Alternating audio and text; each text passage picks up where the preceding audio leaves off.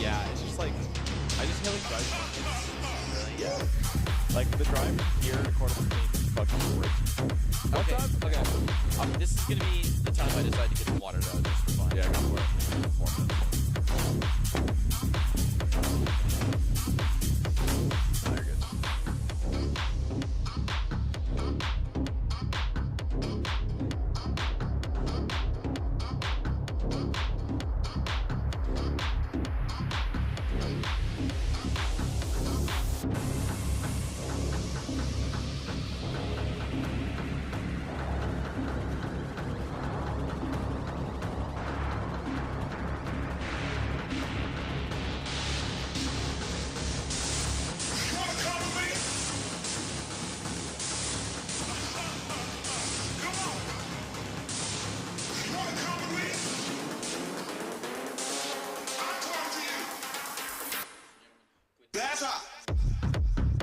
Silence. Dude, okay, on the real though, why is it 88 degrees outside? Bro, it's September 26th, like in Idaho. What's going on here?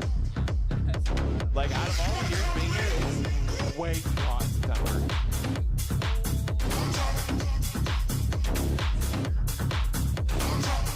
Dude, really, if I like just Idaho's weather the last 2 years, I'm like, bro, there's no way that you cannot admit this. He's like, oh, it's just Idaho. I'm like, bro, like, sure, like, yeah, I don't like that, but I'm like, not this hot. Sometimes I want to be cold against you. I want to wear sweatshirts, pants.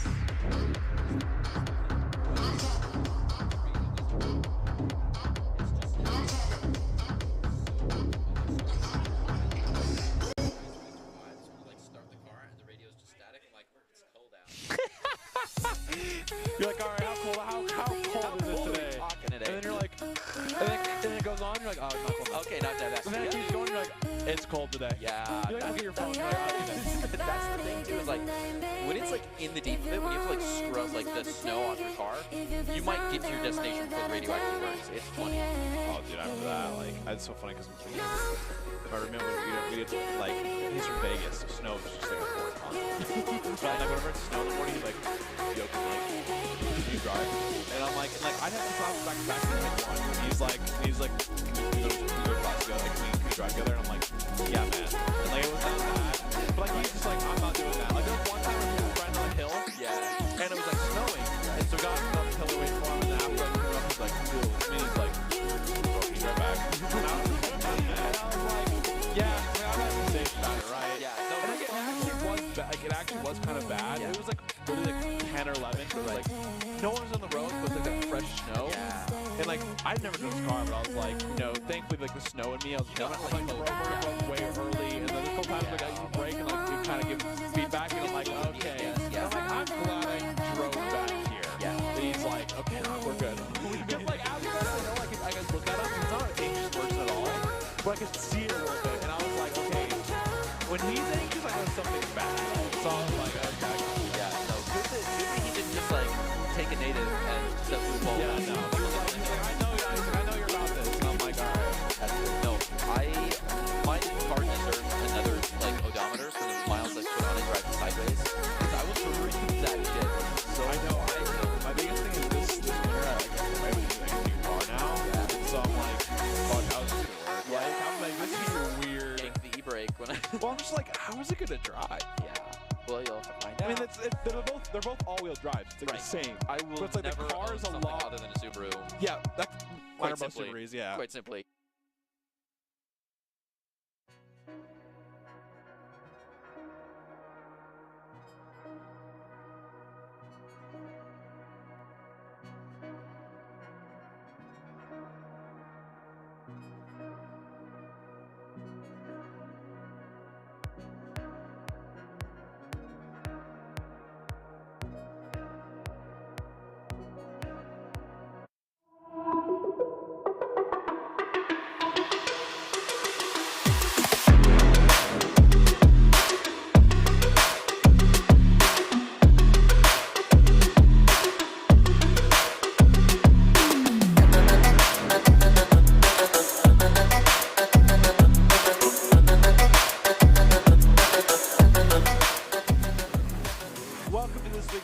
broadcast the Esports Tower Rumble in Valorant. We are broadcasting from the Boise State Esports Arena, and welcome to the Esports Tower Valorant Rumble.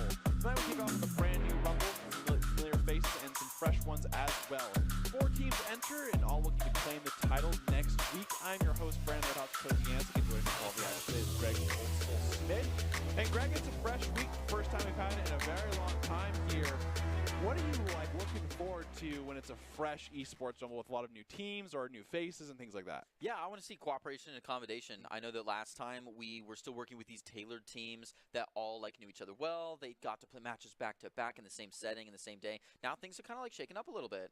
Yeah, and I think it's always fun for these players to get to know themselves as well. I mean, I think it's hard to get into this familiar environment sometimes, or sometimes it's their first times playing competitive. So I always like seeing these new teams and how they perform and things like that. So I'm really excited to see that. Of course.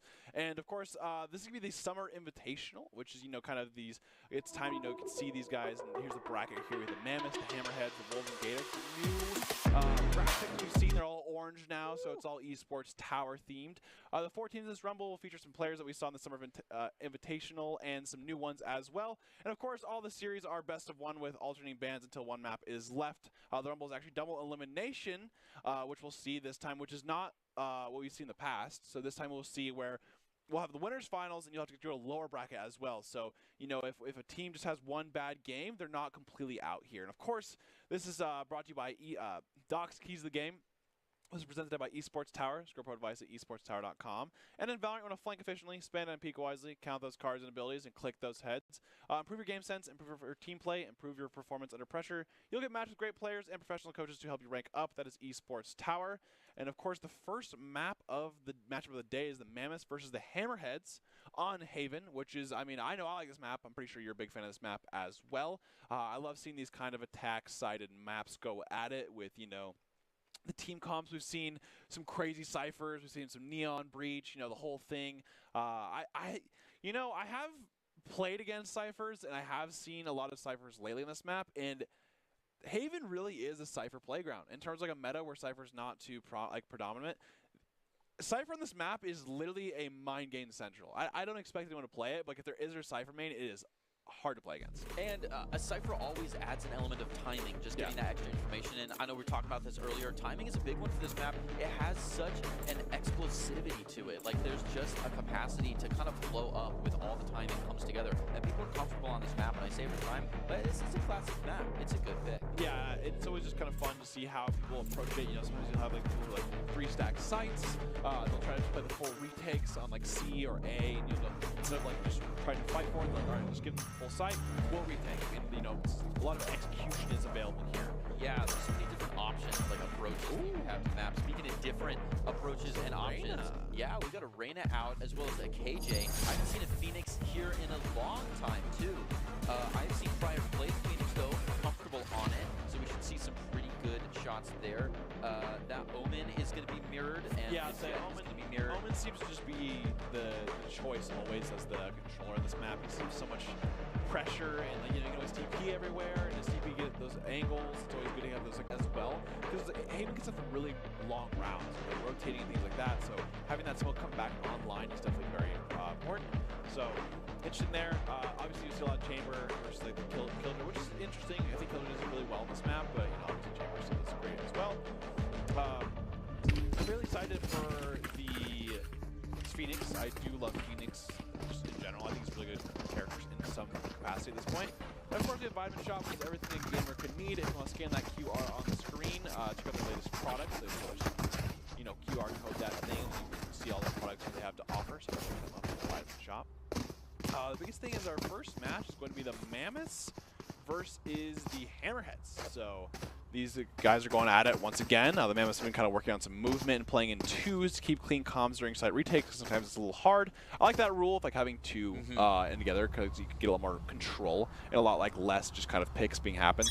Yeah, it gives it almost this SEAL team feel to it, and then you can play off the contact so much better. Wow, look at this injury there. Filming right in. We have one take on E with the Frenzy. A good trade. Flash, yeah, brings to a good trade as Dark takes out Tom and keep moving in. Dark looking to catch another one maybe. They're there we go. Flee the Yeah. site. They're right out of there. The Mammoths are still holding A, but they're making their way across. The footsteps are out, though. So we're going to see a little bit of a rotation from the Mammoths to try to catch that Hammerhead over. Yeah, it's a little showing the, happens. Gotta show the FPS stuff and all that hide stuff. But Right, yeah, we saw we were talking about the rotations right away, and that's exactly what they did. Is kind of got a pick right away, worked it out. Oh, we see a good lurk there. Cover going out. Kejonen? Here. Kejonen. Kejonen. We're going to keep it. Kejonen. I like that. Okay. It is still 2v4 now, though, so Mammoths have a pretty hard retake ahead of them. Yeah, and they're in like an offsite deal. Wow, Selexic with a good one from the side, moving right in with that Ghost. He owns the site now, but it's a lot of offsite hold. Hopefully, they get down on top of it. Here. Be ready for people coming in to smoke here. They know it's happening. Nice, and Nanos wants to pick up, takes him out, and NA Cats will finish off Selexic, bring the first point in for the Hammerhead. They might be looking up for a nice buy here. Yeah, I mean, we saw the Hammerheads get picked right away into short, which is already a big deal because the moment that jet goes down, you already know that there's probably one max more on the site. They do have the Sky Flash, which he does push out and gets one, but they have the retrade immediately. Here. So at that point, Hammerhead had a 4v3 lead there, and so they just knew that if they rotated out, it's gonna be way easier to do. And so I like that play from Hammerheads. Great heads-up decision of like, hey, let's rotate. We kind of see where they are. Let's get this thing here going. Here we go. Moving right on in. Push gently into the grass. Ooh. Selexic does a great takeout right out the beginning. Coming right down C main. A lot of vision. Now here's good. Hopefully they can play into it. Selexic barely making it out of that one. 19 health left. Not a lot of recharge options. Fire comes flashing out and just overwhelmed. Ethan going to be the one that take him out. Selexic coming back around the side. Gets caught. Oh, almost off guard. Yeah, He definitely saw him, that's right? 100% Okay. greedy for the second one. Took the high health one. I don't know right out if he of did. there. I don't feel think like he saw didn't. him. It was at least on screen. It was on screen, but he didn't look at him. Right. Like, if you're trying Like, to do a eyes timing like down, that, yeah. you would think that, he's doing that. A safe position though. Selexic does get away. Oh. I mean, Selexic got his one, though, at the very beginning with that Hunter, True. so it's not too bad. Yep. Just a little bit scary when he tried to bail out with the knife from that shot in the back of C. I still think he didn't see it. Yeah, the Cats straight up didn't see it. Absolutely. Now the 2-0 up for the Hammerheads, I believe. It is, yep, and we're looking for a little bit of a bonus action here. I would say bonus, but now you're going to have the full buy from the team, so, their goal is to try to probably get plant down as a good goal, and I think the other goal would probably be, get, at least 2 or 3 down. Right. These guns. Plant down, half off. Wow, look at this stack here in A, too. They have 4 stacked on the A side. Yeah, look at this. It's just interesting because it's their buy round, right? So that feels like the play retake where you lose a man and it be your second. that feels like it would be a save. Selexic's got to brave the storm here. All the Cloudbursts are coming out, giving him great cover. He takes one out impressively, and now they're all hidden on the same LOS, so he could be able to sneak around here. Fortunately, they take him wall bangably. And Cybok is going to find Selexic, and then Cats moving in to take E. Last player standing. Extension around the corner of the last player. Use the paranoia. Ooh, the audio gave away the positioning, but and then Cats still can click with it. Yeah, that's a hard paranoia angle because they can still see you when you're that close. So like the moment you're at peek them, you can still see them. Right. So you kind of have to flash into that or use some kind of molly. Or like TP behind them. Something like that. Yeah, we've seen that a lot with Omens. Still an interesting defense there, just because they kind of made a gamble there by holding all 4A. And it's strange because when you split them like that, you're gambling they'll go A and you're down a person. Yeah. And if they go to the other side, you lose a person because they can't take a swarm. Yeah, exactly. So what you're really gambling for is a split that looks like that. Oh, here we go, Selexic. Gets close. Good capacity. Got out of there without taking too much damage, which is nice. Going to change where those rendezvous are at. Comfortable knowing he's not going to be back in that position. Extension, a good chance to get crazy kills with this Bucky. Oh, yeah. Oh, so that's a good spray. It really is. Spike planted. See if Selexic can throw this headhunter up into this plant. He's going to be a little bit slow. Cats gets one. Looking for some backup. Thompson went around to E. They've got the long distance ready. He's just watching for this flank. Oh, Cass has a great shot right there. And Tom was hoping for the adjust back, but E's gonna just sit here. I think they're probably gonna end up dying to the spike because I want to make sure that they have enough money for the next round. Selects like, oh, guys That's get one right. though. That's still fine. He gets a Vandal too and save. Or sorry, Phantom, but it's fine. Yeah, he's doing it. Looks like he's going to keep this Marshall if they can. I don't know if that audio cue went off because they're really pacing this corner. Oh, so I mean, it's still a good thing that they actually ended up going down. it's true. Because you do not want to live there. Because your eco just gets destroyed if you do. Like you look at Selectic, since he has a Phantom, but he only has like 800 credits left.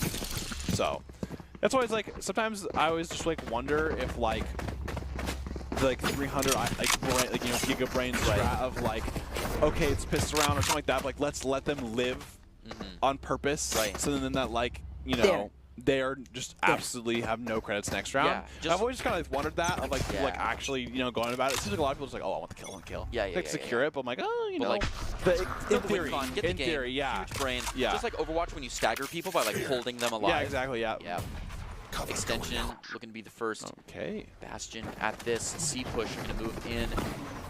Oh, the quick dash into the Yeah, cloud. forward burst. there. Still ground, but Grits goes one live. for one. That's good. Yep, to a couple angles But there. they're planning. So Hammerhead's up full sight here. Memis once again on the retake and goes down again. What a scattered retake here. We still see Yeah. a couple different people out in grass as we see E take out Cats there. They're Gonna using now. kinda shifted a little bit. Now they've got counts on Here. everybody, so Selectic is able to move right in. He doesn't know that TP went off, so he's going to keep one at bay. Seeker's coming out. Tom's going to be the one to get around. Look for this change here. Makes contact onto the shoulder, but they're coming in long. Ooh, the timing was always excellent. Great shot though. Yes. They no longer have this like the Killjoy util, but Last player standing. Oh, gets greedy for the headshot. E taking their time to find man, Cybok. yeah. It seems like Mammoth is playing definitely a very interesting play style in terms of they're not really playing mid too much. They're playing a lot of like 3-2s. Yep. Or just like basically just 3-2s. And they'll throw a single guy out Yeah. in mid sometimes. If I guess they're rotating and then just decide to become a lurker. Yeah, and so a lot going on here, but they end up 5-0 here for the Hammerheads. So like we said, now it's now best of ones, but there's now a loser bracket. And it looks like Mammoths are kind of getting like this is a pushing by, right? We see a Bulldog coming out. We see a Judge coming out. I think they're kind of grasping for this next one. Here we go. We see the Tour de Force coming out here from Selectic. Who is usually, probably good to get at least one pick. He's definitely the member of Mammoth so far that, is usually good for at least 1 or 2 on this chamber. Extension and prior move right out. Yeah. There's getting 2 picks away. And Hammerhead is just really doing a good job of starting off ahead, like starting off with numbers. Yes. And what I mean by that more or less is they're always starting with a pick somewhere. You pick mid, they're getting off somewhere else like that, and they're just playing numbers. So always having that advantage. Prior keeping up the Yeah. theme of playing front foot. He's got to protect his run it back here. Gonna go around the side. 2 more coming up. You can get a gun, Get but a lot of interesting that you pull the run it back and then not push. But he did all right. Use that dangerous angle. so his teammate will now, Flex will now get that Vandal. Heal up a bit and prevent. And they're just sitting there. They are, and they're almost, on Mammoth clock. I'll say almost like a call out here of they think they're going to rotate, but it But seems they like have them pinched here. I They was saying, don't it seems have like any good Mammoth options. is actually not moved at all because of her no. 30 seconds left. Oh. Ooh, they come around and they take prior, which means they just have to get through extension and watch this A long from Selectic. I'll say and then extension has a long. Last Oh, player good try standing. there. Goes down. 1v2 though. And yep, he's to the right. And Mammoth had the read there, but it seemed, maybe a little bit of miscommunication or just got a little too impatient. Right. But they had the read. But execution sometimes is a little harder. Hammerhead is definitely playing on top of their game at the moment. They're quite cognizant of what they were doing there. Apparently, the Hammerheads have a lot of flexibility with being able to play almost any agent on the map and comfort with basically a lot of them. So I think that is always a good thing to do that because not only if you're playing an agent that you're usually not playing, your teammate who also knows how to play that agent can at least play with that a little bit more. E was absolutely camping that jump there, so It's not damage though. we saw one be able to make it across. You Looks should like they're going run. to start pushing a little bit further too on the long, and everybody else moving up the short here. Dark can be the one to read. Oh. Ooh. Yeah, the Hunter's Fury coming out. Dark right on top of it. Cybo. Doesn't get anyone though. doesn't, but he scares them all off site. I mean, Hammerhead own the site now. Mammoths have to play into it. They are already there, so we may see that push pretty early. Starting with Toma is actually going to go down to the Cavs. flank now goes down. E from Pryor Heaven. gets one though with the Sheriff. Flashed. Oh, goes down. So close. One Keep going, enemy do it. I was remaining. saying, doing some work with that Omen in the corner. Yeah, K-Jonah did find his 3 before going down to E, who took a cheeky one up top. As they fall down, they find the last one. Dark takes him though, and Hammerhead seals it. As the E was trying their best, and they got 2 or 3 with those jet knives, but Yeah, E definitely unfortunately, got 2. just they didn't have the guns to back it up, and so Hammerhead does come on top. It's 7-0 at the moment, And they're quick. yeah, it seems like Hammerhead is definitely just picking and choosing these fights, like for attack. They'll go really hard, and then that round, you know, a couple rounds ago, that we saw them go hard, stop, but not rotate anywhere, and then go again. So. Definitely winning a lot of gunfights as well that are pretty important fights to take. I think Mammoths need to, you know, maybe isolate something like that, or go with that. Where to see BH Flash, yeah. The problem is when you're into 4 of that, it's really hard to do that. Right. Since, you know, he hasn't been playing mid, it's really bold to do that. Selexic's got to be the backup for it, and they've already got smoke out on him. He sees some good info, though. Is able to take one out and back off with that wall-bangable spot. Done well. He's got some options here. He sees him muzzle through and takes his second one. He decides to push after that. A good call, especially. Gaudio Q is telling him they're already on C. Nobody to hold him back, so it's up to Tom to try to watch this, delay this C plant a little bit. He's got the right options. One Go, enemy yes. remaining. Selextic, wow. Oh, it takes 2 to get him the 4K. Impressive, and the Hammerheads go down, giving Mammoths their first point, and it was clean. Yeah, and he's like, hey, I'm not going to keep losing like this. I need to get something going here to, you know, bring something back. So a 4K by Selextic, I think that's a good way to get things kind of rolling for your team. It's now 1-7.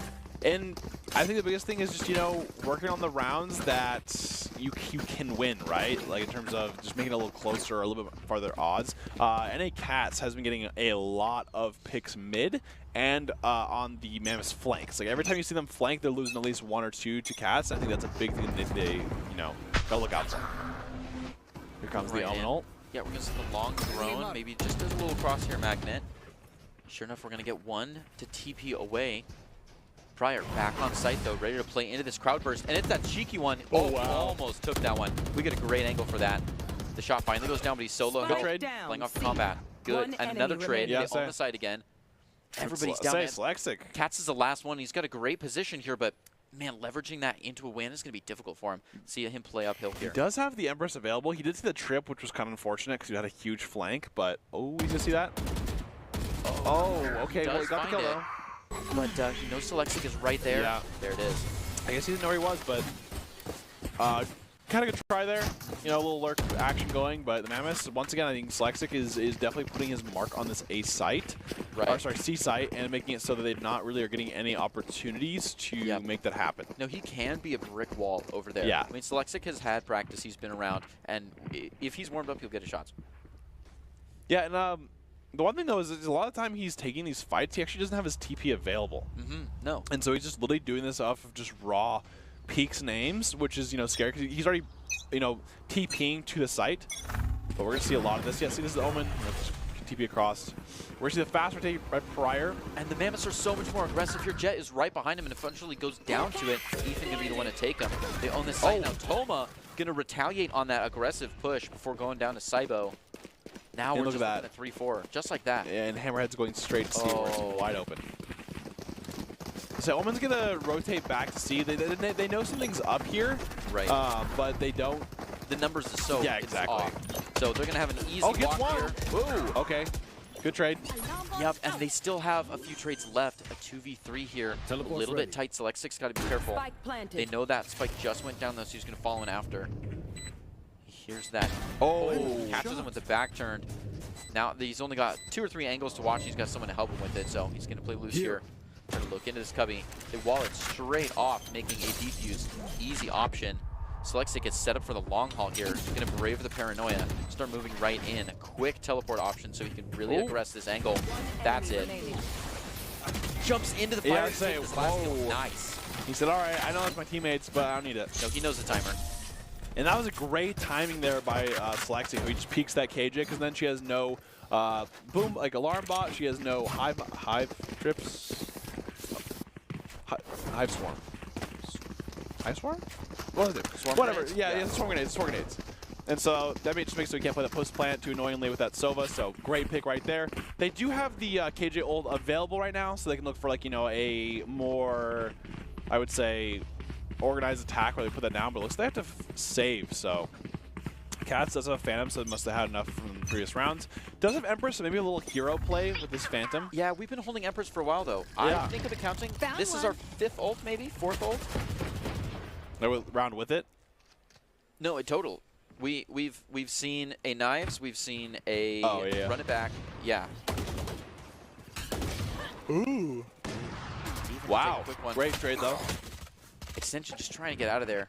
Yeah, Pulls the knife and runs. So that's what you definitely need to have right there. And then Slush gets another one as well. So 3v4. Pryor almost had the biggest run right there. Mammoth's going to quick cover that goal A as site. well on A site. Yeah, and look at where Pryor is playing this cheese spot. Still has a great option here. They have the chance if he keeps rocking around. If he pushes, if he gets greedy, he'll get caught so hard. Yeah, so they have to put. I mean, they have to push, right? So I mean, the Hammerheads definitely have to eventually attack. So Pryor's gonna sit right there. Ooh, let's see if he checks it here. Oh, he had a decent amount of reaction time too. Oh, just barely missed the op shot. E going to keep on it though, making this a dangerous place. And wow. And they just almost can't. They want to go. They'd rather go B. So Selexic is out and ready to watch the grass. Starts crouching in just in case they want to loop it to C. Doesn't look like they want to. They're going to come around the back for A. And he's going to walk right into extension when he's not ready. Takes him out. It's now a 2v3. Oh, another trade, 2v2. They just got to stick with B site, which isn't super comfortable. Selexic though getting pinched here. Almost seen. He's not checking the right side. Might get caught. Last player standing. Just good positioning. Selexic trying to take this last one. Knows he's back there. It's all wall bang. A lot of damage, yeah. Remaining. There it is. Oh, close there. Actually almost has another 4K there, but goes down, and the Hammerheads are going for 8-3 now. Before the switch. And making it look, you know, pretty attack favor this map. It also helps when you're the Hammerheads and you literally get every single first pick for your team. I think that definitely plays a role in terms of your first bloods every time almost that you're checking the corner, you're getting one, you're getting through. So 3-8, Mammoths are definitely looking like it's getting a little bit harder for the Hammerheads. So you know they're probably doing something a little bit right in terms of pressure. But we have 2-4 coming out for Mammoths. Yeah, last round before the swap, gotta have it sometime. Pryor, ooh, gets caught entirely with that util out. Kjonen, sure enough, is going to give Hammerheads the first blood and a little bit of info about space here. So they keep riding straight on into A, and the rotation comes out for Mammoths. And this attacker Killjoy, it's a good placement. I like it at least. Yeah, here comes though. Thomas is going to sit in it. Is now leaving. Yep, E gets caught in it. Spike planted. Or not E. Ooh. Space here, does find one. He's going to clear the site out. Defender's looking to move back in. Kjonen is going to be the one waiting for him. Ooh, almost sees that one down in hell. Selexic is going to be the one to take it. They keep swarming the site, and the other three are a bit far off. Okay, here comes the Hunter's Fury coming out. Does get the plant, actually, so I don't think he got half either. Pushes him all the way, and Cats comes back for wow, it. gets him. Takes him in Yeah. there. Remaining. They're going to try to swarm grenade around it. The timing is good. Selexic now into the backup. Not a lot of options here, and it's taken by the 50-50. Yeah, say Cat's just sitting in the corner there. Got, I think, 2 or 3 that round, so 9-3 Curse is going to be alive and ready here. Hammerheads definitely did a pretty good number on attack. It seems like their individual play is doing a pretty good job. There's not too many, like, util really making the difference. I think it's just a lot of just individual picks that are making way for those moves, so definitely big on their part. Now we're going into the 12th round now. Sure are. Mammoths now on the attack. 13th. To give our Hammerheads the defense. The Hammerheads got a nice B side, C side split here, holding mostly in that link, that double doors area.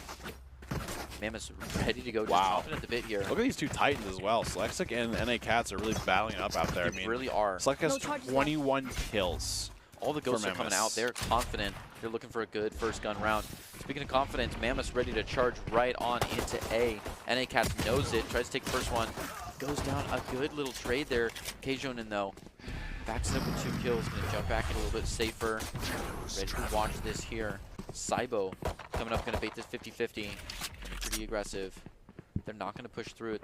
They're really slowing down. Yeah, I'll say they Not acted like they were going pretty fast at first, They but were charging. no real contact has been made. They kind of got short. They went long. A lot of, back and forth happening. Mammoth ended up losing 2, and so I think they just thought, hey, we lost 2. I don't think we should, go back into the site here, but Ep.1 is still kind of holding this down, but not holding C down. So if Mammoth do go for a C push, they're probably advantage, but them not fully clearing anything else but B might end up hurting them later in the round here. B, yeah, they're going for a first round B Spike plant. planted. Dark may catch him off the ground. Oh, good flash. Oh. Yeah, that was a great play by Tom. It gets 2, actually. Maybe 3? Nope. Last player Right click. standing. 1v2 now. And just like that, extension was on top. Try to get a little cheeky play. They had a little crossfire just so they could see both of them. And Hammerheads take the first round with the pistols, which is, I think that was Mammoth's big opportunity to kind of get something there. But they did get the plan down, and they got, I think they got like 3 kills. Yep. So they have a decent amount of credits here. So they can look for, either a force with some stingers. We've seen the stinger do some pretty big damage, honestly. And I think it's very important to win the round in that way, because now they have a chance to kind of bonus that up and get their free round or 2, which this far into this much of a round spread could just mean the game. Coming back. Right, we could be on the final run here if Mammoths don't really change their approach. Absolutely. Looks like Mammoths are going to be sprinting right in. Oh, almost take a quick Marshall. Try Does for a hit him, second though. one. They do get him out of there. Ethan is in it yellow. Oh, through the smoke. Dark is ready and keeps moving around. There's so much vision out here. They're ready to charge right in. Dark looking for some more. Oh, up close.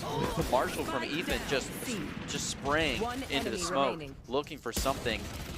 Oh, and Further out. yeah. The wall. And Hammerheads take the lead 11-3. Mammoths are going to have the full buy round next round. So I think if Hammerheads win this next round here, I think the game's basically wraps. I think obviously it's it's a pretty big lead at the moment, and it's always kind of hard to do that. But Mammoths are going to have a buy here, so this is your do or die. Maybe this is your string of It really is. however many kills you can get, but we'll see how it ends up going here. Yeah, this is going to be kind of their big push here, because like you're saying, let's see what they got to buy. Looks like they were charging in 2 Marshalls. Did I read that right? Maybe. I Some mean, stingers. hey, Yeah, sometimes you got sure to be enough. desperate a little bit. You got to be, because if they push all the way though and they lose this, And wow, right away. Spike down. Gets Mid. 2 right away. to go crazy aggro, to be watched by Ethan as well. Some good options here. TP's up. They own the Spike grass. here. Yes, they They're also on have the Spike, yep. Cover going up. And just the win cut's a little difficult for the Mammoths here. They have to win by Elim just to get to the spike. Here. Here we go, Cage only gonna be Mammoths. on top of this smoke. They can't push through it. They know what this hallway looks like. Pryor's got to just wait for it. He's going to go for a flash, but oh, the timing is good, and he might even take one. The contact is a nice play, and they come right after him, but he's too fast. Just barely, he finds it. It's a 1-3 now, but it's all Pryor, and they know where he's at. And that spike is just so far away. He may even save this for the Phantom. Yeah, so just for the gun, but I mean, it's hard to because it's gonna be that 12-3. Is he going the So I long think he way just has around to go for a better for it. angle Oh. approach? He might find Ethan whether he wants to or not. He does have 40 seconds, which is a decent amount of time, but Hammerhead's into the win con. They Yeah, don't need exactly. to take this guy. They don't need to risk losing the creds and I like to see the discipline out of them because it's so easy for you to Oh. internally be like, oh, I want the kill. 30 I want the seconds kill. left. to get greedy But for for them to actually just play Spike, hold it down, not greed for it at all. Pryor's gonna pick this corner and goes straight down. Ep.1 with a 4K on the Jet, so Gorgeous. definitely Done finding here. some movement here. Now 3-12 game point here for Match Hammerhead. Playing I think playing pretty well at the moment. It seems like every player on Hammerhead is just getting those picks. Like I said, almost at the beginning of every round it starts with a 4v5 or a 3v5, and at that point it's so hard to play Haven like that if you're the Mammoths. So not surprised by the score here too much with how the Hammerhead are playing. Yeah, game sense just on point. And it's so satisfying to see the person just sitting there and waiting come out with the kill. Exactly. Like, discipline really pays off. Extension moving up with Pryor and Selexic. Just trying to get a little bit of space here. Move Great and ping start- there. Yeah, taking out some utility Pryor. Fine, I'll be watching his back here. Gonna go for a Flashes quick it. Flash. No one there though. He can move up to this next one. Great shot dart. A beautiful dart. Selexa going to take one with the Yeah, so Guardian. that's a big pick at the moment because, you know, like, that's what the Mammoths have kind of been struggling with, is getting those infinite. Look at this setup from Hammerheads. They have 3 more there. So fast with the Ion Sheriff, can't find any more as Saibo plays up off the contact to find 2 more. Switching over to B area as Cats takes another one so he can flip into C real easy. Hammerhead has a chance here to finish it out, to really close it down. It's 2-3. Select 6 sees them all coming at once. Doesn't have a lot of great options, so they're all around him. Tries to ignore the Owl and does take 2 because of it, but right behind him, Saibo finishes it up. And just like that, the Hammerheads are going to take the game over the Mammoths in a convincing 13-3. I think Hammerheads just got it all kind of right in terms of, you know, how they played that. But, you know, going to go at it alone can only get you so far. Ultimately, if you want to increase your chances of success, you have to level up your teaming skills. We saw the last game where, you know, the Mammoths did a really great job of trying to come back from that, but unfortunately couldn't get the win there. And of course, if those who haven't been watching, make sure you check out Esports Tower Clubs. It's the fast track to rank up, and it's esportstower.com. And of course, the first game, Hammerheads take down the Mammoths and move on to the winners finals, whereas the Mammoths will now go on to the losers plays. There's now a losers bracket, so they're not actually done for the week just yet there. But we're going to go into our game 2 here pretty soon, so we're going to break. We'll be right back. Do not go anywhere, and we'll see you after the break.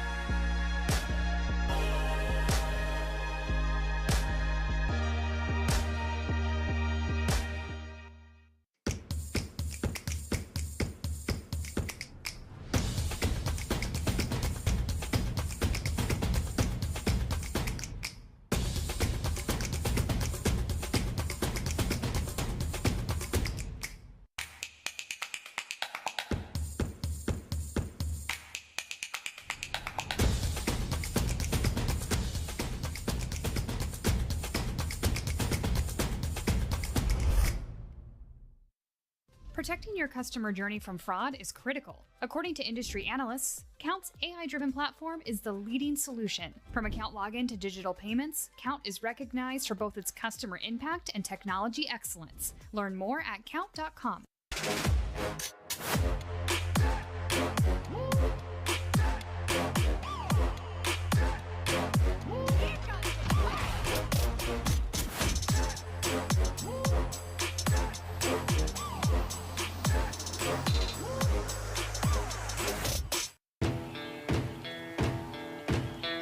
Here are a couple lessons I've learned over the years.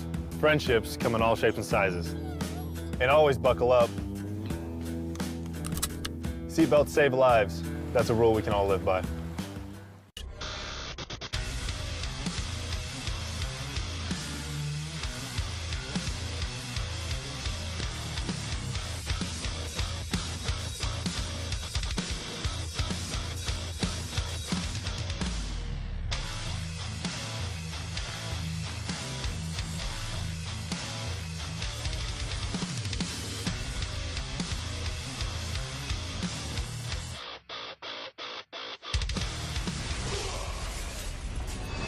Visit NationalGuard.com to begin your guard adventure.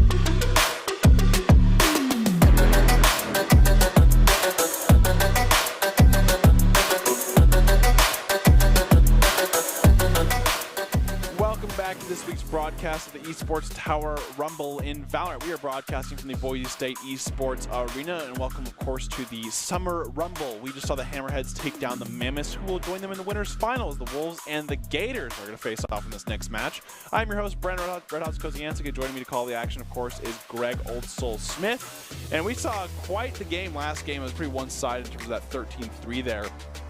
Going into this next game, hoping that it's a little bit, you know, closer, I'd say. I think these are two brand new teams again. We saw some familiar faces like Selectic and stuff like that in prior. So going into this next match, I guess, you know, is there anything that we are hoping to see, or maybe that your kind of thoughts are after that first game? I think it's kind of like slowing down the momentum from round to round. I think they just got a little bit too nervous and would like push in a little bit too hard at the very beginning, and that's why we had so many first blood issues. Yeah. Would be my analysis of it. So it's like, take it round by round. Yeah, it seemed like sometimes that you have timeouts as well. We didn't see any of those that we usually kind of always talk about, but I think, you know, sometimes where if you get, I guess, a lead on you earlier, you know, it kind of hurts for that stuff. And, of course, we want to take a moment to congratulate all of the Esports Tower Club members who have graduated from the clubs and have offered scholarships across the country. Over the last year, Esports Tower members have received over $3.6 million in scholarship awards. These students have not only worked hard in their in-game play, worked hard academically, and have earned these scholarship opportunities. We could not be more excited to see all these opportunities, and these players are getting it. And, of course, you know, Valorant getting, I think, about 811,000 there, which is awesome to see since, you know, Valorant, of course, is what we do. But 3.6 million is just a crazy amount in terms of how much we think about it. So Esports Tower does a wonderful job for those things, and I'm really excited to see like that, just because, you know, now with how esports are kind of shaping up, high school becomes your new ground of not only just the college recruits in terms of watching the football team, they can kind of watch you as well. Yeah. But you won't see the fancy hat and, like, you know, their watches and things like that. You'll see, you know, in a Discord message. So that's just how it works. But, of course, we have Docs Keys and Valorant, which are presented today by Esports Tower. Scroll pro device at esportstower.com. And in Valorant, you want to flank efficiently, spend and peek wisely, count those cards, call abilities, and click those heads. Improve your game sense, improve your team play, improve your performance under pressure. You'll get matched with great players and professional coaches to help you rank up. That is Esports Tower. Make sure to check it out. And, of course, we are going to Bind. Bind is interesting, and of course, we're going to take a quick peek at the bracket really quick, so we'll see the Hammerheads won that first match going into the winners finals here, and now the Mammoths can get a chance to play whoever is the loser of the Wolves versus Gators. Of course, the Hammerheads playing the winner of whoever wins this, so, you know, it's nice to see that, you know, that no one's just immediately out once you lose that. And of course, Bind is a fun map, I think. Well, okay, fun's an interesting way to put it. People used to love this map, but I think as people have really advanced on this map, people are not the biggest fans because, man, is it defensive-sided in terms of, like, if you really execute. It takes a lot of execution to get attack done. We've seen the meta of these comps turn into Viper and Brimstone, and you might say, well, double controller. But they've actually kind of moved towards Viper being a Sentinel more than anything else. So I don't know if we'll see that. I don't know if these comps have been kind of playing that, practicing that. It's kind of hard to release, but always excited for these teams, and of course, you know, you never know, like a Yoru or something be thrown out. Yeah, I mean, a lot of people have their own spin on the map, especially if you're not comfortable with meta. Yeah. Then that's what's most important, is how you best can play, how your team will value your contribution the most. So I am excited to see what these two teams can bring to the table and how they're going to spin together Bind into a win. And yeah, I mean, we've seen a lot of Razes being able to really shine on this map. Razes has, you know, so much good utility in this map. We can always have, like, you know, the boom bot that clears out U-Haul and hookah and things like that. We've seen the Showstopper and grenades have a lot of value for that thing. So overall, I think Raze gets a lot of value. We're going to see the Fade Raze, which I'm interested to see of how much maybe like C's nade opportunities they have with, you know, being able to combo that C's and the nade and basically just getting him trapped in there. So interesting as well. We're seeing another Reyna, which is interesting as well. And the Gators are opting for that Viper, whereas the Wolves are going to go for the Brimstone look here. But overall, actually pretty different team comps. So we'll see, you know, just the comps overall. We see the Phoenix coming out against Phoenix Reyna, and then we see the Raze, and then I think it's just one duelist, just Raze. Double initiator, quick turn to that. Emerald gets a pick right away. Tries to heal, does get the heal off, so now overhealed at this point. Already have some of that. Ooh, great shot there. Ooh, Shadow keeps playing it up confident, going to move onto that utility. Does get flashed pretty well, but they do get the paint shells off. At least going to find a little bit of ground from it. Shadow looking to continue playing that. Decides to fall back a little bit just for comfort. Going to run around the U-Haul, but there's nothing there, so this is just to kind of guard the plant. Yeah, I guess that nade back kind of pushed him back into it, but they're looking for a TP, yeah, because I think they realized that all the members of the Gators are actually on site here, so Wolves are going to get basically on site for free, at least a plant down, planting it in triple. Yeah, it's not an in for penny, in for pound situation. Yeah. If you're counting cards, calling abilities, really, like, hold on, I just heard 4 voices, let's go other site. So Atlas going to start sending out this utility. Now they're holding this actual plant. Redskin gets tagged. Just got to be very wary here. Kind of trying to walk in circles and pull the tail in. Yeah, so you definitely want Atlas to stay as long alive as you can in this U-Haul so that Redskin can hold this angle without it. Moonkeeper going to take Redskin down. Atlas now. I don't think Atlas realizes they're sticking. Options. Ooh. Yeah. Yep. It's one of those things where if it's a 1v1, I think it's different in terms of like, okay, they're going to stick it or not. But when it's in that 3v1 scenario, the person You're covered. Yeah, say you have 2 members on your team who are sticking it. And so it's like, at the very least, you're fine. So I think you always have to kind of play with that. But they got Spike down, so they definitely could look for a force. But I think Bind's a map where you definitely kind of just want to work on that one round, being able to get that free round once you buy. So great hold by Shadow here, by the way. Did a great job of kind of holding them down in that A long and end up forcing them to kind of TP in the end. But 1-0. Gators take that piss round. Wolves got plants, so they have a decent amount of money, but it's going to take a decent amount of them to get into sights with this Phoenix and Sova comp. Gators have a lot of defensive tools as well, that Chamber and Viper on this map. Emerald gets on the site. Avian coming straight in after. Oh, wow. Goes down with the Bulldog, yeah. Moonkeeper doing excellent there, yeah. Keep watching that area. It's hard for them to push in. Avian can keep watching. Emerald's made it in to a little bit of a precarious spot, but they're doing well with it. Hopefully they can find something as people are looking to walk around. Looks like they knew there were. Wishes going to be taking them down. Love that name. They're just making sure that, you know, just one TP. Just in case. Mm-hmm. And they're kind of stuck there. Right, we see people already coming down the A short. It's difficult to get to market here. You don't want to walk through cave. Oh, great shot. Beautiful tight peek. Gonna play in off that. Oh, little bit of swing, yep. Moonkeeper got 2 kills with one like right-click burst there. We saw, you know, 2 people peek out of hookah and just go both down. So Wolves take that round off. I mean, as they should in terms of like with the guns they had, you know, the Spectres and the Marshals and things like that. Bulldog. Bulldog has been, you know, a big thing that we've seen in the VST or Champions, because when it comes to bonus round like this, your gun is still very powerful for holding those angles, and a burst fire can actually just, you know, one-shot someone with those headshots. So people like to go with that more than a Spectre sometimes if you have the money. But now we're going to see Wolves the full buy. Ooh, I think he definitely bodied him. So Sunny Lee definitely got a we did nice the 101. leg Well, the 101 is what you call it. Kinetic checking that 50-50, just trying to make good work of Hookah. Kind of got to push him out with that paint shells, gives him time to make a little bit of a rotation here. Shadow really setting that shop. Trying to get used to these guys. Oh yeah, it's like good molly there. Yeah, Kinetic doing well to find one there.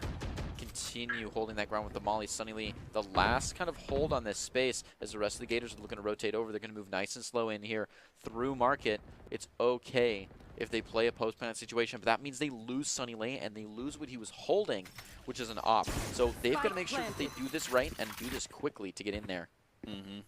We're seeing Moonkeeper coming with the flank with the Bulldog. Gotta get your protocol skin in going too. They know he's right there. Got a flash. Does check him. Great kind of shot there, but it looks, I think, W1. Yeah, Wishes. Oh. Last player In standing. the lead speak. Is the way I'm Wishes, sorry. Wishes got him there. Oh, great molly. Ooh. Yeah, Moonkeeper caught in that corner. Goes Kinetic had some pretty insane mollies way. that round, I want to say. I'm like trying to count the mollies here. They got enough kills to like get.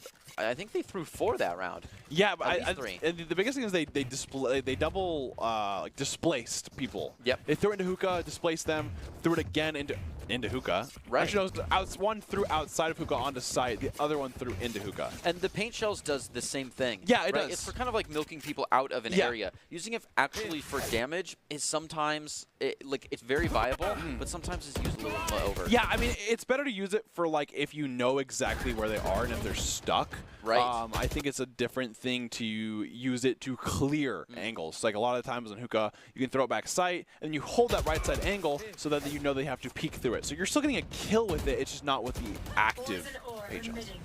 It's the threat of Exactly. that kill. Yes. It's either that or you're going to die to it eventually, right? You choose. Master.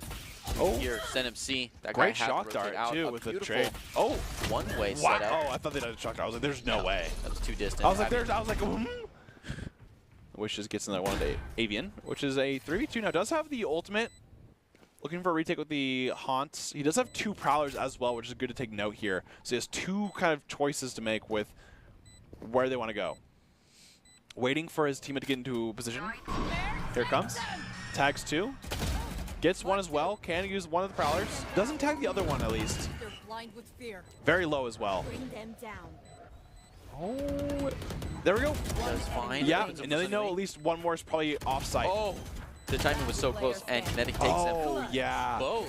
Kinetic crazy for that one. I would say they can make the assumption that it's either deep short or it's showers, just because the ultimate did not hit them. Right. So they did obviously make kind of just one assumption there. Kinetic has a 4K though, doing a great job on this Phoenix. You know, kind of holding it down with those flashes. Great mollies once again, just kind of forcing them out of these spots. And I think Phoenix is pretty good on this map with he's very like self-sufficient agent in terms of he can flash for himself. He can kind of use his ult to get along these hard corners that is just really hard to retake sometimes. But here we go, 2-2 now, tied it up. So we're gonna see It's the Wolves go for a B take. Yeah, another split push straight onto B. They're comfortable with this one, and they got a lot of ground last time, held it basically the whole time. Sunny Lee going to be their first test. Oh. And it gets right. Wow. Yeah. That's a rough one. Yeah, sometimes, you know, that TP, it's fast, but it's not that fast. Yep. And those should take sight. Just get 1, you know, get 2 right away. Master gonna try to sneak up behind and take this one. Emerald is just waiting for them, though. They don't go move fast enough. Their smoke's going to drop, and they're going to go live to several angles. Yep. Push in, get taken. Kinetic and find him. Wish is going to come up behind, trying to prep this. A beautiful lineup there. Doesn't find anything. Oh, great shot there. Keeper to catch one. Keeps holding that smoke. They're coming for him, though. Ooh, what a swarm. Finds one with 2 shots. 1 shoulder and 1 head. Oh, flashes himself. Hey, that happens. A happens. bit of a miss flash. It's all right. That one's for info. Oh, almost sees when they drop down, though. He's just he's looking for gun at the same time there. It's an outro. And yeah, that was a save by the Gators there, so I think they're not too sad about that one.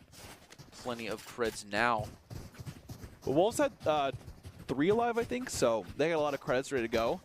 And we're going to see a lot of utility as well. We have 3 ults here from the Wolves. We do have the Seekers from the Gators, so hopefully we see, you know, this Empress be used a decent amount as we can. And of course the run it back with that Phoenix ult being kind of popped because it's only a 6 cost. So I think you can be able to call, you know, you can kind of basically pop that on cooldown. And here we go. They're going to start running out. Yep, there's it. Split that kind of anticipates an aggression from B side. Oh. TP. Yeah, that TP. That's why the Reyna's there. They're looking to move up into hookah. Hopefully this 50-50 pays off here. They got a lot of space from that Phoenix ult at the moment, though. They did. And oh, yeah. Right over. It's such a beautiful gambit. Gators don't have a lot of options. They only got 1 person left there to watch this place. Yeah, I like that play because they actually end up getting the person who's like playing hookah, and since the other people are going to rotate the site since they're going so fast onto A, that they can actually just go through TP, and then now they're on B free. Yes, that was such I actually like that play a lot, yeah. And at first I was a little confused with the chamber going through the TP. And I didn't like the Reyna standing alone on the wrong site, like ready to accept a force of defense. But it's helping. That was a great play. Might have to write that one down. Yeah, that was good. Like analyzing it. All right, now they have the retake here from the Gators. The Seekers of MP used. Nice flash come from Moonkeeper, going to keep moving in, try to take this site. They do have Brimstone ult, though. Be careful about that. Yeah, the flash comes around. They're all going to punish him. Yep. Master and yeah, there's the ult. Going to half, though. Does get half. Beautifully done. But now it's 1v2. Gets 1. 17 HP, it's half. Oh, wow. That was crazy from an Avian's point of view. He did like a 360 there kind of thing. Was in midair to take the kill. They were 17 health, but still, I mean, he ended up actually hitting them when he hit the ground, but a little scary for sure. Yeah, gambled with the round. It was close to off as well, so he may have just been spending time. Yeah, you definitely have to half that spike there, like what they kind of did. Because I mean, if you don't half it, it's just no options. Yeah, exactly. Not with the time that late. That was well timed for him. Absolutely, and so we're going to see this 2-4 here. Wolves kind of taking this lead a little bit. Have the Empress available and the Hunter's Fury, and now they have the Tour de Force, whereas the Gators gain the Tour de Force, the Showstopper, and that Viper's Pit. So, and I like that. Empress popped right away. Yep, and the response to it. Wow, look at that ping, though. Ping like 3 or 4 of them. And then they get the pick as well from it. Okay.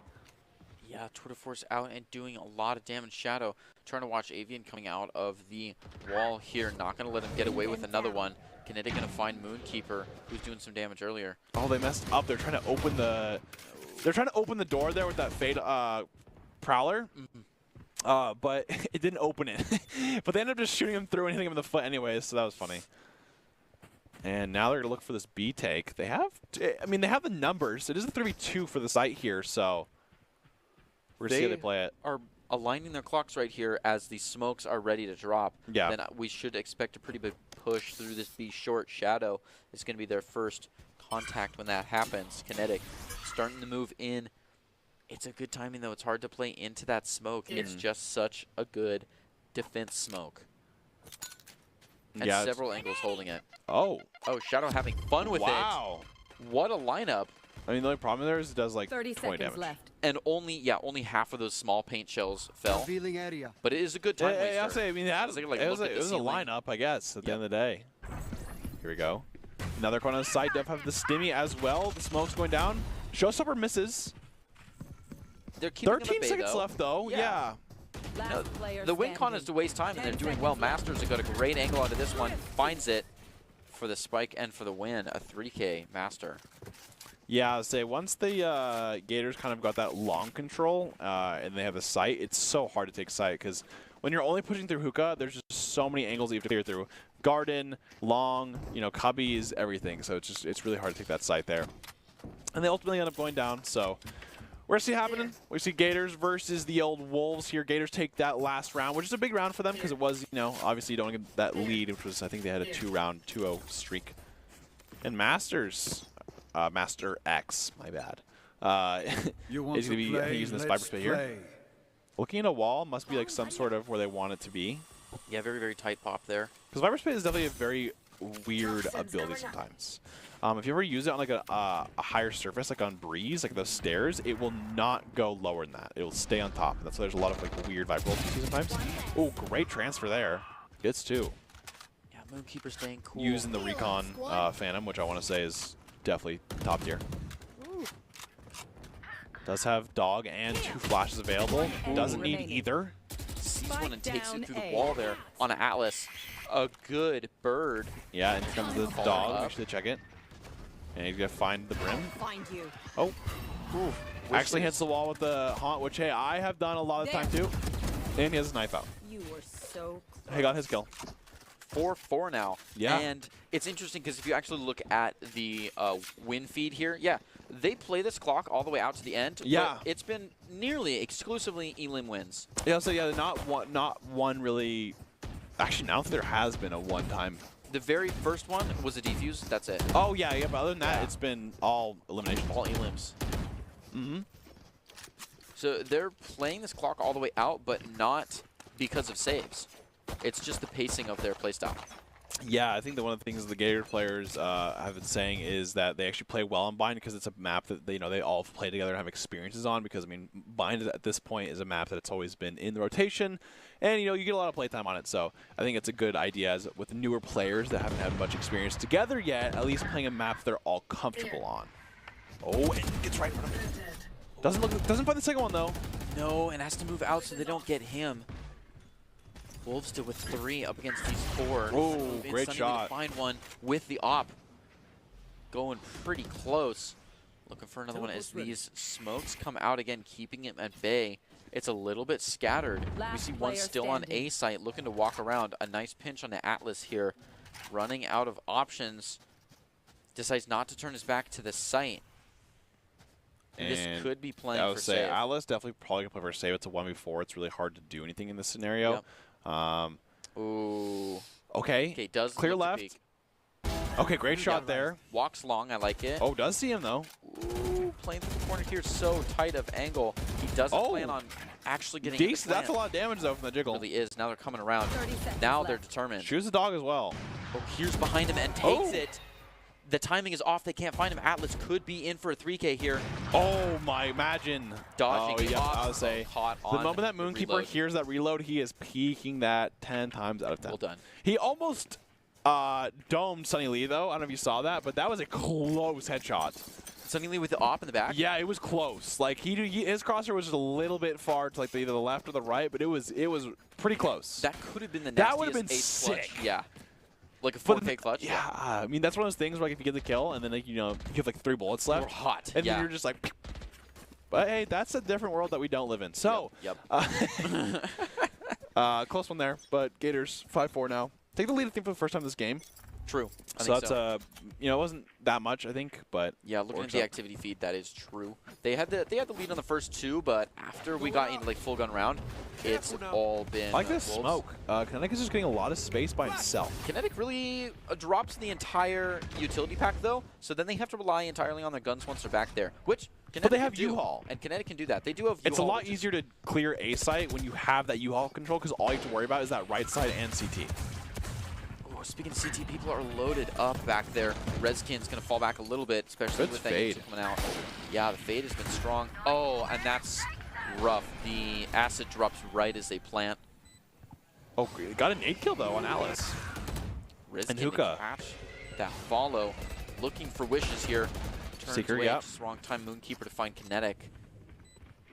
Heal going out. They have 5v3 though, and then now Rezkin ready for 5v2. this one here, not quite. Ah, oh, just can't find unfortunate. it. And just down to pixels.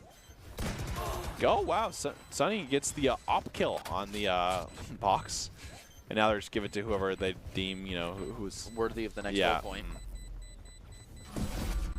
But I would say if Wolves get 5 here on the attack, I think you're in a pretty good spot in bind. That's fair. Because I mean, I think at the end of the day, I think that's a good attack yeah, side. exactly. I mean, ratio I of this will. map. And the Gators do have the double initiator, but you have to kind of use a lot more communication, and I think it's take a lot more execution. Whereas the Wolves team comp is kind of a lot more, I would say, free play-ish in terms of like they can kind of do what they want with it. We saw last round with Phoenix literally taking all of U-Haul by himself, which is so big. Just because I mean, being able to take U-Haul with just your utility on Phoenix just allows you have so much pressure with the the brim smokes and the Sova still. Yeah, and then CT, like you're saying, is a lot hotter. Oh, ooh, Sally does take down Emerald though. Gets picked. That's definitely you don't want to see from the Wolves. Oh, Moonkeeper is holding it down here on this A site. Really is. Yeah, to find another one against Atlas now.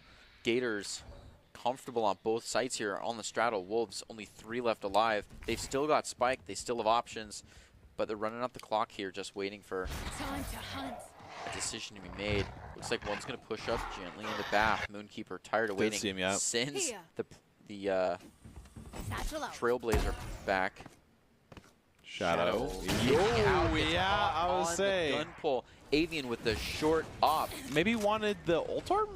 Moonkeeper was ready for a Kinetic to come around the corner, but maybe not that early. As Kinetic finds him, is going to, again, with that same strat, find that whole space all by themselves, forcing Gators to rotate around from their B site. They're already here, and the plant is only barely out. Planted. Yeah, and they have the Brim Smoke. So I think they have either one more Brim Smoke, but if not, at the very least, have his ult, and I think they have his Molly as well. I don't think his Linus, but you never know. Sunny Lee is going to send an op through the CT low instead of Heaven. Yeah. An interesting angle on Yeah, to maybe Bath. they push. They're maybe not Let's see if ready they for pick it. this. Standing. Master's got a good chance And at the Avian- Bath as well. Oh, wow, the jump peek. Wow. Yeah. Never expect it. The jump op, I never expected it. Yeah, either. and Last 6-5 round here before the now switch. for the Gators. I think Wolves at this point, this round, I mean, if they get 6-6, I think that's very ideal in their world. Definitely. But, I mean, even 7-5, I'd say, is a pretty good spot for them. Either way, it's about to be a fresh round. Yep. A brand new shake-up to it. An even half is not a fair half, especially not on a map like this. And initiators are attack-sided. So Yep. I think, honestly, that they'll be more comfortable, regardless of how difficult it is to get initiators to communicate. Yeah, I mean, here. they have the Sky Dog and they'll have the Fade haunts, which, he has shown that he has these kind of lineups for these haunts. Right. So Viper loves playing in these.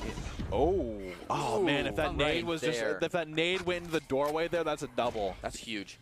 And it's hard to do that because, I mean, with Fade C's, your nade out, you have to actually choose where it's going to be thrown in their quadrant. Because if you just throw a nade into the C's, it's not going to kill them every time. Oh, great shot there from Shadow, but it gets traded. A lot of damage for these mollies. People are comfortable on the mollies there. Wish is going to try to get a little bit of damage off through this wall bangle spot. Close. And that's a fine. Destroyed. Moonkeeper comes out on Reskin and then on Emerald, then on Atlas. He's on fire, ready, holding the site down.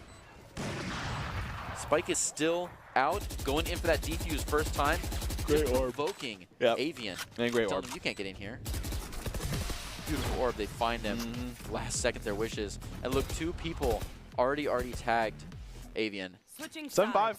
which, you know, Got lane. like we said, Keep not too fighting. bad. Rest Definitely is not. over. Still fair here. Absolutely, and we're going to see the Gators on the attack now with, you know, I think they're, like I said, it's going to take a lot more execution from them comparatively to the Wolves, because, yeah, they have a double initiator, which can be kind of nice for attacking, but the thing is, like I said, you have to do a lot more stuff in sync and a lot more executes in terms of Flash coming out with the Haunt coming out so that, you know, Raze can either satchel on or help them out there, so it's a lot of things that you have to work together for them to actually be able to be utilized. I think that's a lot of things that's kind of hard with initiators, is just kind of making sure that you are utilized with your flashes or like your haunts and stuff like that. And I think we're just going to have a lineup here if I were to guess. One going aggro on the Bath might pay off crazy. Looks like he's going to hold just this angle here. Wishes not comfortable pushing in, is going to rotate around.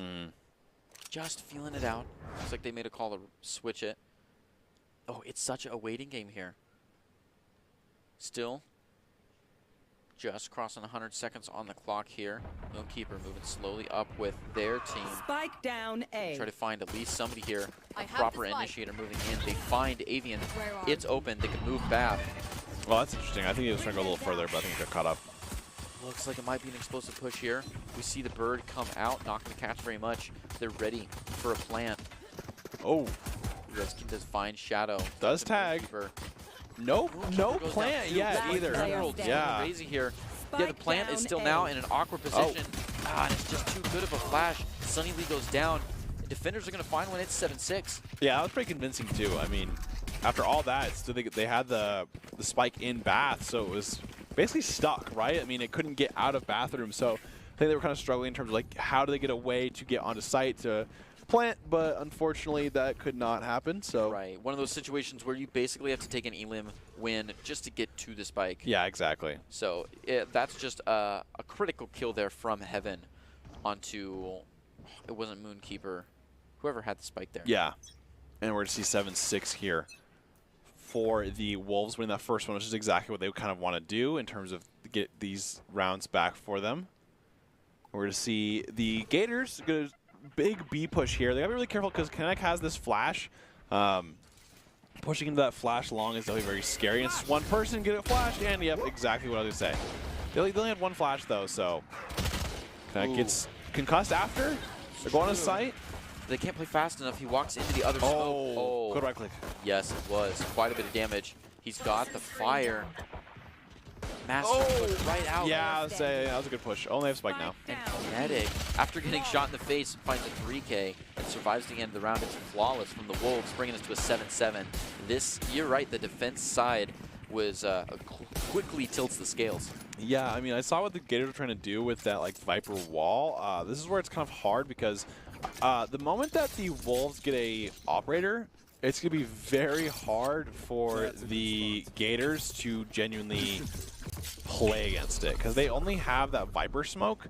They can use flashes, but I think it takes, like I said, it takes even more kind of coordinated team play for that, and these are kind of new teams for that. So the Wolves have been, working more on like moving as a unit and clearing space. So it seems like they're doing a pretty good job of that in terms of how they're doing retakes. Look at the spread the Gators have right now. It looks like they've got one on every hallway, and they are just sitting. And we've not seen any aggression from the Wolves. The Wolves are ready to wait it out all game. Yeah, I would say they're being a very patient defense. We even saw them not really push out outside of a short and stuff until the very end. I So mean, we watched Kinetic stand there Exactly. until he got literally a visual cue from his back to throw any util. So this could be a slow one. This means it's all down to kind of one gun. Yeah, that sucks. Keeper going to be the first one to go down to Emerald. Master on his fight gets one to run away. Takes a little bit of space, but kind of has to give it up because of that fire. They've been just so good with the mollies, and that line of scrimmage is still right down the middle. We see the Wolves holding better the A side a little bit, so the Gators trying to make a rotate here, but they're kind of held back by the smoke. Sunny Lee going to try to get around. He knows that Kinetic might be here. It's his favorite spot to squat. Going to check the back angles well. Coming around, paces it good, and takes Kinetic down. Owns a little bit more of this site. 30 seconds left. Checking all the angles. And they're going to plan down. Getting spiked on at 25 seconds left, by the way, as well. Like, this is taking a decent amount of time here. It is paying off, though. They are getting spiked down. It's a little bit messy with who's on site, though. The Wolves are all there.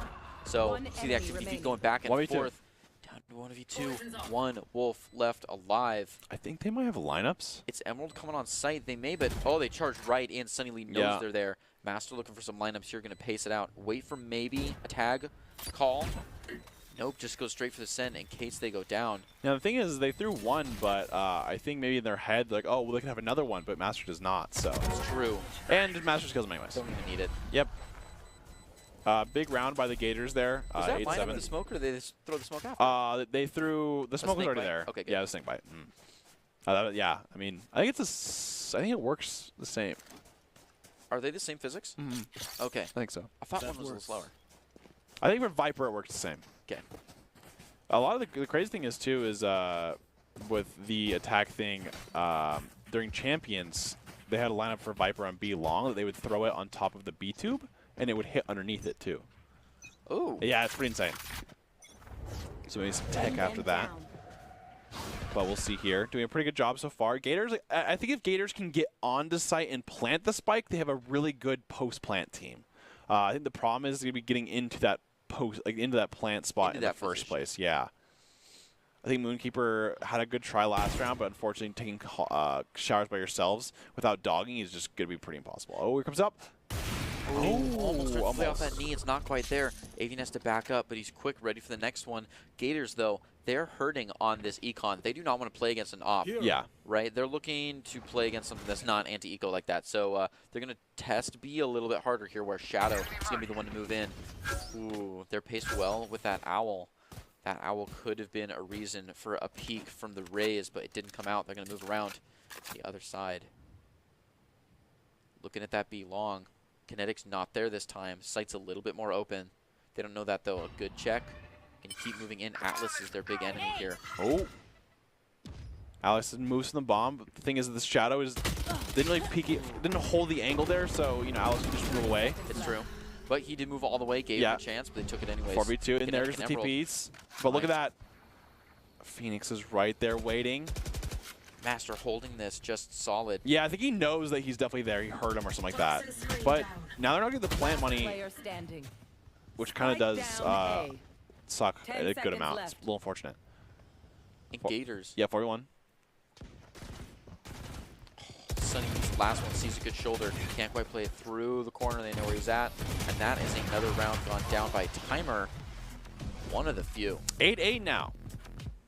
And the Wolves are going to be in a position to keep it going. I think the Gator, I mean, right now it seems that they're kind of going back and forth this attack and defense things. Right there, they had a great job with the Wolves of kind of holding one onto site. That shows some discipline right there of, you know, hey, I'll still anchor this no matter what it takes. Stop the plant spike. So I think the Gators might not have enough credits. Yeah, we'll see them having the eco, which is, you know, you see the Spectres. Even less than that, actually. A lot of frenzies. Emerald playing a really aggressive spot here. Does have the Empress online. Ooh, before they can even check the 50-50, playing a little bit aggressive. I like that play of trying to get it, like, you know, as the boom bot comes out. Yeah. It's a good pacing. Oh, wow. Holy I didn't think you'd do that much damage with the Spectre right there. Like, because, you know, it doesn't have very much pen, but I think that wall's thin enough where it just works. Yeah, it's just fast enough that if you're not expecting it, yeah, you can get totally and read like right a book, there. too. I mean, that's a great, good spray, too. Really called. Yeah. Sunny Lee with the Tour de Force here, a good thing to have when you're a little bit low on the thread. Redskin moving in, trying to take this space back. Defenders trying to find it, but goodness. Avian gets their one before going down, and it's a follow-up by Moonkeeper. Looking at a 3v2, and the spike gets planted. So this is an eco here for the Gators as well. Thrifty. They're doing well. They may be catching Thrifty here. Don't want to call it too soon. Kinetic takes two of them down. Shadow now looking for one at least. They have an op and they are a ways away. Oh, location is out. It's down to gunplay. Atlas find him. Yeah, it kind of sucked there for Shadow because the spike wasn't planted for them. And so the moment that you kind of miss that first op shot and you get tagged by a drone, you just assume that they're kind of sticking it. Options low. And they weren't. But we got the Glow from the champions. He's doing the best in the game at the moment. Kind of going a little crazy on this Phoenix. And we're going to have 9-8 here with the Wolves taking the lead once again. A lot of back and forth happening in this game. See, you know, once again, that was a great thrifty, though, from Gators. I think they did a great try. You know, ended up being like a 1v2 there. So, overall, a good thrifty, but now they have to kind of go with that again. I think they have to, you know, build some more momentum up if they can. But doing a good attack. I think they're keeping, you know, both teams keeping each other on their toes. Yeah, a lot of good executes, a lot of good defenses. Like you were saying, they have a nice like post-plant situation because they're pretty good defenders, which is why they lasted a while. And they are totally getting the chance there. They're going to be in an awkward eco position now. Hopefully they can get out of that. Hopefully they can play their eco well. I agree, and I think now they're going to have that full buy here, so I think this is going to be a really big round, whereas if they lose this round with the eco, that's going to hurt pretty bad because they need to go back to that eco spot of, like, you know, buy, eco, buy. And just like that, the Gators go down first person right there, and we'll actually has a judge in Hookah. He said, watch this, I can do this. And Still holding that. oh, great shot there. Moonkeeper getting a lot of big impact kills, but good TP for Kinetic. Good trade, though. Beautiful turnaround. Has the ult. Doesn't have Spike, though. Yeah, Wishes is walking away from Spike on that one. They'll have to turn around in a little bit. A lot of utility here. Maybe looking for the A rotate, which it looks like exactly what they're doing. Yeah, so it is. Ready. Or at least some kind of bait. Looks like they're moving real slow. Oh. They still have one on site here. found my Avian trap. knows where they're at, though, and Atlas ready to catch them on the other side. Yeah. It's a little uncomfortable. Wishes. Good wall. Get the plant out, but then it's a 1v2. Wow, really well played by Master there 30 because seconds left. him being an elbow, getting A, that first pick, and B, he holds them there. Like, when you know he's elbow, you can't just push out because then you have the flank. And Wishes just slowly kind of ran away and played that. So, and they're going to have the Viper Pit. Good Viper Pit here as well. Great ult utility being used here. 2v2. Wolves, he does have the tour de force, but definitely not good in this situation with this close corners here from the Viper Pit. No, it's Wow. a nice equalizer here, the 2v2 on the smaller map, which is Oh, just outside the Viper's Pit. not going to find anything. And he's Oh, out of util. wow. One goes down. Last player Oh, he was standing. quick, but not Hit him as once. quick as Master. It's a 1v1. That's all he needs. Atlas, full health. Master owning the site here. The Glow gives it away, and it's a clutch by Master. Good try right there. Bring him to 9-9. It's been so Yeah. tight from the start. And just, I mean, these both teams are really just going right back at it. I mean, Master gets into elbow as Viper. And the crazy thing is, though, is how Master still had his wall. If he doesn't have his wall, he can't make it out of elbow there because, you know, he's holding an op. But since he has his wall still available, he throws it out, is able to get the TP, and they can actually Viper's Pit onto site, which is just a heads-up play right there. I think that's a really good call by Vipers. I think a lot of Vipers sometimes get too, I guess, like, you know, into this thing of, I have to put my wall in immediately, or, like, you know, to get onto site. But it's like a lot of times you can use it for situations like that where, you know, you rotate and then use it again. So I really like that play. And now we have 9-9 here. Back and forth, it seems like every round at this point. And we have 4 ults here from the Wolves, 1 being used, and we have 2 ults from the Gators. So would love to see a decent amount of ult usage. Avian gets a pick onto Sunny Lee, which is big because that's their operator. So far, not using any more utility, though. Avian's still there. They do know that, so I think they're a little bit scared of this tour de force. Emerald gets another shotgun kill into Hookah. They're just Comfortable. yeah, they're holding it down with those shotguns. There's no one who gets past them. Does move back a little bit. Wishes, trying to catch something on this Prowler. Not going to find a Moonkeeper. In a little bit further on the site than Wishes. Going to get mollied out of their spot almost. A good drop, but Rezkin follows it all the way. They got decent amount of damage from the molly, too. It's 40 seconds in, and we've not seen a real push. Oh, wow. People were ready for that move. Wishes caught by Rezkin, and if not, it would have been Avian. One enemy Moonkeeper remaining. going to find 30 Emerald. seconds Avian left. finally gets his one on Moonkeeper. Master trades once again 1v3 here. I mean, Master definitely is the player who could do it, but Right. Spike is now finally yeah. approaching Atlas did a great site, timing but there. just, yep.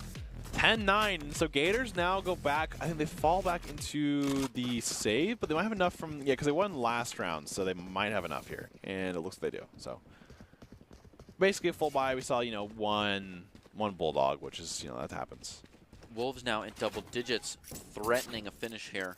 Yeah, they still have Seekers and the Showstopper though, so I'd love to see that be used to really help secure this round for them due to how, you know, how big this round is. Because if they lose this round, they're quite broke on the credits on their eco. So they'll be kind of careful about that. But at the same time, Wolves have 3 ults as well. Empress that, you know, the run it back, and they have that orbital strike there from Brimstone.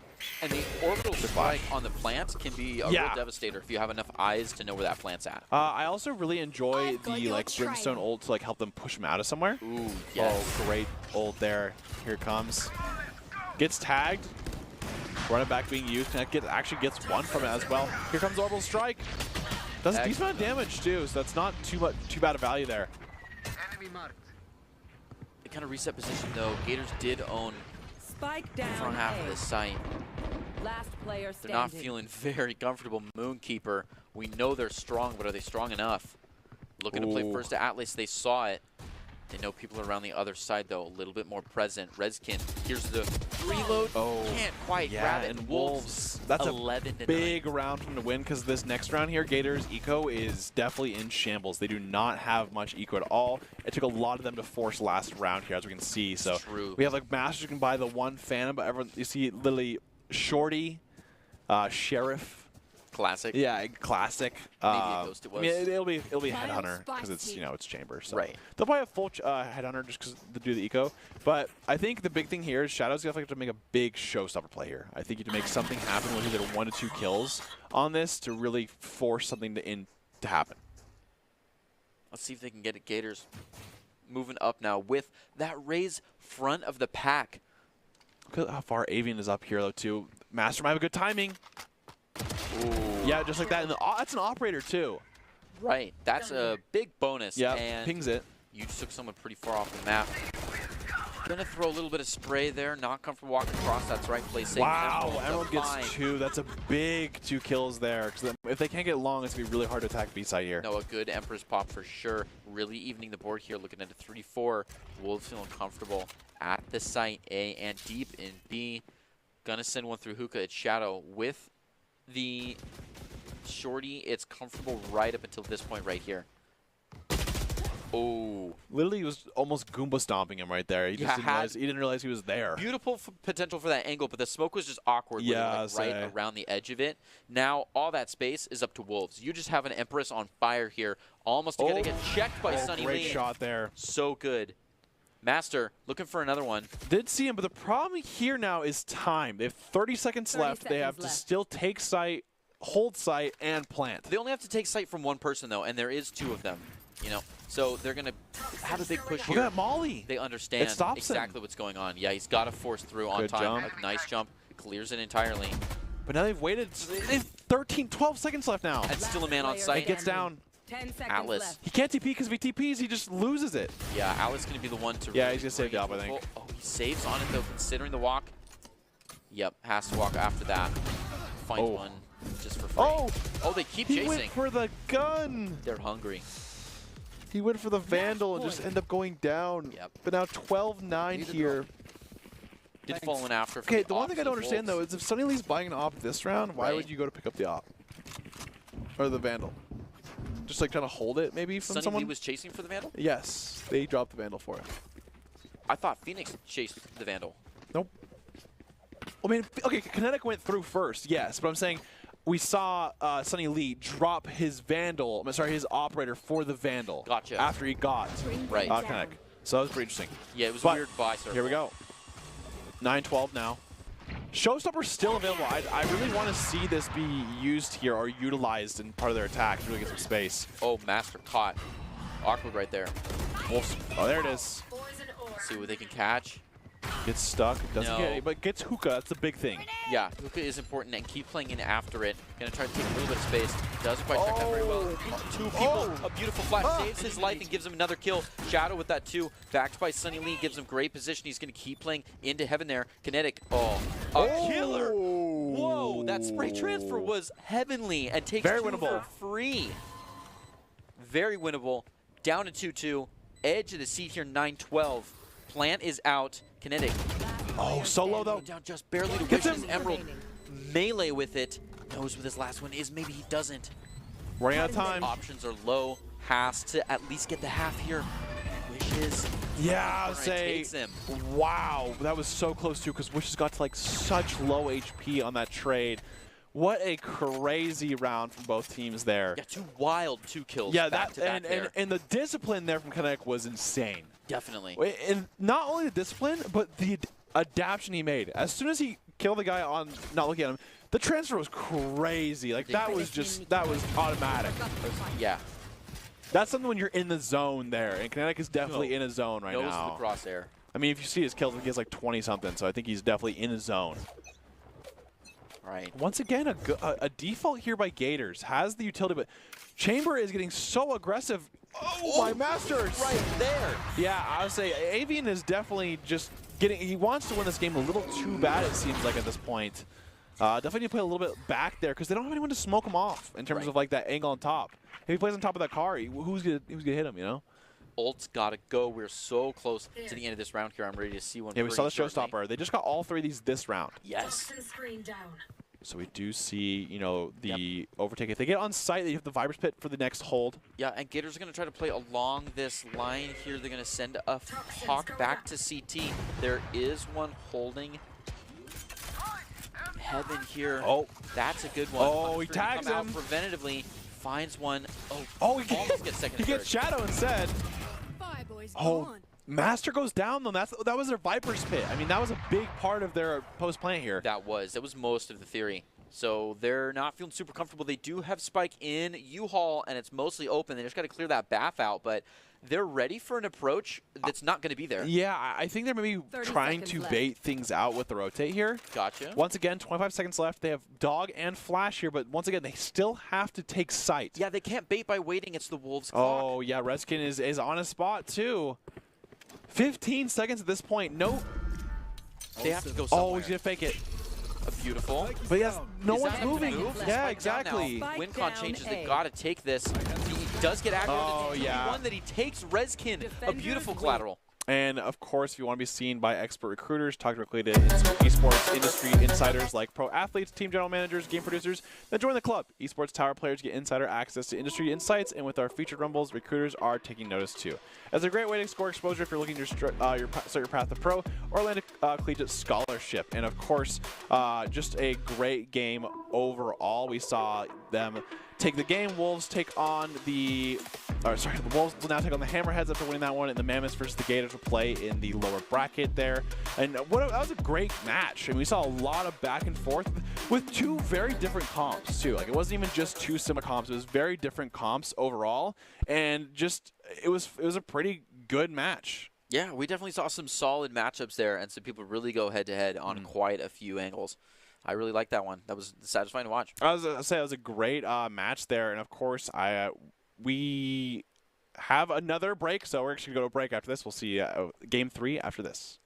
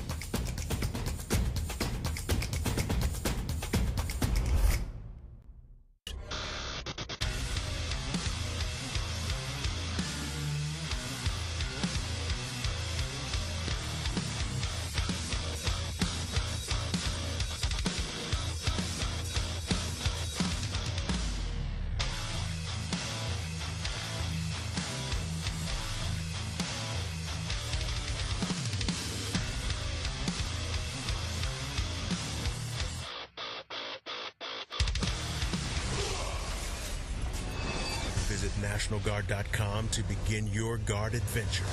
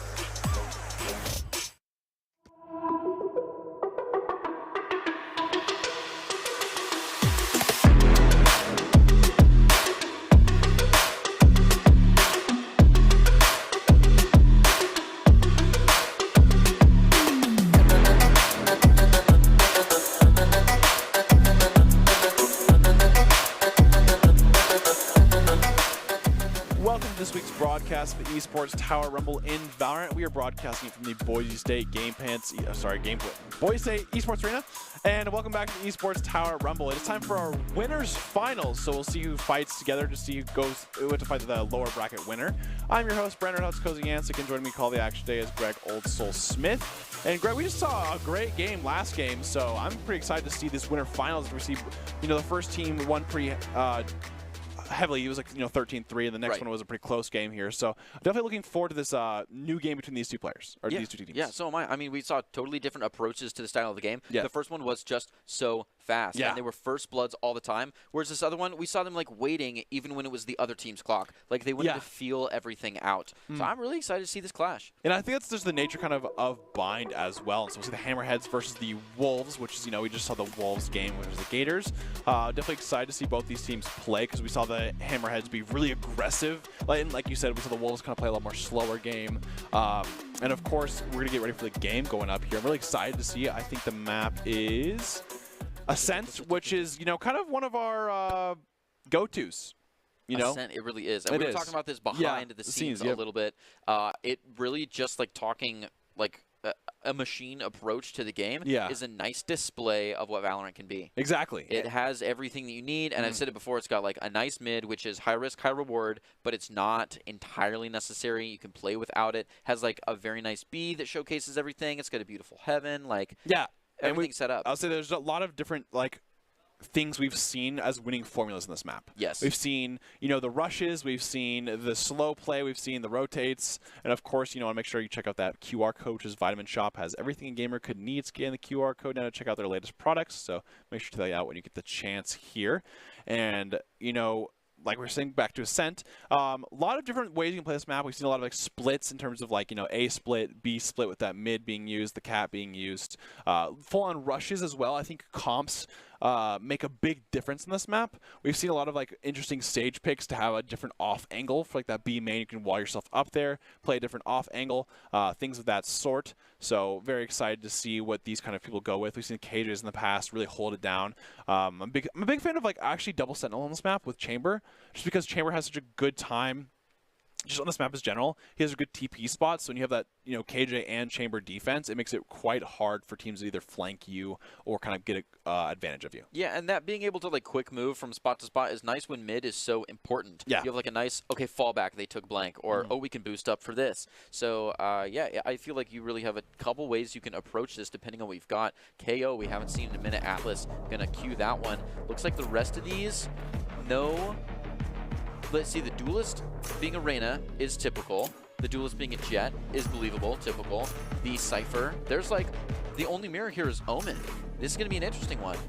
Yeah, so Omen's definitely usually the typical smoker on this map. We have seen a little bit more popularity of Astra come back, but I think for a controller play to play Astra, it is quite hard to do it well, and especially when you're into a new team. Definitely, I think something you incorporate later on. And that's the thing too, is your team. Even if you are a killer at Astra, if your team is what do we do with this? Then you got no value. Yeah, it adds another level when you're really trying to learn the core concepts with these teams just kind of coming together, working together. So it's at that point where okay, let's go to the brim. Interesting. Approach here. They're actually since they're defending first, they're to go with the Cypher and KJ. And I think their goal is to really lock it up. And I was gonna say really quick is I think it's gonna be really hard for them to attack, and so I think they have to really get a lot of rounds here. I'm saying a minimum 8-4. Yeah, the double sentinel, it is again high risk, high reward. If you can take that kind of a tilt in this beginning here, the Hammerheads on the defense, then you've got an uphill struggle on the second half, but that's kind of your option. Yeah, and the biggest thing is you have Reyna as your only duelist. Reyna is not really a heavy entry character. She likes the isolated 1v1s for herself, a lot of just flashes for herself or healing. But these Wolves definitely have a lot more of a higher team comp with that KO, Fade, the Jet. I think the biggest thing that we're going to see in this first half is the silences from KO. I think it's going to be a big difference here. Moving right into it. Very typical start off Wolves. One just watching this mid in case of a fallback, a little rotation. They're not going to need it though, as they come flying right in the face of utility, shutting doors and killing bots onto a site dark no now. Actual casualties. So yeah, has lineups, knocking him in time. I think gets one Little Oh, damage wow. off. Get the second one. Ep.1 to find Atlas right through that one. Another one from Kajonin, a lot of tag on that. Emerald finds one, Cats even, it all falls down. Hammerheads now one left in their hell. And an easy defuse for the first point. This is the kind of ascent that we're talking about. I mean, they both rush in a sense in terms of the Wolves rush on the site. They got the plant. But the thing is Hammerheads just wanted that full retake. And if a good retake onto A side is very hard to play against because you can really, you know, clear each angles as long as you're not playing too many angles with that tree and heaven approach.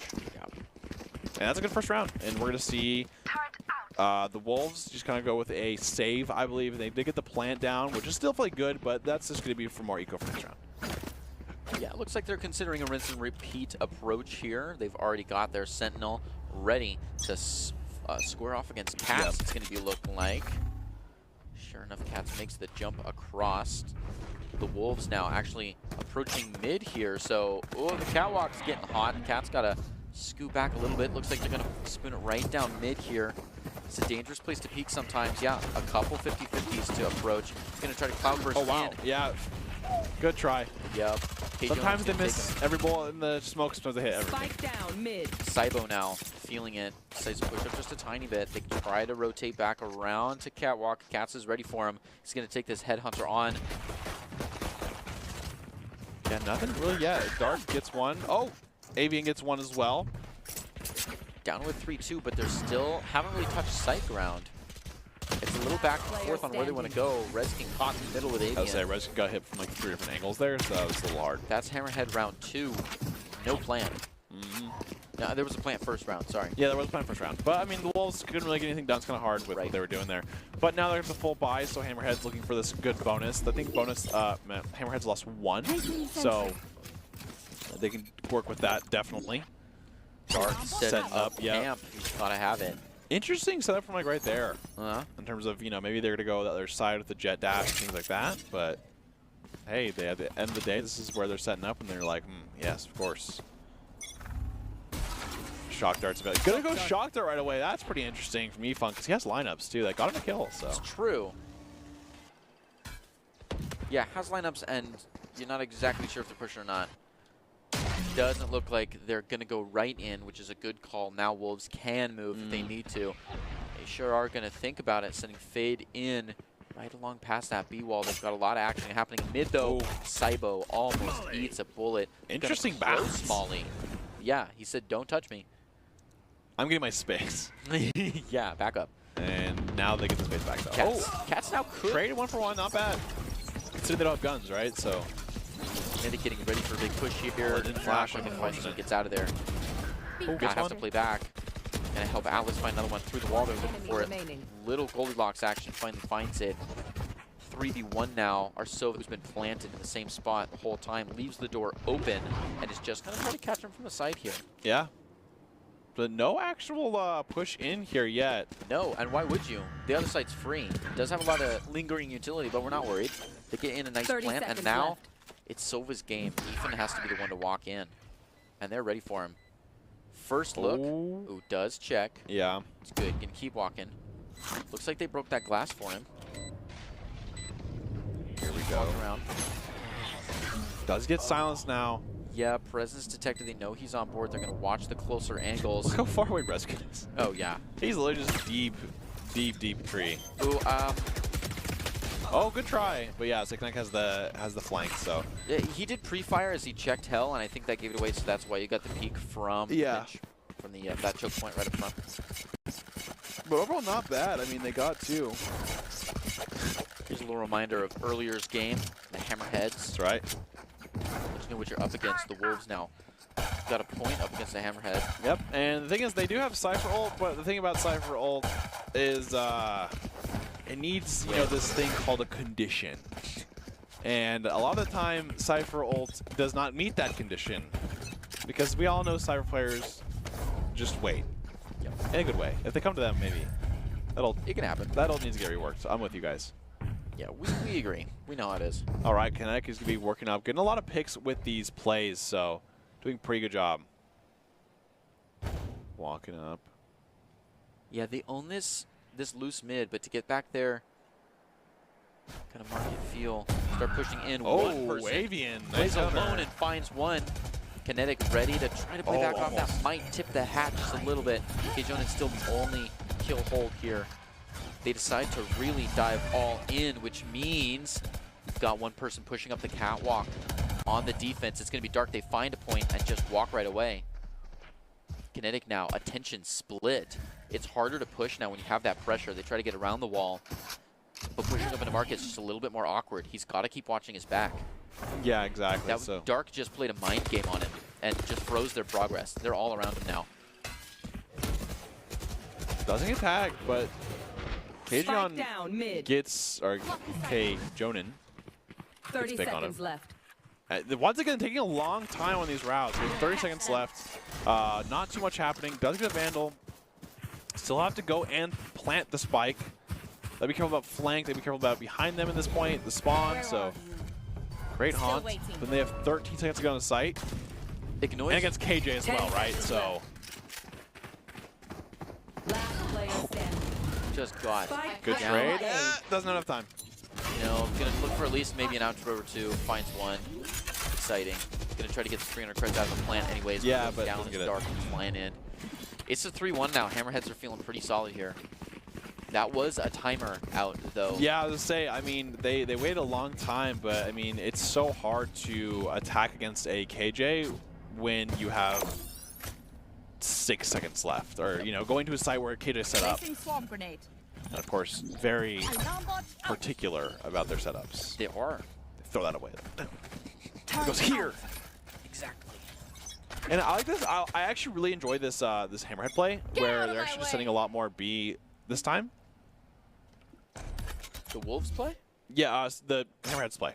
Look, they're actually they sent only 2 on A here, and they're Right. like they can have just basically Killjoy almost play all this and then Right. push out. Like stacking with Yeah, appreciation for, which is a nice thing about a 2 Sentinel on the defense. they'd be kind of careful here about just where the Wolves are going and what they're plotting. Yep. Got a spicy B push. Wow, Ethan to really capitalize on that attack there. Kjonin is going to be the one to find it. Cats with a follow-up. Just bullet hell over here. They are going to drop that suppression now. Defense with ultimates. Sorry, utility going live. Can keep them at bay here. Atlas trying to peek out. Trying to catch a corner tag. Not shooting going to find through. it on Cybo. Cats making the long journey. Now is in a position where they can keep walking or not. Ooh. Okay, so those are pretty enemy scary remaining. times just because, you know, you miss them. But 30 pretty seconds left. one-sided here by the Hammerheads. And they don't have a good retreat option because of Cats here Yeah. to catch a flawless.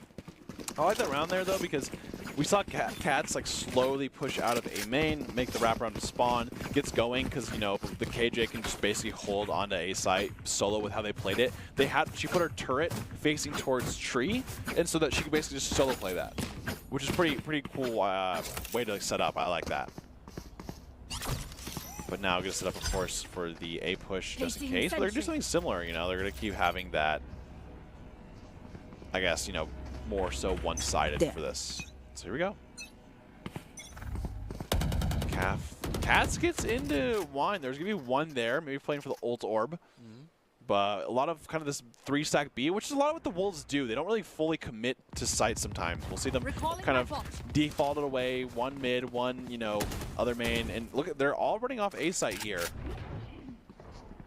But Chamber's still playing outside of A. Oh, Kinetic had a great spot there. Beautiful off angle. Yeah, Takes I say. Cybo down. And just far enough away where I don't think they hurt him. Yeah, So I think that's a big thing as well. They don't want to play into, Yeah. into Cypher's hands there, so they get on out of there. Walk right through mid and onto A. Cats is ready for him, though. It's going to be a real face-off here. They're sending a Prowler up after. Cats can now move in behind him if they so choose. Atlas and Co all down. Who's going to be the one to drop the spike? Dark coming on site now. planted. Has to do all the checks to make it through. It's a little bit difficult. Cats playing right behind him. Oh, gets really flashed Yeah. there and loses the Empress. Really flash. Oh, gets seized. Last Nothing gets no. player Oh, the nade came a little late, but They were seized behind a wall bangable spot, so it wasn't, you know, they still had options, but Avian's going to be the one to take down Ethan up there. And Wolves, I mean, really kind of worked towards their favor there. We saw the Hammerheads really kind of over-rotating for the Wolves. We saw them just kind of, you know, all go to that B side area, and so they just took up that cat. Kind of getting a pick mid, I think, is really big. Just, you know, obviously doing that mid pick as well, so then they don't know where they actually are is good. But 4-2. And now we're going to see a lot of ults available for the Wolves. We have that KO ult up, we got the Fade ults, the Omen ult, and Chamber, which I think is good because they can ult onto B site with KO, so that Cypher's trips are gone and everything, and they can ult into Boathouse with them. If he hit that shot, that would have been pretty impressive. Moving right along, they've got kind Look of how deep he's getting. yeah, this cheeky hold on B. They don't. They do check it. They Yep. Cat Cat gets him though. They know they're Good there trade. though, and it's an easy trade. Brings us down to a 1-1 when you're on the defense. Can be nice, but a little bit awkward. They saw look at all Chamber. the setup. Look at the flank on the A site here. Yeah, look at this one in mid. I don't think they're expecting this. Yeah, That's Dark good finds trade, one, though. Another trade. So they have 1-for-1 trades, 2 from the Wolves. They're feeling kind of comfortable here. Yeah, there's Avian is definitely pretty deep in there. Find one for free. This should be a nice. He's going a plan. little crazy though. Yeah, a little too far. Kinetic should be ready for these next ones coming around the corner here. They're Oh, big. Wow, red leg wow. up. Almost caught the kill there, but look, they're just ready for it. You would think they've got read on. He's got to drop down. They see him again. Yeah, I think they heard the updraft and that's why they shot yeah, there. Good calls. So low health from player Reskin. He's got to standing. Oh, hear something to make it worth the peak. Kinetic gets him though. Running Oh, long gets time, him. He's got to fall for it. Now it's Redskin's court. Good A blind. Good paranoia. Gonna try to smoke it. Oh, yeah, good try, but Reskin played it quite Excellent well there. done. 7 HP. Still had a shadow step, but Didn't even need it. yep. He's too good. He's too good. And just great attacks here from the Wolves. Again, a lot of picks they need to. We saw, you know, the Chamber kind of lurk through A main there because, you know, Killjoy got a little too far away there. So they kind of capitalized on that and got the A main site for free. And it looks like Wolves are really just defaulting to like this B main area and then just kind of working around what they can get or seeing what information they can get as well. It might be a little bit too early to analyze the half here, but Yeah. Hammerhead only has 4 points against the 3. And a 4-3 lead, like you're saying, with 2 Sentinels Yeah. on defense is a little They scary. definitely got to win the rest of these if they want to go in here. Face your fear! Ooh, Ethan just This is a opened the door save to round, so so, much. It's yeah. true. Kijonin got to break this wall up. Emerald's ready for him with the util. That was good to seize. Nothing there. Spike is just already down and they own the site here. Mm-hmm. All of Mud, all of Boathouse. Cats only now being able to check in this open area, even though people are already on watching that angle. Not super comfortable. Time keeps moving down. They're persistent though. They've got people. Hammerhead can still win this with 3. Coming around, they're gonna almost find one in the boat, but Kinetic Last to find player NA Cats. Go gets one. Kijonin around back is gonna find 1 or 2. Wow, and so low too. And Ooh. they're just really getting the space that they need to these rounds too. I think they kind of used that they're more so on like a semi-eco there from Hammerhead. I think they kind of used that to their advantage in terms of forcing that. They did a good job of just kind of getting in there and staying in there. They did have the gun advantage, so it's always good to play to your advantages. So now 4-4. These two teams are looking pretty evenly matched, but you know, like I said, I think it's gonna be kind of hard for the Hammerheads to attack. Yep. They have a lot of ults too. We haven't seen the KJ ult been used yet, but it is now the 9th round, so it does make kind of sense with how it goes. Oh, Hunter Streak coming out. Doesn't hit anyone so far. Spraying through the smoke, not gonna find one. He's gonna try to get some info off. Gonna do a good Does job get with him. that. Oh, and the ult. Nice. Does drop that. That's gonna be nice. As Dark is a little bit info as what's going on, but they keep him at bay. Atlas gets that plant meanwhile. Oh, remaining. wow. Through. Spike Oh, down Kijonin A. just crazy. Hammerhead looking for those flawless here. Avian, the last one in the way. Now they just have to find the lurker, which is Avian. he's slowly sneaking up on him like a little snake. Ooh. All right. And dying like that always is like actually just like Just demoralizing. Like you had the chance. it's like in your head you're like, I should have had my gun out. I should have been ready for that. And it's But at the same time, your immediate response, why is he there? yeah, which is a little bit awkward because you're like, he might be here, and as you run, it's like, oh, I guess I wanted that to happen, but like, Yeah, like in your that. head, you're like, Yeah. okay, he might be spawning, he's saving, he's saving. He's not saving. No. He's close. He's spawning his Yeah. aggro, and he's ready to take an ace clutch. All right, 5v4. 5-2-4, not 5v4. But now we have Jet 9s. I don't think we've actually seen them just yet. Maybe we have. I think we did, but it just didn't go very well. Have the Tour de Force as well, so Wolves have a decent amount of eco if they want to. Do have the KJ ult for retake, so I think that's why she's actually playing B this round. Scanning ahead. But they're playing double Sentinel and B, so if they go A, it's going to be pretty hard to hold this, but maybe that's their plan with the KJ ult retake. Single file line. Ducks in a row walk right onto A site. Ethan. Yep. Ready for that. Just hears the footsteps. Going to consider the shock dart. Oh, Switching yeah. around. Not quite on the timing. He's got the lineup though. Here comes the ult, the initiated. And retake is out. They've got to pace it here. Gotta be careful though. Yeah, don't go too oh, fast. like Just that. Yeah. Goodness. Wow, goes right down Avian to find Ethan. Dark replies though. Riskin Gets half. Yeah, half on a defuse is nice. No. Nobody contained there right there. Okay. Shot out of the sky. Dark still holding well, but he's got 3 more to do. Yeah, 20 HP, that's a little too hard. It's rough. Emerald to get the last kill and take I'll this say to a 5-5. that's a good ult, but unfortunately, just the Sova drone comes out a little early. There's a little bit in the gap, and that's a really good smoke from Redskin. I do want to point that out. Is having that little crack right there, so that your teammate can see as a chamber, especially because he can TP away. Just having that little bit of time window there is a good play, just good heads up play, because stuff like that happens, and it makes it so much harder to like lose that round. 5-5 though, I think. When I was expecting seeing Hammerhead's team comp, I was definitely not expecting a 5-5 split here. Cover going out. No, definitely not. Shadows. Oh wow, look, it's fully open. Blinding. Yeah, the Gambit, they're walking around back. Hammerheads have got to push hard if they want to make that worth it and not just, a backwards retake. Right back here we go. to it. They're on the site now. They've got everything set up. You're going to see this entry utility come out from the Hammerheads. All of them pushing to one side here. Got one in They got market. one. Not ready yet. Yep. Kjoni does have Emerald. Avian's going to start backing off. Retake option here. Kjoni pushing in, does bonus a gun, considers Avian. Oh, can't take it.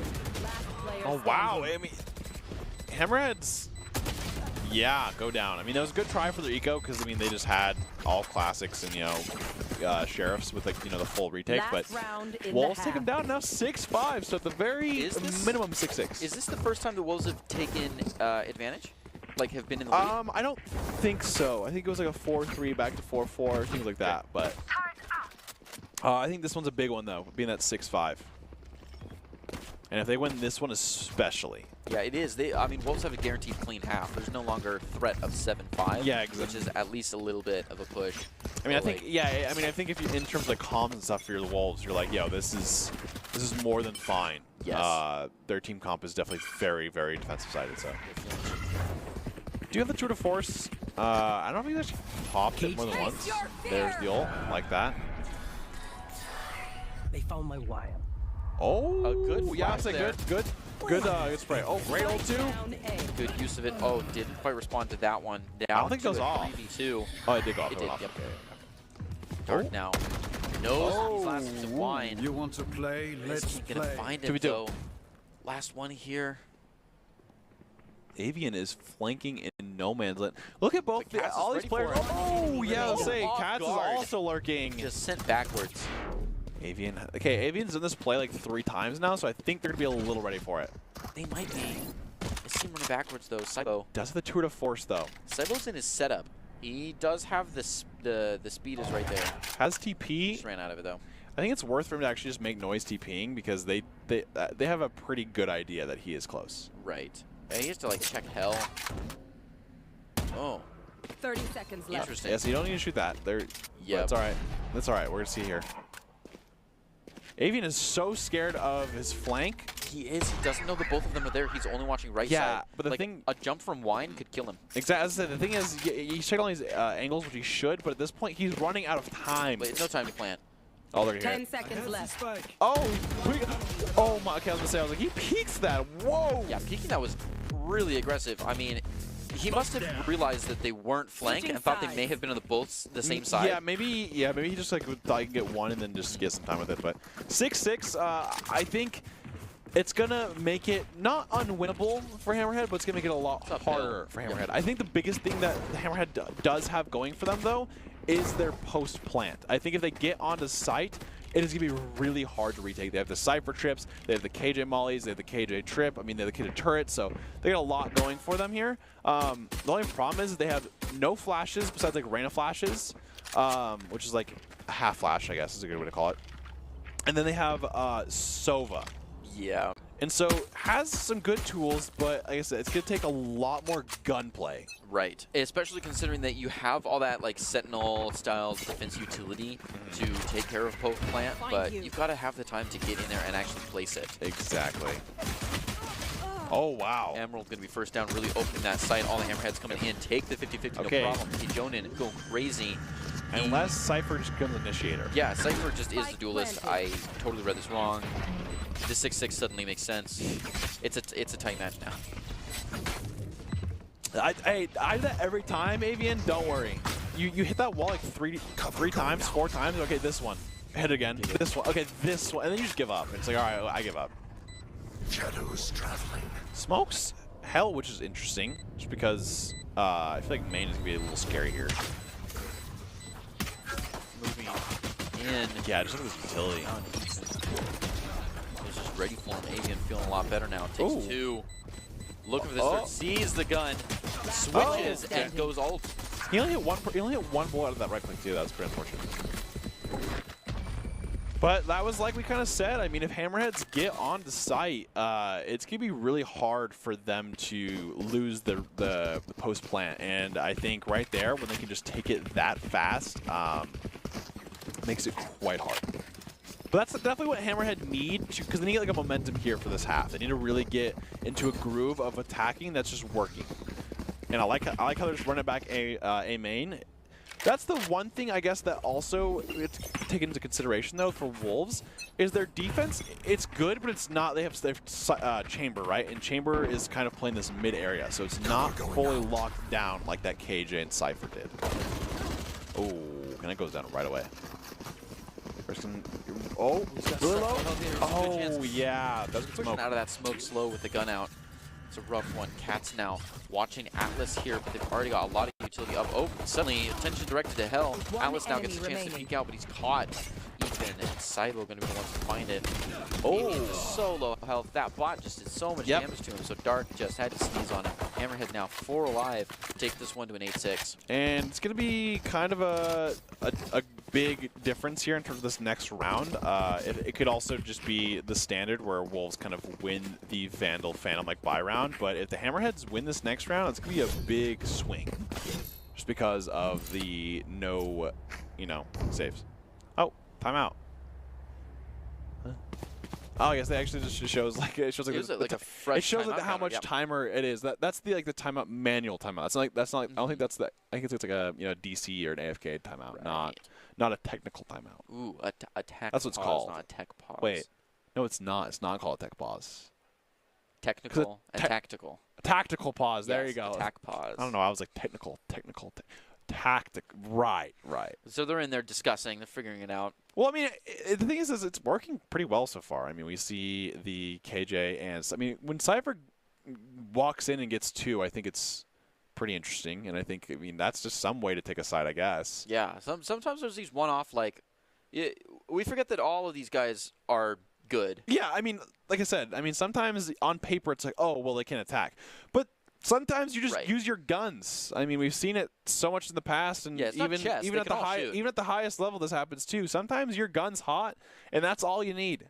You're a one-man army sometimes, and sometimes you're just feeling it. So hopefully we see the other team turn that around, get it a lot closer. Otherwise, we could be looking at a real run here. Yeah, and I think the scary thing is though is like them getting onto sites is so scary. But I mean. What we've kind of seen here is they definitely need a little bit more into holding a main. Maybe Fade. Fade has a lot of good lineups where they can see them, and like the seizing them into main as well plays a big part. So I'd love to see maybe Fade and like Chamber play A, and then maybe the other ones just basically playing with like Chamber mid trip, and then just having like a 2-3 split. Because you know the mid control, we're not seeing too much mid so far yet, just because. I think their biggest thing for this team is to get on site. They don't care how it works, but just getting onto site fast works for them. Right, yeah. And then we've seen some crazy stuff on site here, and this attack-defense balance going to be jumping straight back into the game here. It is 8-6, Hammerheads in the lead. Interesting enough, because they've got a real double Sentinel setup here, and they've been playing attack for a second. And that's just, once they're on there, like you're saying, they're a force to be reckoned with, too. And we've seen them play a fast-paced game. Right now, unfortunately, they're down one player and a little bit split across the map. Emerald standing in between them, trying to make sure Cats can't get through to mid. Yeah, and like I said, actually, Hammerhead's actually taking this bonus and really defaulting. And it's about to work because they're going to go to main, and there's only one player out there. Yes, they're rotating, but like I said, they just can get bomb and set up. Oh, great spray there from Emerald, actually. Yeah, Rezkin found it, but Emerald applying that side pressure is good. These mollies have been on point today. See that one come out. Look at mid flank, though, from Reyna. The lurking Reyna. 30 seconds Oh, great shots there. 30 seconds left. Still got time. Dark gets one as well. Oh, the plant from Jen, though. Oh, still not Last down. player And now they're standing. right on top of it. Cats has got to do something crazy here. They might just do it anyways. Finds one, gotta break this glass to get back around. It's a glass break. But It's the time. fake. They come in after him. Oh, ready, but so close there. I mean, if Cats, I mean, the thing is, that even if Cats like gets that one and doesn't, like, and they're gonna lose anyways because of like, the time, but still pretty good. I mean, they got 3 at the end of the day, so that's pretty beneficial for them. Now Hammerhead's gonna be going into it with their own Phantoms and Vandals. W. huge. Pizza. Nice. That was pretty good. Okay. It just shows you kind of the same mindset we're in right now. Yeah, we've been grinding. You Hammerheads. Yeah. Oh, actually, Emerald has a Spectre. That's because they didn't have enough. Probably because they died last round. Yeah, that's. Oh, there's lineup. I know that one. Pushing right in. Utilities out. Oh. Stopped in the tracks. Thing is, they didn't crouch for it. Just so you know that. Emerald is ready. Oh, a lot of damage. A lot of so damage. much Yeah. damage all around No the table. healing either. No healing. True, so that's going to stick. Cybo gets an early plant in. Good. They're comfortable with Kinetic right behind all of them. It's a lot of damage in return, though. 58 HP has not even seen them. Yeah. Really. Seen a lot of spray throughs for both teams here. No, vision denial has been crazy right here. Gets the util, though. Kinetic kind of caught an awkward fork here. Oh, Atlas wow. Cleaning up, just sweeping one above him. Heaven. Doesn't find it. Yeah, and doesn't have it, actually. No. Then that's tight. Kinetic has got to do a lot of work here. Dark is very, very low. Yeah, so that's wow. That was a good try by Atlas. There gets 2, but unfortunately they have the Heaven flank as well. You're right. There was like no eye contact. And that was a lot of the round though. We saw we saw Jet on top of Heaven there and took literally like 90 damage or 80 damage from on top of Cat with not being able to be seen. Gray screen. And that's all because he shot a trip. Like these guys are like their audio cues in their play is really good. I mean they hear it, they know where they are, and they're just instantly shooting through, doing a lot as well. The setup is not arbitrary. Like we joke about KJ like putting things exactly until they do 90 damage, no vision. Yeah. Like they turn on their monitors once they start losing, kind of deal. Like they're crazy. Here comes they can get ult orb here and then use KJ ults, but they didn't give it to her. Yeah, ult potential here. Hammerhead is really low. Okay, that was what I thought they were gonna do, but I'm wrong. But now they can't. Okay, no, but they got Hunter's Fury. I see. Yeah, no, that's my bad. Finally finds a spot. This is a save here from Wolves, so. Yeah, they're all playing in a nice pack. Just trying to find one at a time, all shooting through. Cats. Floorboards here. Getting one. Dark, ready for this drop down. All eyes on Omen. Oh. Kjonin gonna go down. And does get the KJ ult, and now they have the Hunter's Fury and Orbital Strike. So they have a pretty strong attack util here with just 3. They have 5 ults, They have actually. 5 ults. But They're there's just three. full There's stack. 3 ones they can like use to really take a site. It's true. And if they're careful with it, they can absolutely ult dump the ones that are less important. You know, be a fun play here is that they win B, but they KJ ult into like main right corner. Okay. And so that it leaves Boathouse open, and they Oh. just orbital strike it. That's cheeky. That's basically like having 2 of the most massive mollies. Yeah, I know. I really enjoy plays like that lately, where it's kind of forcing. Oh wow! And that's what you need to do this play. Yes. Oh, there's no one playing Boathouse, so it's A not cypher fun. run is a good call because he is spot to do that wow! kinetic. Mad Gains finds bald Kjonin, no problem. That's an achievement right there. That sounds. Oh right, Cypher. Right. Okay, here comes the retake. 4v4 though. They do have Brimstone ult and they have Hunter's Fury. They're telling their Sova, leave, go far, go far. Out. Because they have Sova, they have KO ult here. Look at the mid play as well from Cat. These 2 Boathouse Atlas decide to take on, finds one. No, yeah, he knows he's there because the Almost find that tether. It's true, couldn't quite get an emerald. Oh my, Was look what? comfortable, but wow, the single shot. Now for the info, peeked and caught.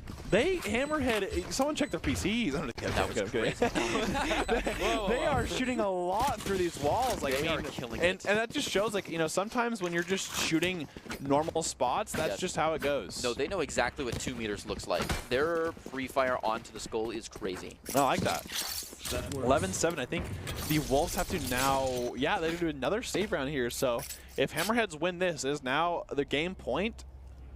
Peep the Valorant tracker. Yep. Gotta have it. Oh yeah, that's cool. Yeah, it's nice. That's really cool, actually. Some Overwolf setup. Yep. And here we go. Avian ready to do it again. He's like, I'm doing it again. Oh, and I lost again. That's painful. unfortunate. That's a rough one. Kjonin feeling. His teammate's like, Spice dude, with you it. gotta stop picking that.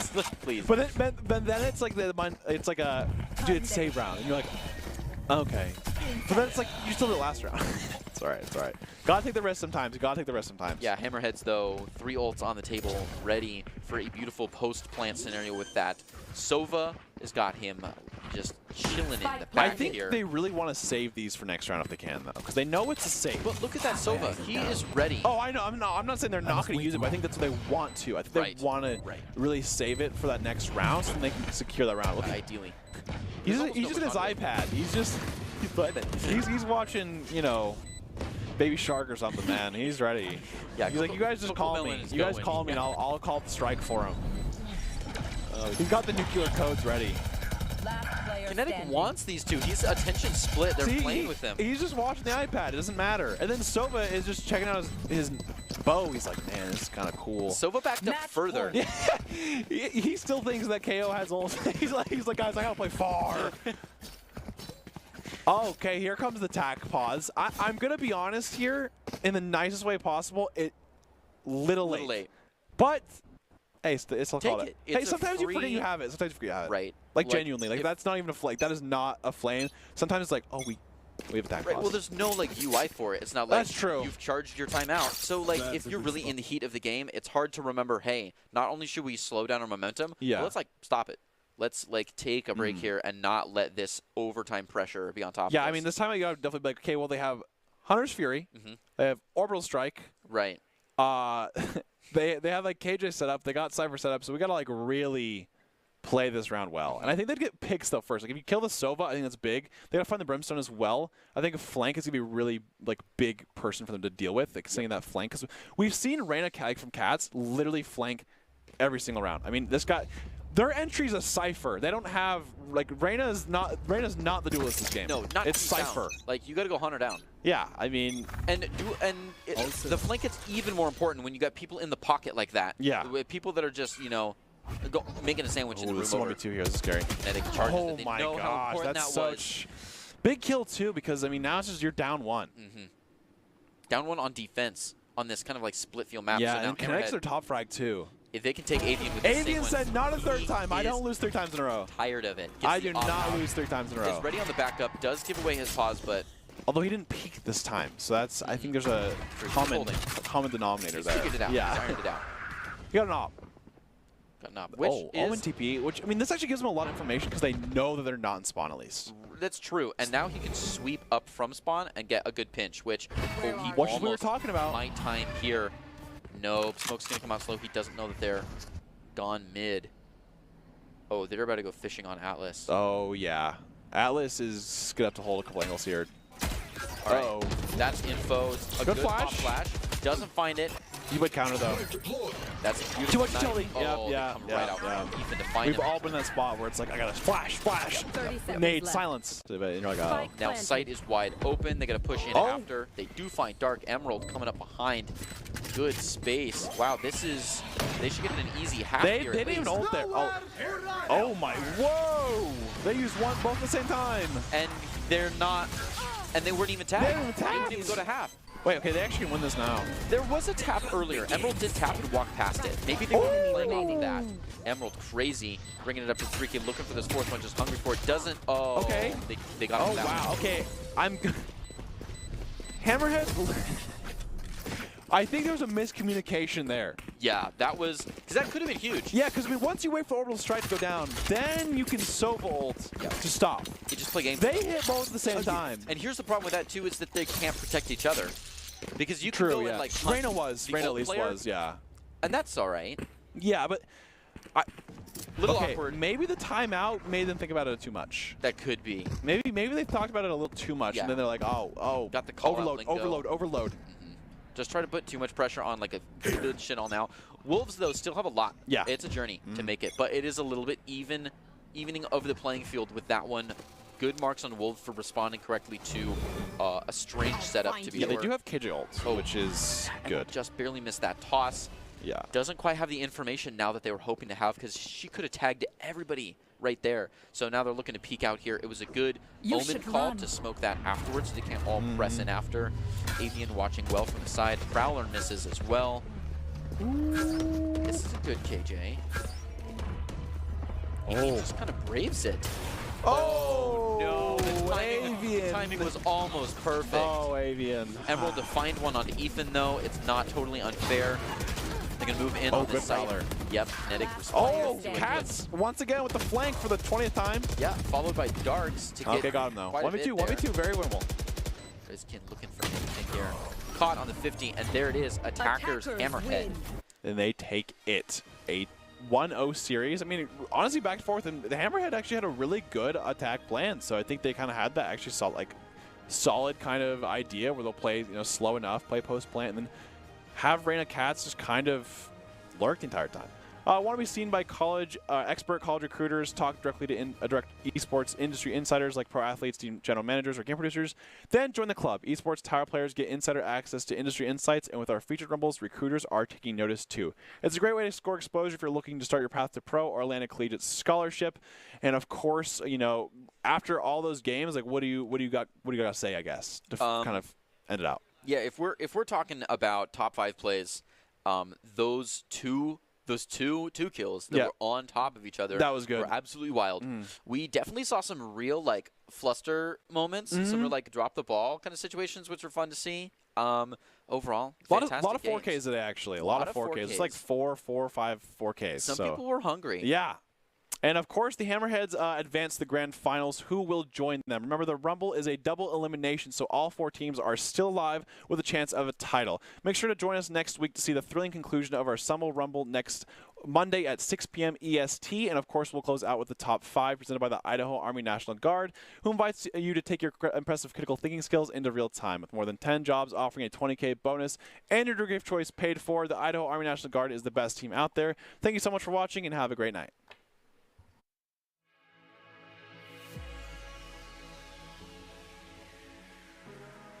Really making it out of that one. 19 health left, not a lot of recharge options.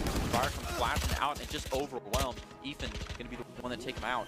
Lexic coming back around the side, caught. Oh, almost off guard. Yeah. He definitely saw him, right? Like, Okay. Greedy for the second one. Took the high health bit. Seeker's coming out. Tom's gonna be the one to get around. Look at this change here. Makes contact onto the shoulder, but they're coming in long. Ooh, the timing was almost excellent. Great shot though. Yes.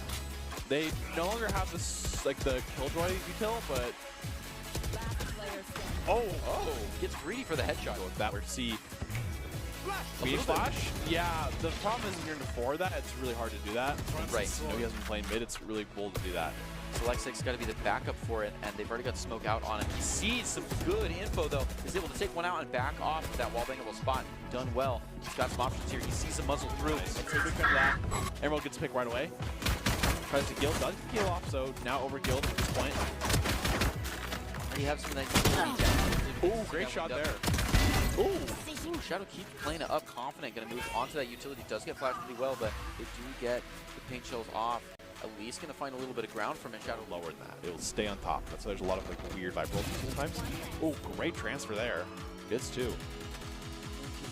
Using the Recon Phantom, which I want to say is definitely top tier. Does have dog and 2 flashes available. Doesn't need either. This one and takes him through the wall there.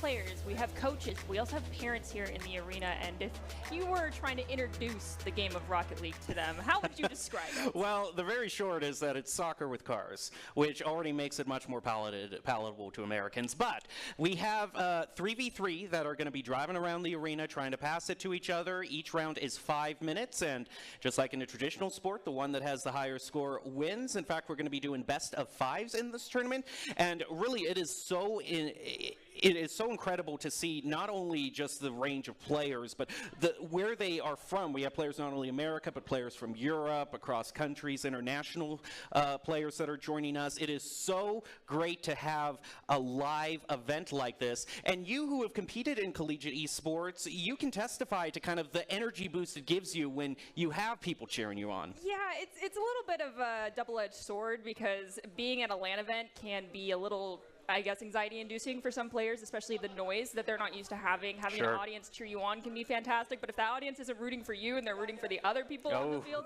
it's not the best feeling when something goes wrong and you hear a bunch of people cheering because you're like, wait, I just died, my team is not doing what we want to do. But that's just the nature of esports. There's fans for both sides, but of course, at the end of the day, we hope everyone is cheering for everyone's victories, regardless of the outcome.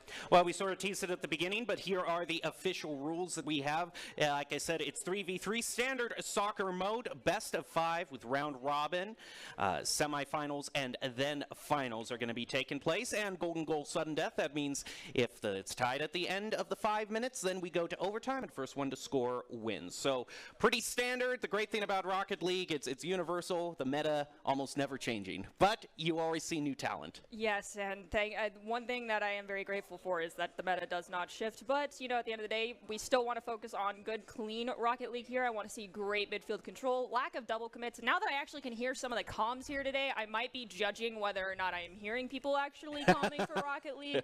Some people think you don't need to, but it's still very important. But beyond those important keys of advice coming from us here, we have Doc's keys to the game in Rocket League, and those are going to be create the mistakes, punish the overcommits, play the walls better, and demo to disrupt. Today, Doc's keys are presented from Esports Tower, where you can score pro advice at esportstower.com. Improve your game sense, improve your team play, improve your performance under pressure. You'll get matched with great players and professional coaches to help you rank up. As we're ready to head into our first game, it is going to be Lynx versus Vipers to start out the round robin for our Esports Tower event here. Of course, the other thing, just kind of on a lighter note here, is I always got to see what the flow, where we're going to be in the standard arena, so that it looks like pretty standard. I always like it when they kind of bring out the other stages, but I do hope for a little bit of flash in what we see from the cars. I want to see something than just standard Octane. You know what I mean? I want to see Mercs be brought out. I want to see Batmobiles, DeLoreans. You know, I just want to be entertained. Maybe your request will be granted. Personally, I mean, like, the cars are cool. I understand that the hitboxes change based off the car you get, and that also kind of can influence your playstyle when it comes to Rocket League. Yeah, definitely. But outside the cars, I want to see the Hot Wheels map. That's my personal favorite. I loved Hot Wheels growing up. I loved the TV show / movie that they made from it. So, like, give me the Hot Wheels map at least one time today, please. That's my one request. If I could have that granted, I would be a very happy person. Of course, whether we'll see if production can grant our wish, but we have been disappointed many times up here before. But we'll just have to see how it turns out. But overall, now that we're going to be talking about the gameplay, you really brought up a good point in kind of the different hitboxes because the different cars, because Rocket League so much is about those fundamentals, about getting in the practice arena, and you can see some of these players, they'll just practice for hours and hours, elevating, doing the aerial passes. It is so technical how precise they have to be.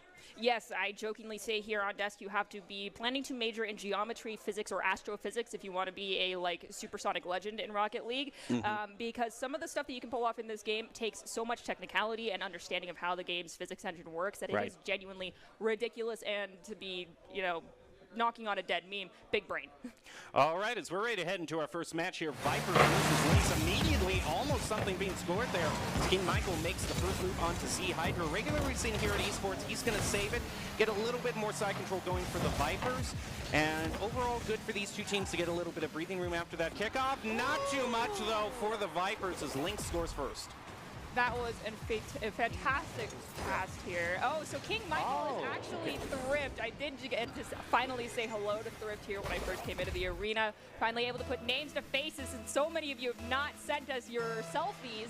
So thank you guys. Appreciate it. When you introduce yourself to me and say hi, please tell me your gamer tag first, so then I can actually, like, associate the gamer tag with the face.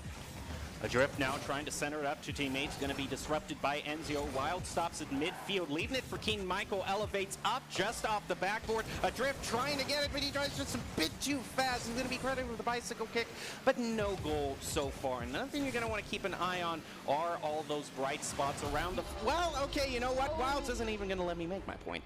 Zydra did elevate to attempt to get a touch on this, but it looked like the angle and the height was just not quite right. You can see them right there going up, and they just barely missed it. So that's going to be goal number 2. And typically when we see a team go up by 2, that is when some beads of sweat start forming on foreheads, but we still have 4 minutes and 13 seconds left for the Vipers to catch up. They typically are a cold, slow, and calculated, level-headed team, so this should be an easy task for them if they focus on their fundamentals here and don't let Wilds just run wild with that ball.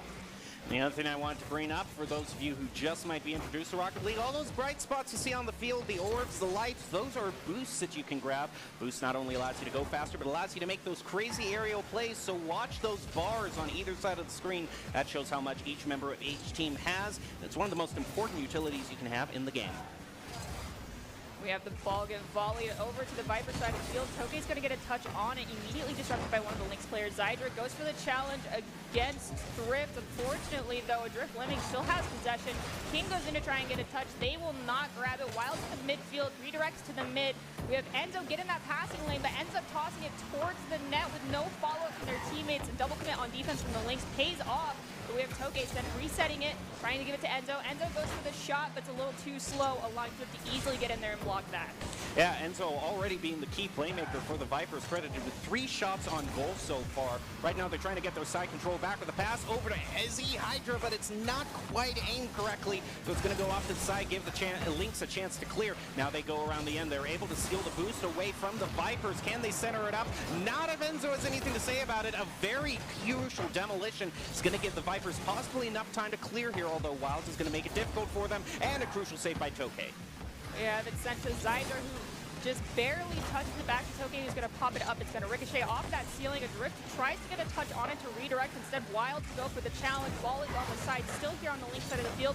Towards the goal in the back third. Adrift sends it towards the side, goes off the wall, looking to dunk it down to a teammate. Gets disrupted, though, allowing Zydra to get in. Tokei goes past the defender, can't get a touch on that ball. Dunks down at the mid again by Adrift. Sent to Thrift. Thrift goes to center it up. Enzo sending it to the side. Zydra now trying to make the play. He's going to have to play it around 2, now 3. Adrift takes it away from him, pushes it back toward midfield. Now he's going to try to play around just one more to get the goal. He's able to do it. Gets the 3rd goal for the Lynx, who have a very dominant start. Right now we have 2 minutes and 2 seconds remaining here in this first game in this best of 5 series. So far, Vipers are struggling to find a foothold and get the first goal they need. Getting 3 goals in just over 2 minutes is not impossible, but they definitely need to start playing a little bit more keep away and getting clears with a purpose here from their back third. The Wilds off a fantastic redirect from Thrift finds goal number 4 for the Lynx. Now the gauntlet is really thrown down here for the opposing team. You see Enzio unable to save there. Normally you're going to want about 30 seconds for each goal to kind of comfortably score, so the Vipers are going to really have to make something happen here. It's not out of the realm of possibility for them, but we have seen amazing comebacks, so we'll see as Enzio tries to play off the wall and start. Unfortunately for the Vipers, a demo onto Tokei is going to make it a little bit hard for them to go on the offense. We'll see if they can recover. We have Enzo attempt to find a clear, but there's a double commit from the Lynx offense that forces the ball to still remain here on their half of the field. Enzo goes for the challenge against Wilds. Wilds doesn't get a touch, but Adrift does. Another shot on goal, hits the crossbar, but the second touch from Adrift finds its way in, and that is a hat trick, the first one for this evening, going to Adrift. Now, this is one of those crucial points here where you got to remember this is a best of 5, so we still have plenty more Rocket League to play, as you often say. Nerdy, GG, go next. Yes, and 90 seconds, it's doable. We've seen 4 goals, if not more, scored in about 40 seconds here within Rocket League, but 5 goals is pretty difficult. Well, now 6. Wild getting a hat trick themselves, but the Vipers are also a notorious team, like I said, for being calm, cold, and calculated. Sure.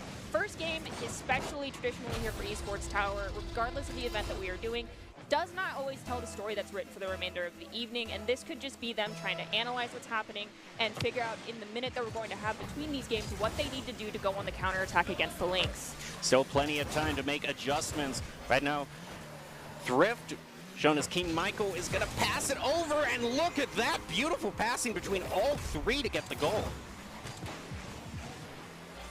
See King Michael elevating up there over to Wilds, and then Adrift is the 3rd one there. So elegantly pulled off, precision, technical ability. Going to put the Lynx to 7-0. Still have 1 minute and 15 seconds left on that clock. Vipers hoping to get that morality boost to finding 1 goal. We have a demo on to Zydra, though. Enzo not giving up, has a great stall here in front of the goal. Sends it to Tokei. Tokei centers it up, but before anyone from the side of the Vipers can get a touch on it, it's going to be disrupted by Thrift. Sends it to the mid to Wilds. Wilds takes a shot. It's going to not even hit the back wall before Enzo gets a touch on it, forcing a slight reset of the play here coming out from the Lynx. Ball now sent in the midfield. Thrift dunks it down. Has to play around Tokei. Tokei goes for the challenge, does not get a touch on that ball. In the corner, we have Zydra trying to dig it out of here, the back third. Enzo's now going after it. Has time to take a few touches, but needs to find an opportunity to make a play here. Does so. Hits the crossbar. The follow-up also hits the crossbar. That ever so steadfast 4th man coming in clutch there for the Lynx. You specifically saw there how Toke flew underneath the soccer ball. That's what I was saying about the boost. Sometimes you can't elevate up if you don't have what you need, but Toke is going to find the redemption he was looking for, score the first goal. That is the Vipers showing they have signs of life. They are not down and out just yet. While this scoreboard may be reminiscent of, yes, a GG go next, as we say here, there is still plenty of Rocket League left as we tick down to the last 20 seconds here of game number 1. Kickoff won by the Vipers. Answered quickly back by the Lynx, though. Heads off to the side. Adrift to elevate up. Doesn't quite get the tap he wants. Wilds is going to push it right above the goal off the backboard. Follow up there. Not going to be scored on, just off the post. Zydra now Zydra trying to play it up the field, but isn't going to quite do it. And at this point, now it is a question of whether the Vipers will be able to gather themselves mentally and fight back for this full best of 5. Well, right now they're going to have a minute to talk to their coaches. We can see here with our analytics, we have about 62% shots on goal in favor of the Lynx. Boost use pretty equal. Side control, though, heavily favoring the Lynx. And if you were to be trying to give words of advice right now to these Vipers players, what would that be? Well, one thing I really noticed, especially in the final minutes, is Vipers certainly have no shortage of plays they're trying to make, but I'm noticing at crucial times they aren't having the boost that they need, and that might be when they're not gathering boost, or maybe the Lynx are boost starving them. It could be one or the other, but not only did you see the play by Toke, who kind of flew under the ball at the crucial moment, but also Enzo had it all to himself around the 1:05 mark. Could have gotten the goal there, but ran out of boost just, and you saw kind of just almost like cement was poured into the car. It just almost stopped in midfield, wasn't able to score. So that boost management, trying to make sure you have the utilities you need, very important. Yeah, I agree with that 100%. The other thing I'm also noticing is the lack of attempting to stop the plays coming out from the Lynx. So getting in those passing lanes, stopping that reset from hitting off the backboard to take the secondary follow-up shot. A lot of those goals were follow-up shots. They were not the initial shot taken. So stopping that rebound is going to be very important for the Vipers going into this next game. We're going to be ready to head into the second round here. By far not a done deal. Both teams still have a chance to make a showing. We have it 1-0 in favor of the Lynx, but Vipers look ready to fight back. And overall, sometimes you need that first game just kind of learn the other team's play style, what they want, and maybe get those jitters out of the field. Because like you were saying, the crowd here is a double-edged sword. Sometimes it can help you and you get excited, but it's also intimidating at times. Very intimidating. And first LAN events, you know, you got to get the jitters out early. Otherwise, you can start seeing your chances of success trickle away from you. So let's hope the Vipers have improved. They're in the back third right now on the Lynx side of the field. We have Zydra go for a reset, sending it to Enzo, but they push it too far forward. So Enzo's gonna have to do a back pass to, I believe that was Zydra again, but Drift getting in that passing lane, stealing away the possession. Too many touches being taken right now for the Vipers. Vipers looking for their clear. Wild strikes blade around them, just gonna miss it. And barely the Vipers are going to get away from that one. It's a crucial demo there onto King Michael. That might just give them a little bit of breathing room that they need to try to clear it up. But Wilds in midfield is going to stop that. Z-Hydra with a nice tap is trying to pass it up the field. There it goes. Enzo is trying to look here, trying to disrupt the goalie. But Wilds, before the shot can be made, is able to disrupt the Vipers enough, so they're not going to get a shot on goal. That's twice now that I've seen one of our Vipers players just try and do their standard practice of taking a couple touches, taking the moments. But you need to communicate to your teammates when there's pressure being put on them, just like standard soccer. The give and the go needs to be happening faster here. Playing too slow into the Lynx very fast-paced playstyle is not going to be playing into your own advantage here because they are the ones currently in control of the tempo. Zydra does a great pinch, but the follow-up is actually going to come from a Lynx player. We have Thrift sending it to the back wall. Enzo, though, waited there patiently, grabs it, but unfortunately, again, it's going to be Thrift who gets a touch. Now they've dunked it down. Ball still here on the back third of the Viper side of the field. Zydra with a nice tap there is going to be stopped again by Wilds, who has been kind of the major denier. But we are seeing that the score is very even still. Nothing has been scored for either team. In fact, only one shot on goal has gone forward for either team. So it definitely seems that the Viper, oh, well, that might have been the exception there as soon as I said it. Vipers, again, another very risky situation there. I don't know why there wasn't a goalie back there. It might be just a bit of bullying from the Lynx. We just don't know right now. Got to make sure your rotations are clean. I've seen a couple of times now where we've had all three Vipers very bunched up and close into their goal, not looking to really find an opportunity to make a clear happen with someone in a cherry pick or at the midfield. So it's doing things with a purpose. That's very important, something I brought up here before. Right now, ball's on the back third of the Lynx side of the field. It's going to be popped up from Thrift to Wilds. Wilds sends it right back to Thrift. Wild gets it over Toke. It's going to be back and forth because we have a two-car pileup between the Lynx players, allowing Enzo to push forward. Now ball crossing that midfield stripe, but it gets dunked down right to Adrift. who volleys it to the back third on the Viper's side, trying to go for the challenge against Zydra. Zydra gets the first touch, though. They're looking for an opportunity, but that opportunity is thwarted by Wilds. Wild's been such a consistent pain for the Vipers whenever they try to make a play here.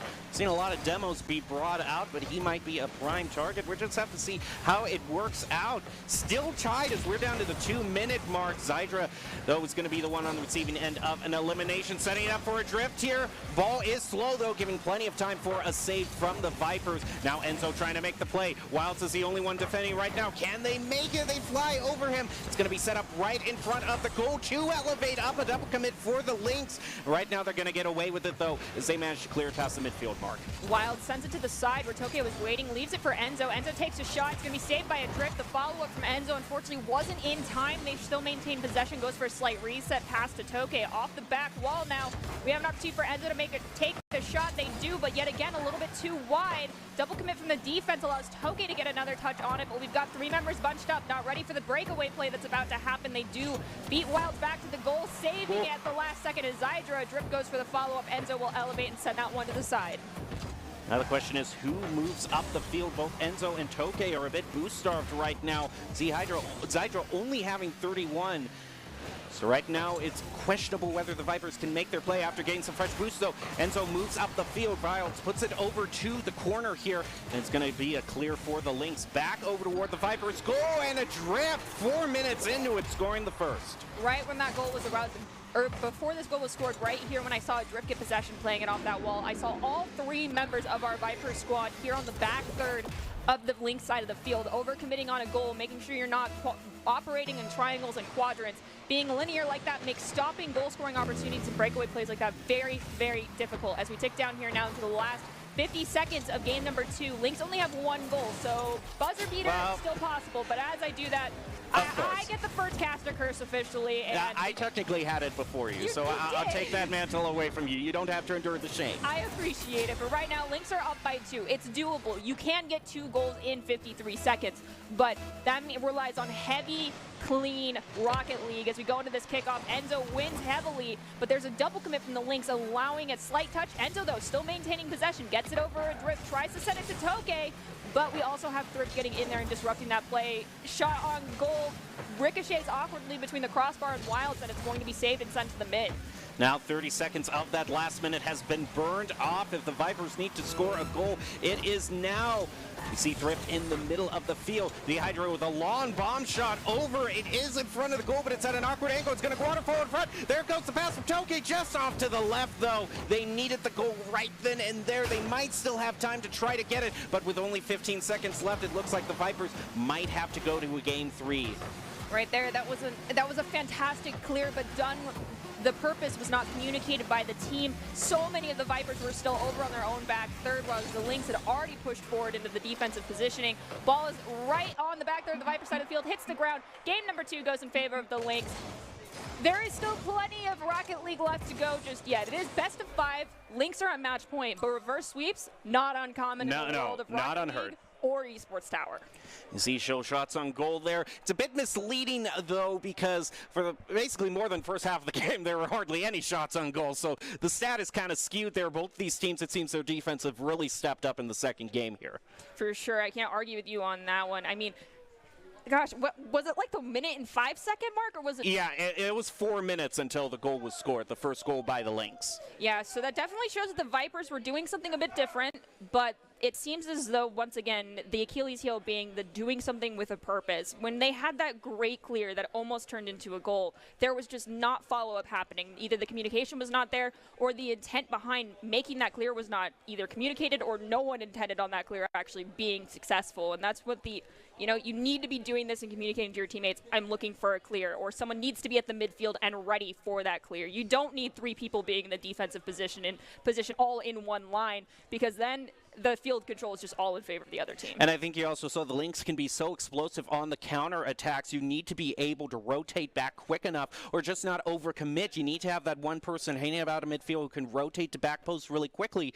Like you were saying, you don't want to get in that linear formation. You always want to kind of be in a triangle, a quadrangle, whatever sort of shape you want to be in, just not a straight line at this point can yield dividends. But here we go. We're going to go into game 3. Right now the Vipers have to pull off a reverse sweep. But also remember here, this is round robin, so we're not in the finals quite yet, so still a lot of this game left to be played, not only in this match, but for the whole tournament. I mean, if they're really trying to make a, in the words of Doc, a type of boomerang play here and just be like the sleeper agents and be like, this is our play style, and set this as the tone and momentum and pace that they're going to be playing for this tournament in game number 1, just so like the spotlight's moved off of them. Props to you. That takes a lot of mental power to pull off if that is the plan, but good luck.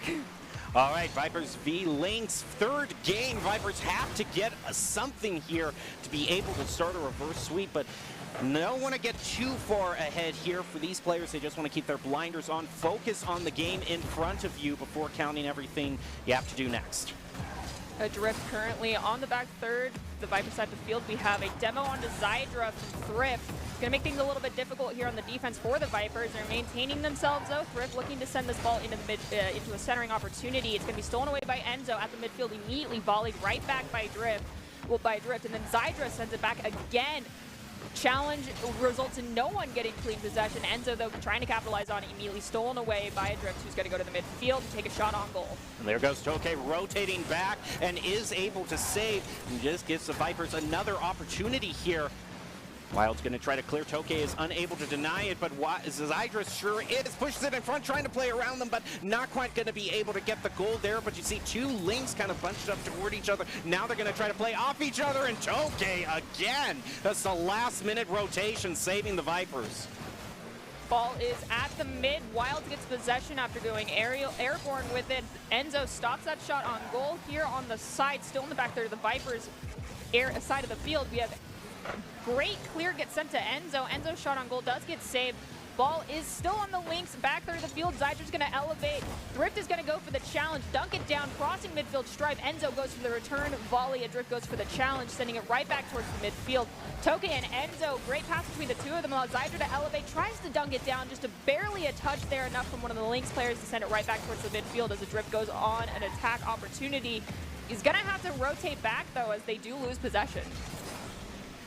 Toke trying to make the plays, actually going to rotate up. Enzo gets it stolen away from them now. Dangerous situation for the Vipers. They have no boost, and they're going to get scored and punished for that. Unfortunately, I think what you mentioned in game number 1 is really rearing its ugly head right now, which is the boost management, boost starving that's happening currently for the Vipers. They're losing out on quintessential resources when it comes to the fast-paced game of countering the Lynx. They need to start prioritizing making sure they're getting those boost packs. Oh, right off the kickoff, Toke. That's a fantastic kickoff. Oh, Enzo is just barely touched on by a Drift. We do have Toke not giving up just yet, putting pressure on. Zydra's going to help out, get possession. Adrift, though, sends it to Thrift. Off the back wall, Thrift goes for the redirect shot. Adrift tries to do it themselves as well, but Toke is going to disrupt the opportunity. Wilds takes a shot, goes off the backboard. It's centered up for Adrift. It's going to hit the backboard yet again. Toke now looking to dunk this one down. Unfortunately, takes a few too many touches there. Ball's going to be finally finding its way into the back of the net from Thrift. One other thing I gotta point out here is at the beginning of this round, since we're talking about resources, I was talking about, watch the bars on the side, not seeing how much boost they have, but a thing you want to be looking at is how those bars are depleted. A lot of players will just kind of tap the boost a little bit at the time so they can conserve what they have as long as they can, and if you see those bars kind of going down very fast, then that means they might not be using the boost in the most efficient way. We have the ball, unfortunately, go over Zydra. It's going to hit the awkward pocket that's there on the back wall. Toke tries to get across this midfield stripe. Enzo goes for the challenge. Zydra's going to stop this shot on goal. Plays it around Wild. They are having a Drift put pressure on them, though, so the give and the go needed to have happened, but it didn't. Now Toke is trying to go on the defensive, but a fantastic demo in the goal onto Enzo will result in goal number 2 for the Lynx. I mean, if you were wondering why it was on Doc's keys to the game, that is exactly why you want to do it. Drift sees his opening, takes Enzo out, who was trying to rotate there. It left the goal wide open. That's exactly what you want to do in this game. 3-0. 0 for the Lynx. Look like they're cruising to a win. With 2 minutes left, anything can happen. We have Wild go for the shot on goal. It is going to hit the crossbar. We have Thrift try to reset this play yet again. He's going to have it in the corner, though, so it means that the angle's not going to be quite right. It does find its way almost to the midfield from a clear from Enzo. Wilds tries to get a touch. Enzo's going to send it to Zydra. Zydra pushing forward now. Pushes the ball a little bit too far in front of themselves, making it difficult to maintain possession. Toge tries to go for the save, but Thrift now slows down, plays it around one, has to play it around another one. Enzo, though, gets above Thrift and manages to get a touch on it, forcing a slight reset. And Wilds dunks this ball down. Adrift comes in for the shot, and that is goal number 4 for the Lynx. And unfortunately, right now, it's just too much time the soccer ball is spending on the blue side of the field. That's that side control that we've been seeing at the end of every game here, just affording yourselves more opportunities for more shots on goal. Not unheard of, though, it is for us to see 4 goals in about 90 seconds. We're going to have to probably see one very soon here. We'll see how Zydra can do. It's trying to set it up and center it. And so now with the follow-up, it's right in front of there, it's just gonna trickle in, and the Vipers have started, hopefully a comeback for them. We might be able to see this in the replay here. Never mind. We're not going to see what Zydra was doing with possession, but it did seem like they finally are recognizing the fact that when they're on these offensive opportunities, they need to be looking for those give and goes. Someone needs to be ready to receive that ball or be ready for the follow-up, because too many touches, the fast play style of the Lynx, they're immediately going to push you away from that ball, or they're going to demo you to get possession. Right now, ball on the back third to the Viper side of the field. We have Toke go for the challenge against Thrift. Thrift does not get their shot in. Enzo gets it past one. There's no one to beat, but they are unfortunately not in position to take the shot, so they have to try and center it up and dunk it down to someone. They find Zydra. Zydra gets the center up, and Toge's shot, unfortunately, will not be received immediately from someone, so they have to reset this play with 40 seconds left on the clock. I like what you've seen from Enzo there, though, is able to take the boost away from the Lynx in their own territory right now. They're going to be running dry very soon here as they try to push it back. They managed to get the clear. This enough time for the Vipers to try to clear it back themselves. It's going to head down to half a minute left in this match. Vipers really need to pull together here to get the win. We have Wilds going for a shot on goal. It's going to be saved by Enzo. Enzo has the opportunity to push it to the midfield. Adrift whiffs their opportunity to get a touch on it, but Zydra has no one to beat, takes the shot, and that is another goal for the Vipers. We have 13 seconds left on the clock, though. That is a very, very heavy task to overcome. I don't know, but maybe 13 is in fact the lucky number for the Vipers. We'll just have to see. They're going to have to be able to get it right off the kickoff here, which we actually haven't seen any goals really scored right off the kickoff so far tonight, but it does happen. Senzo is going to make the hero shot here toward the goal. It's just up and going to want to fall down, but an unfortunate bounce off the backboard is going to put it in an awkward position there. They try to get the goal again, but the timer is just not their friend. That's going to be the first win there for the Lynx, winning it 3-0 in the first round robin match of the night. It seemed like the cobwebs finally had shaken themselves out for the Vipers there in game number 3. As you mentioned earlier, it's still a round robin, but for now, congratulations, Lynx. You guys are going to win our first game here with our Rocket League event with Esports Tower. It wasn't the most easiest game number 3 for them to win, because definitely the Vipers started swinging back as hard as they could in that those last 2 minutes. Right, and we definitely saw a major improvement from them. I wouldn't count them out for this tournament by any stretch of the imagination. They were able to improve.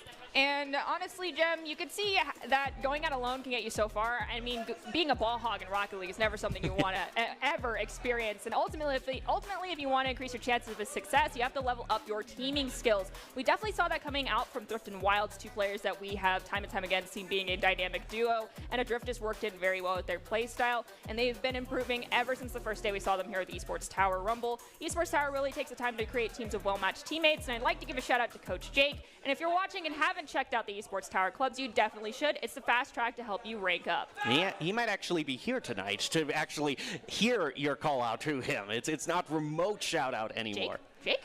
Yeah, Can I meet you? Well, we're just going to see. But like I said, this is a whole tournament. It's the first round robin match. We have so much more coming up. For sure, so be sure to stick around. We are going to take a quick break, allow everyone here in the arena to, grab some water, use the restroom. We got to rotate teams out. That's the first experience for these guys, I believe. Something you're not used to if you've never gone to a LAN is being ready to get on stage. So next teams that have to hop up there, good luck. Let's hope you're ready, and we'll be back here in just a few minutes.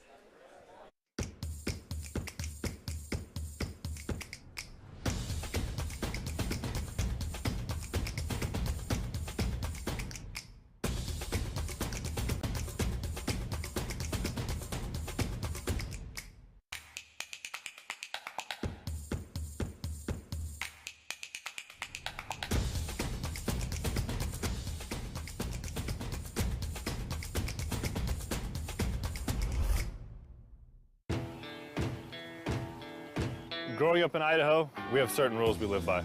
First rule, camouflage never goes out of style. And always buckle up. Seatbelts save lives. That's a rule we can all live by. Growing up in Riggins, we have certain rules we live by.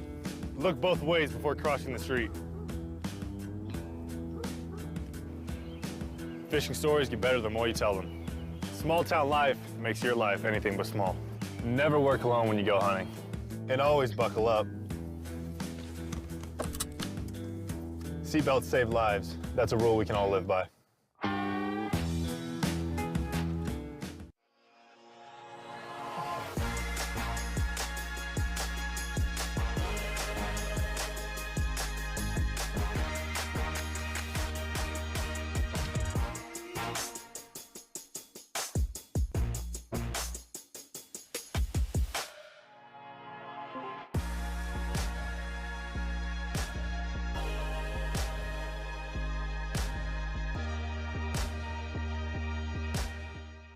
We're going to build bridges and hospitals in a day.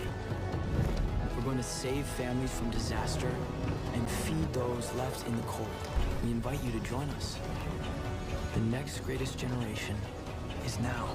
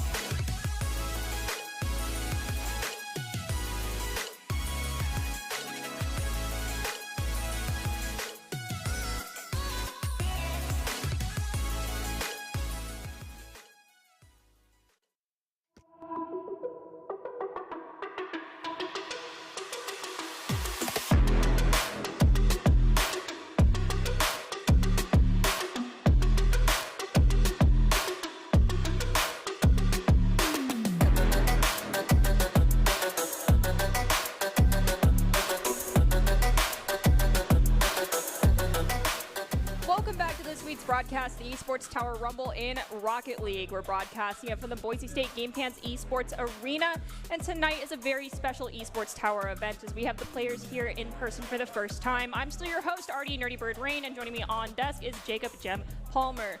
All right, so that first match was very exciting, and you know, do you think these players are performing well despite the kind of different environment that they are in? Because you gotta remember, we're gamers at the end of the day, and a lot of us spend our time in our bedrooms. Well, you know, I think we definitely saw improvement from the first game. Remember, the first game was 7-0, and then it was just like a 2-goal win, a 3-goal win for the rest of the best of 5. So I think we definitely see that once these players get in their groove, we'll see a lot more competitive matches. A lot more has yet to be played for these teams. And what's most exciting is we're going to still see the Lynx who are fresh off their win, but they're going to go up against the Barracudas, which, man, if there was a story team in Esports Tower history, a more well-established, top-notch team, it's the Barracudas. For sure, I couldn't argue with you on that whatsoever. The Barracudas are a long-standing Esports Tower team, and they're definitely a force to be reckoned with.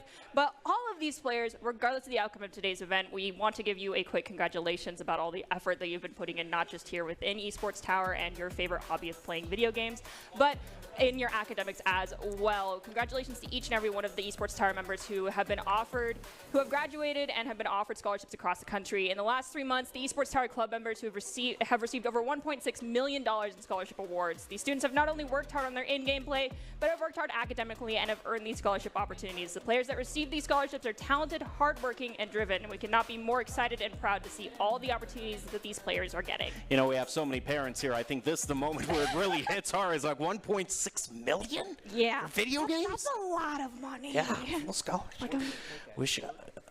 Wish I could have had that sort of opportunity. Definitely. Overall, though, I think we'll give the players a little bit more time to just kind of bask in the glory of their $1.6 million in scholarship awards. And we'll be back as soon as we can with the next game. So you're going to want to stay tuned.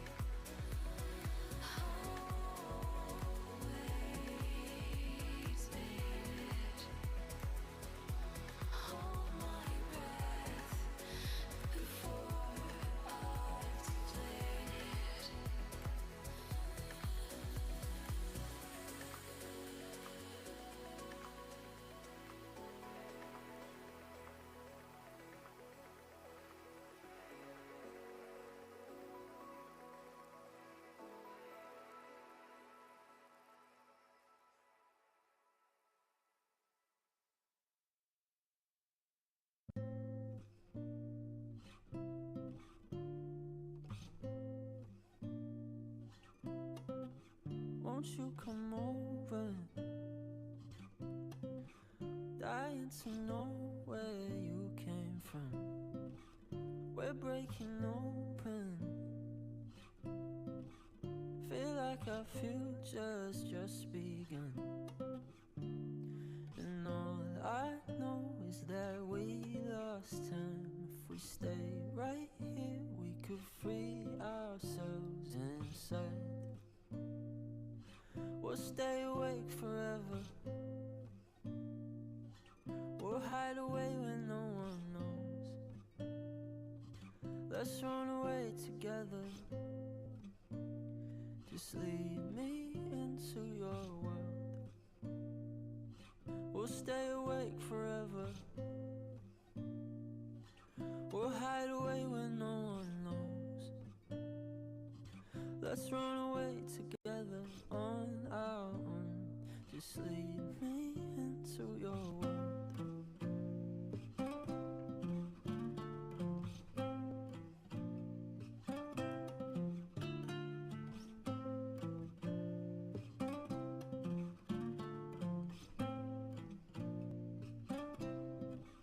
Waiting for no one. We're heading straight up for the sun. They'll never notice. We'll take these cities on our own. And all I know is that we lost time. If we stay right here, we could free ourselves inside. We'll stay awake forever. We'll hide away when no one knows. Let's run away together. Just lead me into your world. We'll stay awake forever. We'll hide away when no one knows. Let's run away together on our own. Just lead me into your world.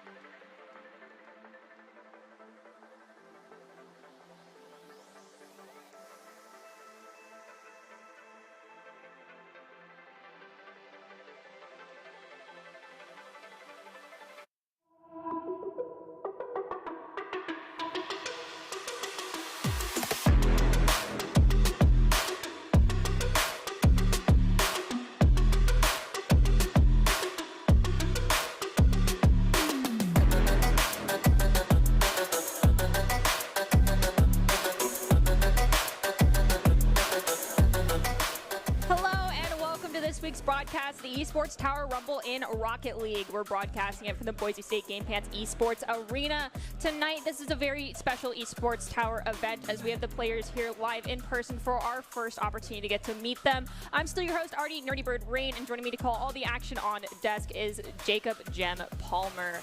All right, so we are going to once again be seeing the players we saw earlier, which is going to be the Lynx, but they're taking on the Barracudas. Right.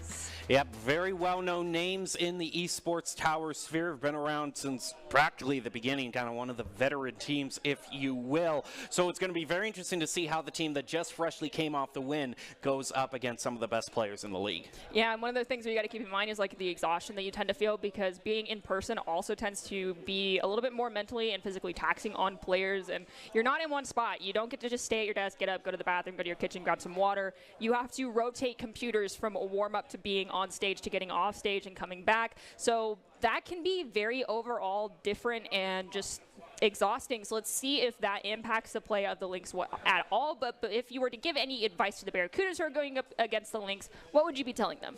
Well, I think it's very fortuitous you actually brought up advice, because we actually have some pro advice from our one and only Doc Haskell, and that's brought to us by Doc's Keys to the Game in Rocket League. And the players have a chance to see it in the arena this time, not just over remote, in person. Doc's Keys to the Game. You know, it'd be really cool if we had Doc go walk over to them and like hold up his playbook and be like, all right, here's your keys, and tell them himself. But we'll tell them for them, and those are: create the mistakes, punish the overcommits, play the walls better, and demo to disrupt, something we saw come in absolutely clutch for the Lynx earlier. Doc's Keys to the Game are presented today by Esports Tower. Score pro advice at esportstower.com. Improve your game sense, improve your team play, improve your performance under pressure. You'll get matched with great players and professional coaches to help you rank up.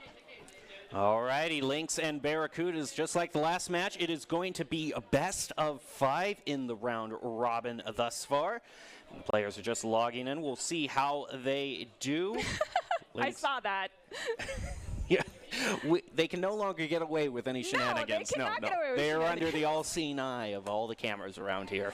I mean, we also have one of these players with sunglasses in the arena. Oh, yeah. 2 of them. Okay, I like it. Computers. And I mean, like, props to you guys. I mean, you need to protect your eyes from all the intense RGB going on here. Totally. I mean, if you look too much into the sun, you're going to get blinded. For sure, but for me, I'd be like, I can't see my screen anymore. I'm already blind as a bat, so kudos to you guys for being able to pull that off. Enjoy it while you can. No one keeps the 20/20 vision for too long, especially as gamers. Yeah, it reminds me of whenever I have friends over to game. One of them always makes a point to put on gamer gloves just so they can make sure that they're at their peak performance. And while I just gave Nerdy, while Nerdy has a migraine there, I'm just going to remind everybody of the general rule set. It is 3v3 soccer, best of 5, round robin before we get to the single elimination final, semifinals and finals, and overtime is first goal wins, called golden goal. And here we go. We can actually see where we are and what we have going forward here. We're in the second match. You can see Lynx versus Barracudas, and after that we'll see the Vipers. They get a little chance to kind of rest up, and we'll see how they've improved going forward. Definitely excited to see that matchup against the Barracudas, but right now we have the Lynx and the Barracudas. We've mentioned it earlier. The story behind the Barracudas is that they are a team of old. Just kidding. They're not that old. I'm really the oldest person here. But with that in mind, they are one of our oldest long-standing Esports Tower teams. They've had some roster swaps, but there are some players that have been there for an extended period of time. They've had a lot of work with the coaches. They've had a lot of work with various players throughout Esports Tower, and in turn, that group as a whole probably has some of the most Esports Tower experience as a unit than any other team here within Esports Tower. And if you think about it, high school, probably the most seniors ready to go into the collegiate scene as soon as they graduate here. So, you know, it's just like the collegiate scene. You know, you got the traditional 4 years, sometimes longer, as you can understand, Nerdy, but you know what I mean. You know, you don't, especially just in esports in general, there's always such new talent. You got to really fight to keep your spot. Yeah, and the fact that these guys have managed to do that just you know, speaks to their dedication to the realm of Esports Tower and Rocket League, and their willingness to continue to love something that for some is like, it doesn't change, so how is this exciting? But it's like every match is new and different, and so they're constantly improving their skill sets and just seeking to be the best players that they possibly can. Let's see if that pays off here in their first ever face-off in person between the Barracudas and the Lynx. And already Thrift He's going to make his presence known. We actually see Thrift has made a point of telling us between games that it has switched over gamertag to the proper name. So thank you for Thrift for doing that. But on the Barracudas, we see Greed, Quez, and Crayon ready to make their debut on the live performance. We'll see how they do going forward as Quez tries to set it up clear. Yes, and that was a tee-off from Cran, well, from Quez to Cran, but unfortunately it hit that crossbar. Greed still kind of in a cherry-picking position here. We have Cran rotating back, gets possession, can't quite play it around Wilds, though. Ball still on the back third on the Barracuda side of the field. Wilds is going to get demoed by Quez. Thrift is going to pick up the slack, and then another demo onto a Drift, but it doesn't matter. The demo... You took out the player, but you didn't move the ball away from its trajectory, so Adrift might go up in a plume of smoke, but they still get a fantastic first goal of the game. You know what we often say in Overwatch 2? It's a game of objectives, not a game of kills. Very, very true. And with that, first goal is going to go in favor of the Lynx. Still have 4 minutes and 12 seconds left on the clock, so plenty of time for the Barracudas to swing the momentum back in their favor. But I do like the chippiness that we're seeing from the Barracudas. They are here to play. They're going to try to set up. They're going to pass it back toward midfield. Nice shot there, back toward the goal. Adrift is going to rotate back, Quez was able to save that one. Is now going to be looking to clear it out. He's going to get demoed as a thank you for that from the Lynx there. Greed trying to set it up. It is blocked again. The Barracudas are definitely trying to make. We'll see how well they can rotate back here, there. And Quez is able to save. Now trying to go on the counterattack. Is going to go up against Thrift. We'll see if they can center it and get their first goal. We have a Drift dunk the ball down over Cran. Greed is going to be there waiting in the defensive position, but they pushed forward, and there was a slight awkward double commit there. We might see here in the replay. Yeah, we're going to. We have Greed and Quez. Quez, I believe, coming off the respawn there. Unfortunately, both on one side. Quez goes for the boost. Greed goes for the initial block. Can't get the second one, so that's goal number 2 for the Lynx. And typically, once you're up by 2, it's smooth sailing from there on out. However, 3 minutes and 30 seconds is a lot of time to keep that 2-goal lead. And it's like we also saw with the Vipers. It might just be, again, Lynx have been playing more on stage here. We'll see how the Barracudas can do warming up against this new team that they're going up against. Drift's trying to center it up. It's just going to head back, but they're going to keep control of it, keep the side control going. Greed now, Quez moving in for the clear, is going to play it off the wall. Centers it up successfully, but Wilds is there as the hero play for the Lynx. Such an important player. Wilds now has Cran hot on their tires, so they have to give it up, and they dunk it down to Thrift, who comes in, finding goal number 3 for the Lynx. That was a fantastic give and go. They recognized that there was pressure being put on them from Cran. Cran couldn't get the ball off that awkward ricochet, and we do see both the other 2 defenders both flat on the ground. Not much they could have done to prevent that from happening. That comes down to trusting who's on the defense, who's rotating the back post, and who's got midfield control. Got to clean up those rotations for the Barracudas to start preventing these opportunities from happening as easily for the Lynx. Adrift to elevate up. Quez going to try to block, is able to ground it. Leave it off for Crayon, who goes in and demos Wilds. Wilds is going to be back on the field, though, in a few seconds, as Crayon is unable to get the touch he wanted there. Now look out for the Lynx again! See, I think I know what the problem is here. The Barracudas aren't wearing sunglasses. That's the main thing. I think it's the sunglass difference here. It seems like the players might agree with you. Immediately they start nodding. Yep. As we go into the next kickoff, Drift is going to get the better touch on that one. Cran was there for the challenge, but it's going to be Quez who dunks it down to Greed, as we have Drift now rotating back to try and get in position. Wilds will get a touch on it, send it to the side, looking for an opportunity to maintain possession. Is going to pop it up. They do not have anyone there, so Quez is actually going to send it to Cran, who sends it right back to Quez. Quez doing what they do best, the aerial play. It's going to be pinched off against that crossbar and a Drift. Drift slows down, trying to maintain possession. Greed disrupts that off the backboard. Quez goes for the redirect shot, can't find the angle, and a Drift finds the save. Quez, though, at the mid, sends it to Greed, and they are resetting the play with Quez going back into that defensive positioning. Still plenty of time, though, for the Barracudas to make their first statement. Look at that disruption by Crayon, pushing Wilds back onto the field. Now rotating back for a bit of defense, is able to get a tap on it back towards midfield. Gonna stop the clear from Adrift. Now Wilds elevating up, opening here for the Lynx as they got a demo, but there we go. Crayon, nice rotation back, is gonna be able to save it. Barracudas need a goal, though, very fast. There was a shot on goal, but it did not get close enough to be credited, so Thrift pops the ball to Wilds. Cran plays it to the wall, trying to maintain possession, but pushes it too far and allows it to be disrupted. Greed now going forward in the corner here, looking to dig it out. We have Quez center it up, going to be sent right back to the side by Wild. Quez now off that back wall. Can't get a touch on it before it's immediately turned away by one of the Lynx players. Drift's going to pop the ball up. It's ricocheting off the ceiling. A double commit. This is an opportunity for Quez. Oh! Shot is 2-1! And a Drift gets a fantastic breakaway. Cran, though, at the top of the back third is going to stop that one. Greed now pushing forward. A Drift trying to stop this one at the mid. Turned away by Cran. Oh man, that couldn't have been more perfectly gift wrapped right there. It's like your Christmas present is their gift wrap for them, and then in trying to unwrap it, you get a paper cut. You know what I mean? It's that kind of general vibe. But again, we saw this with the Vipers. Sometimes you just need to warm up, and with the 4-0 here, Barracudas can maybe get a little bit of breathing room between these games, kind of regather themselves right here, and make this a more competitive best-of-5 going forward. The Lynx showing that they haven't lost any step. It's definitely important to remember, though, Barracudas, this is their first time on stage. This is their first on-screen at-a-LAN broadcast from us here within Boise State and Esports Tower. Whereas the Lynx, this is game number 2 for them. At this point, it's a cakewalk. They're like, 25 minutes, we're all good. We know how it works. We're veterans at this point. We're veterans. We know to wear the sunglasses. They know they're here for the environment they play in. I mean, there you go. That's the live sunglass cam right there. And with that, it's going to be goal number 5 for the Lynx. As we mentioned, though, it's a best of 5. There's plenty of time left for the Barracudas to turn this one around in their favor. But Wild right there gets a fantastic touch on a double commit, something that needs to be cleaned up. Might just be needing to get the gears turning, greased, and cobwebs shaked out there for the Barracudas, because they typically are not super guilty of those double commits. It's just very well could just be right now the nerves of the whole event, as we have Quez elevating. He hits the ceiling a little bit. They still maintain possession, but on the ground, it's going to be Thrift who steals it. Greed tries to take it away. Ball hits the ground. That's the end of game number 1. And you see the Lynx right there congratulating each other on that first win. As we go into kind of the more detailed stats, you actually see Barracudas had more side control there, and there were certainly opportunities for them to score there. It just didn't quite work out for them. But I think we still got a lot of game left to play. I want to see some more competitive games. I'm going to be completely honest with you. Something that I noticed that seemed a little bit off character coming out from Cran is typically a very demolition-heavy style player. They create a lot of opportunities by doing disruption, of whether it be just being physical with the other team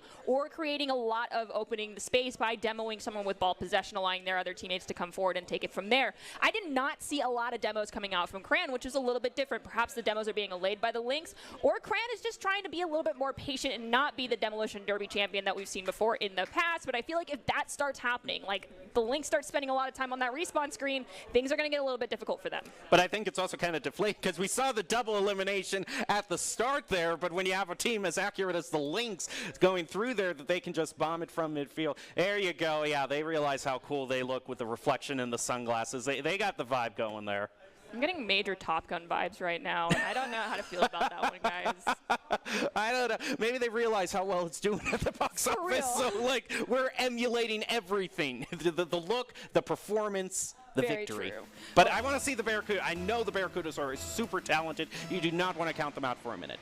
And off the kickoff, it's going to be Cran who wins that one, but they are going to rotate back as a Drift snags it off the wall. A 50-50 between Thrift and Quez allows Thrift to get the better of the touch. Elevation from Greed's going to dunk it down to Quez, but Quez pushed too far forward, too fast. Quez digs this one out of the corner at the midfield. It looks like Cran's going for the challenge against the Drift, and then it's going to be Greed pushing forward from there on out. Wilds goes for the challenge, finds the clear, is now here in the corner where Quez is going to be waiting for them.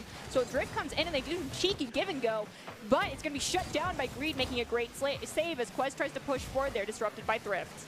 Now as we move forward, a Drift is going to have it denied by him, by Greed, who moves in Quez back over to the side. They're looking for their opening, the Barracudas, where they can strike. There's the give and go by Crayon. Back over to Quez toward the goal here, and they're just going to miss it as a Drift gets the save.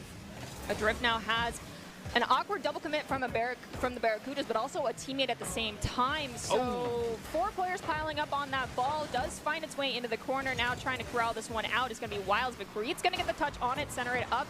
Thrift, though, finds the clear. Quez has already rotated back. He's going to send it to the side. Goes for the reset, but it is going to be touched near the goal. So Cran is forced to make the save. Ball is still here on the back third, the Barracuda side of the field. They're looking for an opportunity to clear, but all 3 members, once again, bunched up and getting corralled by the Lynx. Crayon now with just off to the front post there. They're going to try again on the rebound, but Quez is waiting back to defend, so he's going to wait for the clear to go through. He's unable to save it, though. Lynx get the first goal.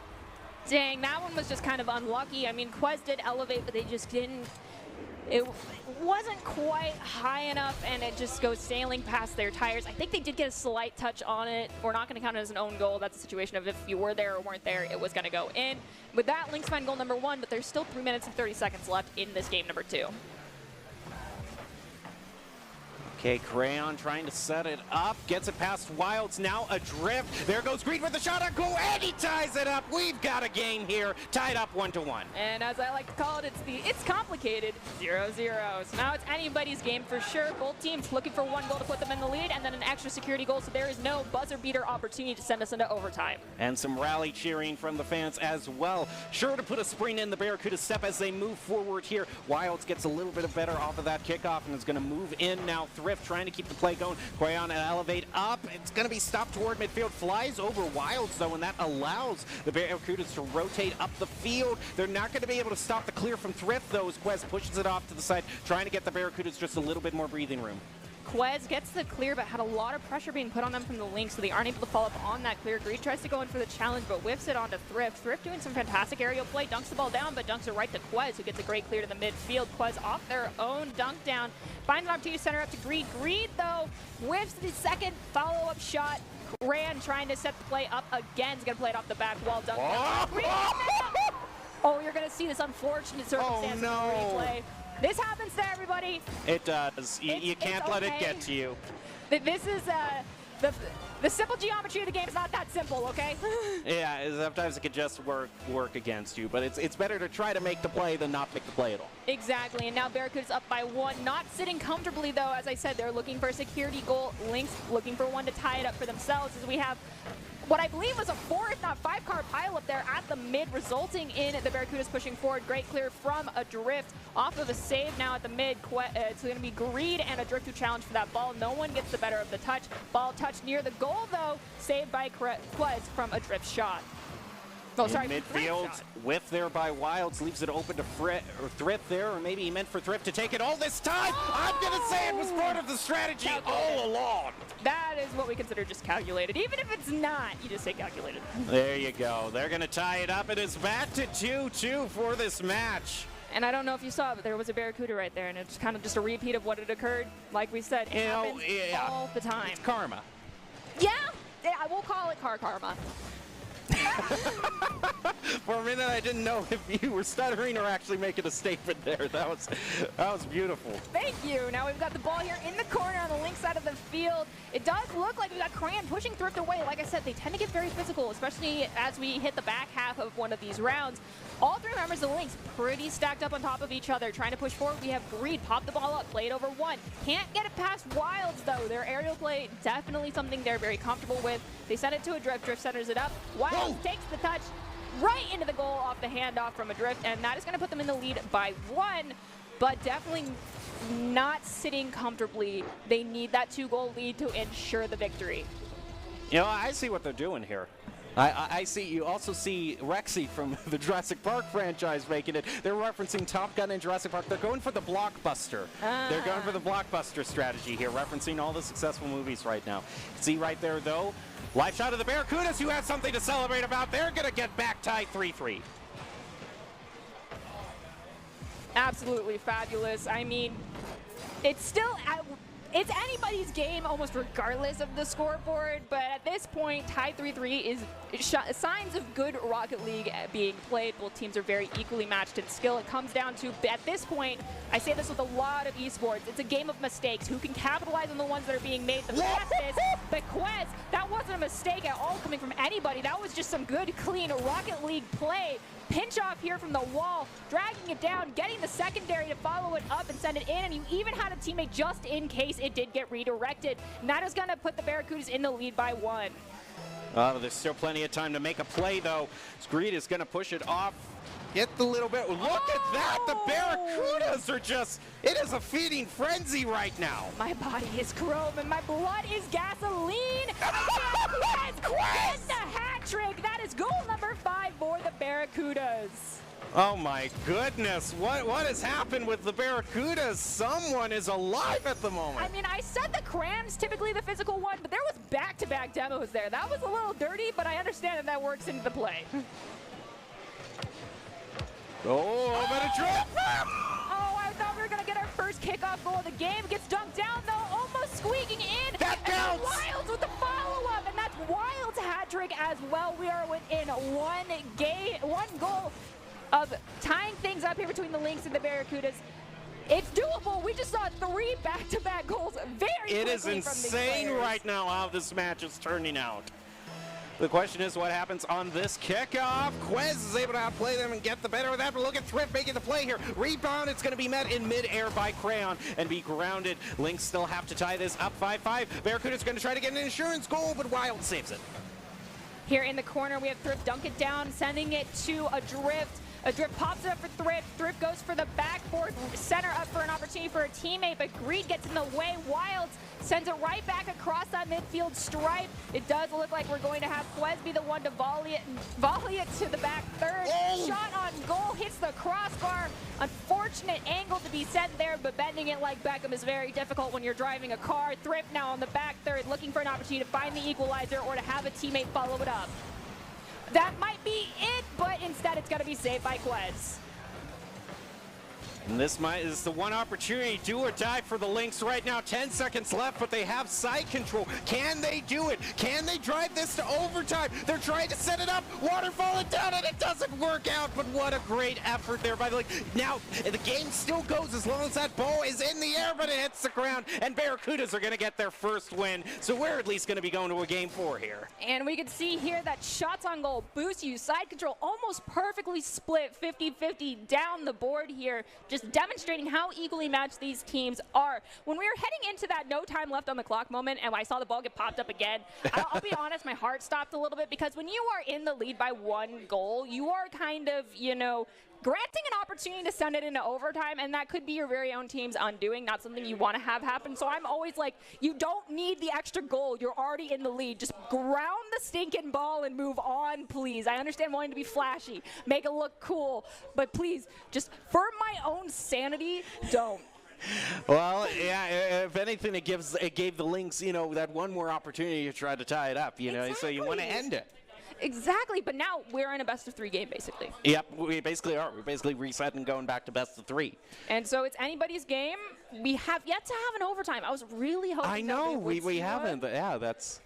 But I understand that it's also, like, overtime's probably the most taxing experience for a Rocket League player, especially like here within Esports Tower. We've had them go as long as I think 8 minutes, if not more before. So if we end up doing that, I'm very sorry to every player we have on stage right now because it's one heck of an experience.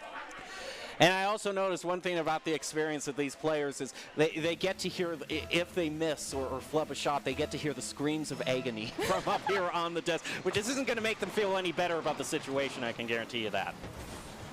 All right, as we start things off here, Barracudas are going to be off to an explosive start. Lynx having to defend here, trying to get some time to adjust. Now Adrift, now it's going to be working off to get the clear there off into the corner, but Quez answers that back, and there goes Greed being greedy by taking out Wilds, but it's not going to turn into a goal quite yet.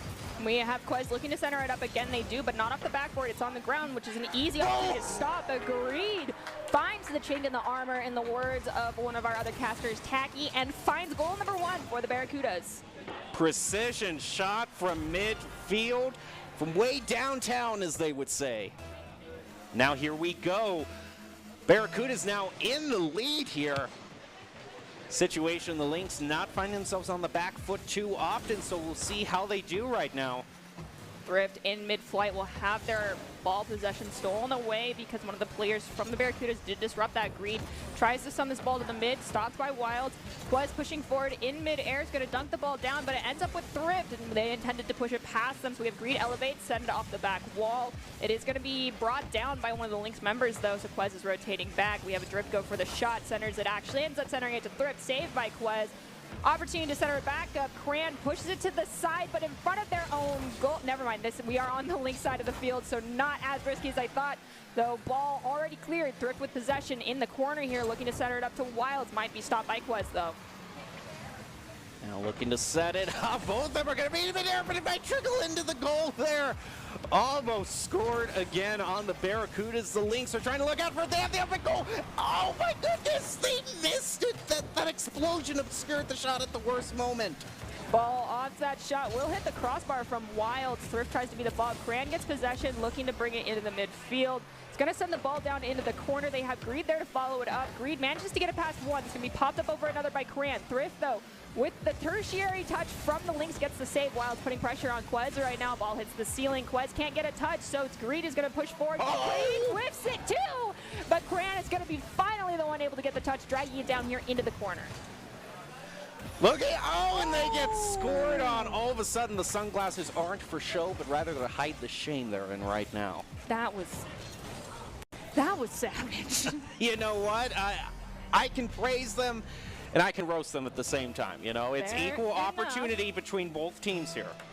We go into the next kickoff. It's going to be Greed and a Drift going for the challenge. Greed gets the better touch, but it's going to be Wilds there who's able to get the follow-up for their teammates.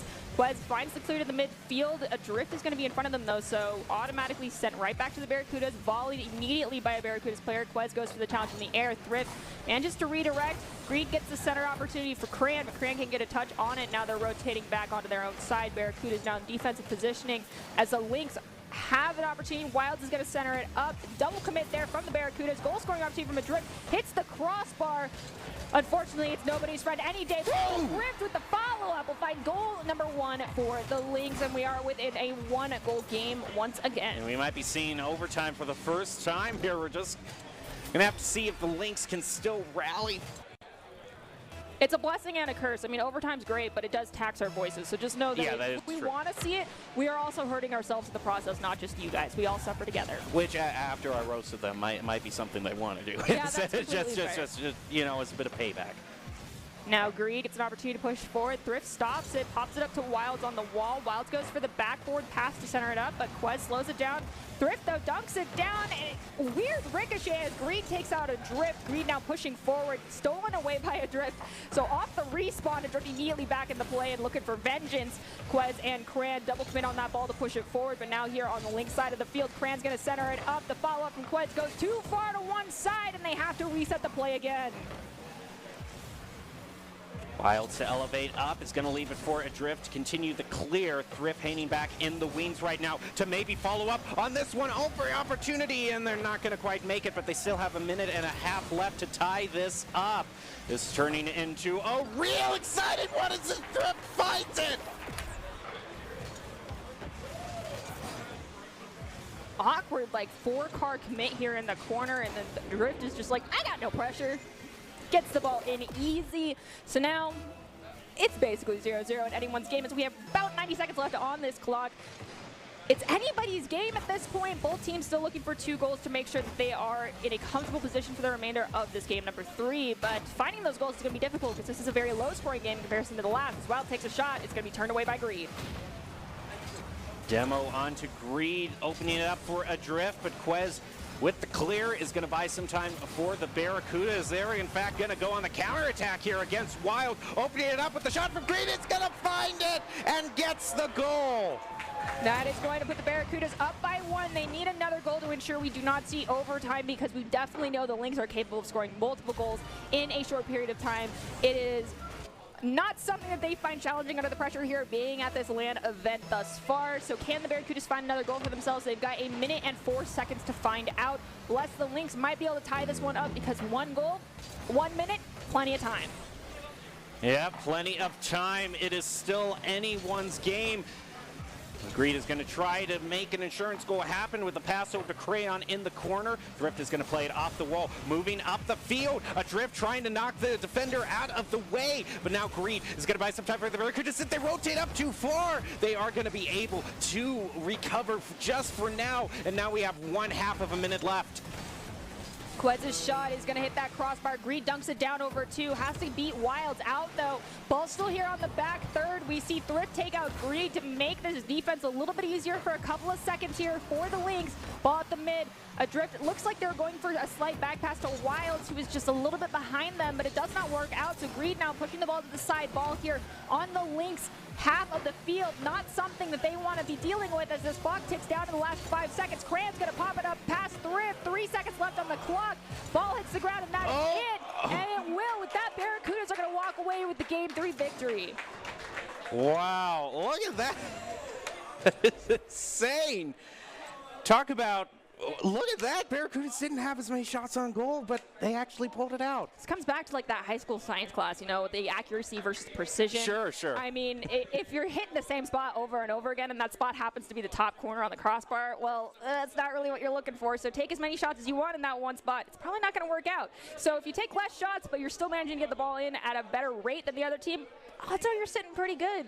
It's not common that we see that happening, but it does happen. And another thing that we didn't think would be common, but now is that Lynx are now up against a match point. After they opened the night 3-0, they are now on the back foot. They have to drive this to a Game 5 and win this next match, and it's only been decided by 1 goal each game. Do you think we're going to see overtime at least? Because we keep hyping it up. I don't know if we're going to. I personally really want to, and I'm very sorry that I'm wanting to, because it just makes it so much more exciting to see overtime, because it means everyone is fighting their absolute hardest. I mean, right now, if the Lynx are down by 1 and they find, you know, that it's Rocket League gold, to quote an announcer from a few years back, and they send us into overtime, then that is what they need to be doing. If they're playing for that, then so be it. But also, Barracudas are looking to just close this one out right here at match point. Can they come out on top of this one without having to deal with almost being equalized at the last possible second?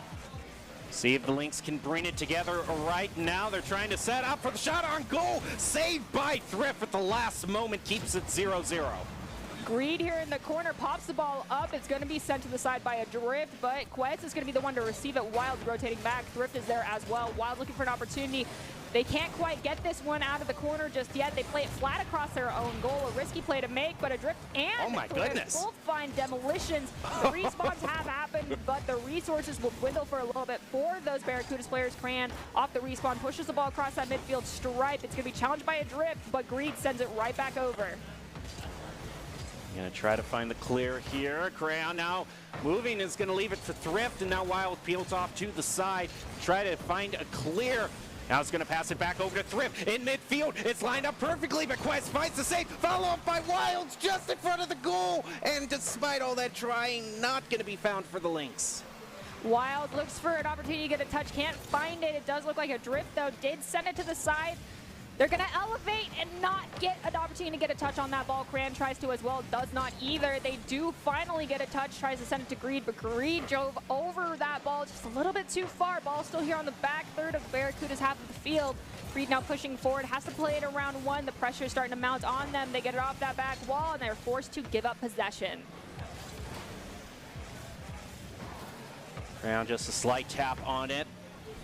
Greed, still a lot of fighting in midfield. Now a Drift moves in here. Do they see their strategy? They see, okay, just a little bit of an awkward play there. It's actually going to push it back toward the Lynx, but you know what? It's still tied 0-0. They're just going to trade demolitions and call it even. We have now passed 2 minutes here in game number 4. No goals have been scored, but it looks like the Lynx are struggling to get their rotations cleaned up that they need. All 3 members were very bunched up there, forcing Wilds off their own breakaway to be the one to try and make the play.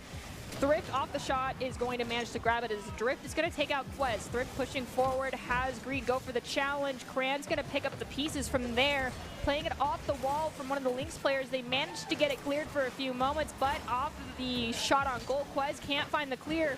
Thrift pushing forward, off the backboard, follow-up from a Drift is disrupted by one of the Barracudas players. I like how you see in the activity feed, a Drift is almost all demolitions. It's just bomb after bomb. It's just the mentality, you know what? Something needs to happen, and I'm going to try to make the play. I mean, demos can be very successful. You're taking someone out for a couple of seconds, and that opens the field so much, but also they can put you out of rotation. So it's demoing, but not doing it at bad moments and taking yourself out of the play. Ball here on the back third. Greed looking for an opportunity. We'll have it taken away by a Drift as we have 2 Lynx members grouped up. Oh, the cowbells. Oh, yeah, the cowbells. I was wondering when they were going to start happening. Cran off the back wall, sends it to Quez. Unfortunately, they have not enough momentum, so it's easily saved here by the Lynx. Oh, it is down to the wire right now. Just a little under 2 minutes left, and neither team has scored. Although if you look at the shots on goal, Barracuda still lead right now, 4-2. So the Lynx are trying to make something happen, but Greed is playing at the top of his game, is going to get a save there, but Thrift is going to try to set it up around the corner. Crayon to disrupt it. Now moving in, shot by Wilds. The goal is cleared out, but they're not going to quite find it. Follow up, and they get it! The Lynx want to go to game 5. so many demolitions to ensure that there was no one to stop this one from going in. Cran off the respawn tried to back up, but I mean, when you're just getting back into the play, it's very, very difficult. We still have 1 minute and 25 seconds left. It took a very long time for us to see the first goal of this game. Right now, Barracuda's on the back foot trying to find that equalizer for themselves, lest the Lynx put themselves at match point with a victory in this one. Here we go. Insurance goal would sure be nice for the Lynx here. Remember, if they win this, they still have to go on to a Game 5 to decide it. Here goes Adrift, just a shot over to the corner where Quez is waiting. Greed is going to pick up a little boost while Quez moves in for the clear. Adrift has to defend here and is successfully in doing so, keeping the Lynx in the lead. Greed's going to play it into the corner off the back wall, turned away by Adrift. Cran tried to be prepared for the opportunity to center it back up and do it again. They are, but it's going to be popped up by Thrift, preventing that backboard centering opportunity for the Barracudas. Ball still here, hasn't been cleared just yet. You can hear a lot of anxiety here on desk because those are a lot of shots being taken very quickly. Adrift in front of the Barracudas goal is going to pop the ball up to try and allow a teammate to come in and close out that play. But it looks like they're taking a little bit too long as the Barracudas are starting to get possession again. Wilds plays it off the backboard. It's going to dump it and pinch it into the net. That's goal number 2 for the Lynx. 22 seconds on the clock. That might be it. It has to come down to this kickoff. This is the last opportunity for the Barracudas to close it out here. They have to get it on the kickoff here. So if you see a kickoff win for a Lynx right now, that is super important for them. It's going to go off to the side. Who's going to gain control of it after? Crayon making the play, and a key save by Thrift there is going to buy them the time. It's now down to 15 seconds. This is now turned into a game of keep away or find another goal for the Lynx. They are on the Barracuda side of the field, exactly where they want to be. 5 seconds left. There is no time left for the Barracudas to find 2 goals for themselves. This is definitely a GG go next moment. Both teams now at match point. I mean, this is exciting. I didn't get to see an overtime just yet, but we are at game number 5. Both these teams giving it all they've got here in our round robin best of 5 series here between the two of them. This is just round robin. We're not even in a final yet. This isn't even the final four. Yeah, and the audience is getting into it. I love it. We're seeing such a competitive match. Basically, we started out resetting to best of 3. Now we've reset to a best of 1, basically. Yeah, this is where everyone needs to be firing on all cylinders, going, you know, Mach 12, no holds barred, playing absolutely perfect Rocket League. There's no room for mistakes in the next 5 minutes. Can you do that, though, is the question. I mean, pulling that off is difficult. That means clean rotations, clean boost management, and clean communications.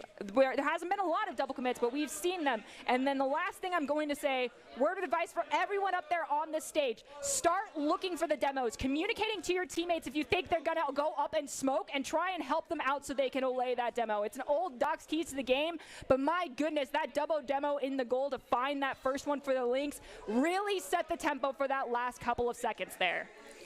All right, we're just about ready to head into the final game. As you were saying, no time for mistakes right now. I mean, no pressure. It's for all the marbles, and you can't make any mistakes, but no pressure at all. Yeah, this is the first time where we are, you know, setting up the story and mounting the pressure for everyone viewing, but also the players. Oh my goodness, almost off the kickoff there with follow-up by Crayon. Is not going to find it. Wilds and Thrift both being credited with the save there. Ball here in the corner on the Barracuda, on the Lynx side of the field. We have Thrift, though, with possession. Quez trying to take it away. Adrift is going to push Quez out of the way to allow Adrift to get an opportunity to send the ball to the wall to allow a reset clear. Quez goes for the shot. It does hit one and the crossbar, so no opportunity there just yet. Green goes for the follow-up, saved by, I believe, that one was Adrift. Now Adrift with a pop is going to get some elevation there, but Quez is going to answer it back. Takes it away from Quez. Is able to stop that clear. They'll maintain side control for now and set it up, although Quez is able to stop that centering pass before it goes through. We have Thrift leave the ball for, I believe that was Adrift. Yes, now Quez with possession has an opportunity to take a few seconds, but Adrift is trying to get in there and steal that ball away. They're going to take the shot, saved by Thrift. Thrift is going to elevate.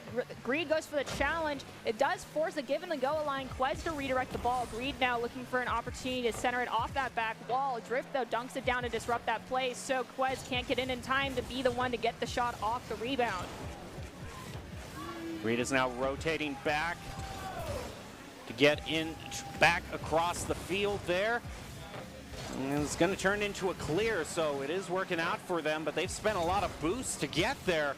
Might be just enough time. Yeah, there go the Lynx on the counter attack, and they're just going to miss. Drift dunks the ball down. It is left, and it allows Quez to get possession. Quez does have Thrift looking for an opportunity to put pressure on them. Thrift is going to send it to the side. Ball is here on the Lynx half of the field.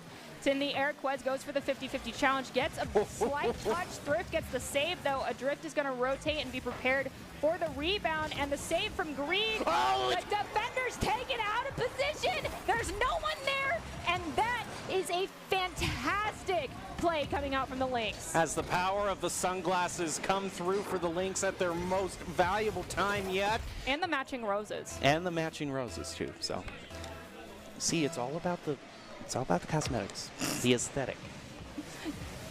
They're setting up a story as much as we are. Exactly, and now the kickoff, the ball is here on the Barracuda side of the field. Cran sends the ball to Greed. Greed plays it to the wall, knowing they've got a lot of pressure on them, though they need help from a teammate. Oh, Quez had a whiff, but Cran got the save from a drift shot. Ball is in the corner. Cran looks for an opportunity. It's going to be Greed who finds the clear, but there are no Barracudas members over here. They're all kind of dwindling at the midfield. Thrift goes forward. It is disrupted. Quez tries to get a touch, whiffs it. Wild though gets the shot in. There's no defender in position. And we are down 2 minutes, 31 seconds, almost crossing the halfway point of this game number 5. And the Lynx are in the lead by 2. Yeah, it's just unfortunate. You see Crayon, I don't know who was rotating back there because both of them were kind of rotating back at the same time. They were just a little bit too late. Look at Quez's activity feed. Nothing but shots on goal. Barracudas are definitely trying.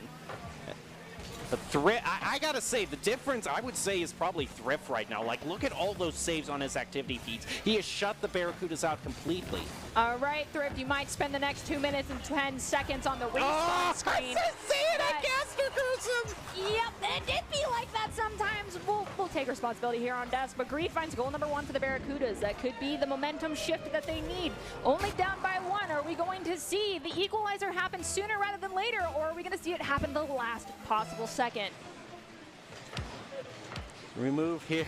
Adrift is going to try to get it back to a 2-goal lead for the Lynx, but Greed passes it up the field. Thrift though back and Quez, last minute save. Now they need to turn this into a shot on goal for themselves. Crayon doing some air dribbling, trying to push in front of the goal, but Adrift manages to be enough of a nuisance to keep a goal at bay for now. We have Wilds looking to dunk this ball down and send it to Adrift, who can send it to the side. That's exactly what they had happened. Wild sends it right back to Adrift. Adrift, though, has no one to beat, and that is goal number 3 for the Lynx. There was a double commit on pressure onto Adrift where there's no one rotating back into the goal. So that back post rotation did not happen fast enough. And unfortunately, having no one in front of you, it's an easy shot. All right, here we go. It's still not out of the realm of possibility. Remember, the Barracudas got their first goal when they were 2 behind, so they can probably even it up again here. But again, I think the main thing is I think we... Oh, like it's told you! Okay, I actually predicted that one. You did really predict that one. I saw a double commit from the defenders here, and Greed just pops it up slightly. Quez gets it past Adrift, and then Wilds can't cut in fast enough to stop that one from going in. That is how you need to set those plays up. Sometimes it works out very well. Push the defender out of the way, whether it forces them to make the play for the save or just be ready for the fall. But we have a drift takeout Cran, so there goes one of our Barracudas players for a couple of moments. We are crossing down now into the last minute and 20 seconds here. Barracuda's still down by 1. Still haven't seen overtime at all, but they're definitely teasing us with it, especially great shot by Crayon there. And Quez ties it up! Just about 1 minute left, and it's tied back up. All right, that Quez finds the equalizer. We are once again tied at 3 aside. Who's going to find the goal to put them in the lead? Is it going to just remain at a 3-3 score for the remainder of this game and send us into overtime? I sure hope so. Or if we see more goals, I want it to be back and forth because I want that overtime very bad. We have Drift trying to shut down that overtime possibility for me, but immediately it's circumvented and turned away by the Barracudas. Now ball on the back third of the Lynx side of the field as we cross the 1 minute mark. 1 minute left for these players. Look at the activity feeds. They're already rolling and they're rolling them over here because they have just been fighting so furiously in the final game. It all comes down to this, and Greed sees the opening with 45 seconds left. Barracudas lead. What a great read there. Sees no one is back there. Unfortunately, there's only one person defending. The Barracudas pushed him off to the corner. leaving the goal open. All right, Lynx, it's all up to you now. Thrift now pushing forward with possession, has Wilds in front of them. The standard give and go between the synergy of these two players is very strong, but it's stolen away. Thrift's going to pop the ball up, keeping this play here on the Barracuda side of the field. They're going to collide with Quez. Quez is going to allow Greed to chip in and get the touch to send it to the midfield, but off the wall, Lynx are trying to keep this ball from crossing that midfield stripe. Thrift cuts in, centers it up, but Quez elevates and tries to get this ball past Wilds. They get bad, but can they get it past Thrift? They will, sending it to the side. Very little pressure on them right now. 10 seconds left, and the Lynx have to make something happen. And it goes past the Barracudas, cementing their win there. But Greed, player of the game, not only getting a goal, but a hat trick for himself at the most crucial moment. Oh, and there you see him right there. He is in the camera right now. Enjoy all the glory because you deserve it. The audience counts it out. Ball hits the ground, and that is it. And the Barracudas will walk away with this victory for themselves. The Lynx did win our first game of this evening, so it's not as though they are not here to demonstrate their skill as well. It's just this one, the gods of the game and the skill of the players just in favor of the Barracudas. However, this is just the round robin, so yep. It's anybody's game still. I would like the results here to be a true round robin. Now let's get the Vipers win, and we have a win for every team. There we go. And if you are interested, by the way, in being seen by expert college recruiters or talking directly to esports industry insiders like pro athletes, team general managers, and game producers, then you should join the club. Esports Tower players get insider access to industry insights, and with our featured Rumbles, recruiters are taking notice as well. It's a great way to score exposure if you're looking to start your path to pro or land a collegiate scholarship. And with that fantastic game, you know, out of the way and done for, these players get a little bit of time to relax, and we'll provide a little bit more relaxation time for everyone, the viewership, production, ourselves. Take a drink of water. Yes, please get some water. We're going to take a quick break, and we'll be back here in just a few minutes.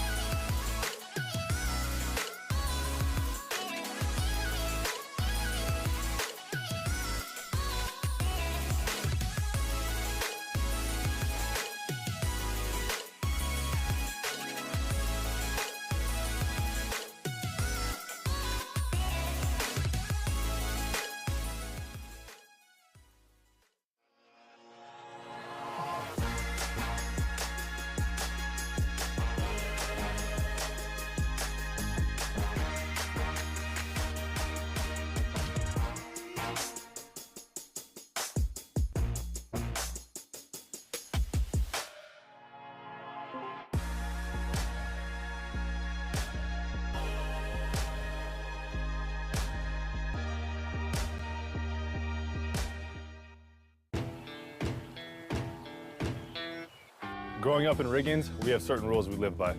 Look both ways before crossing the street.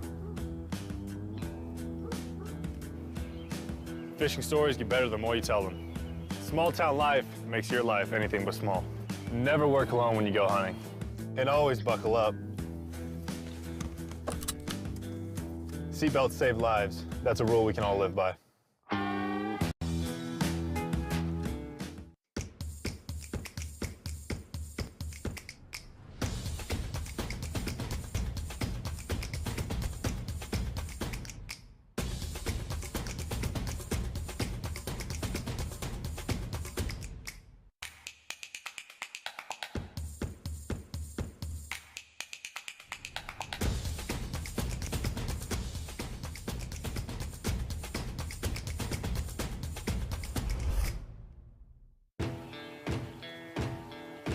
Growing up in Idaho, we have certain rules we live by.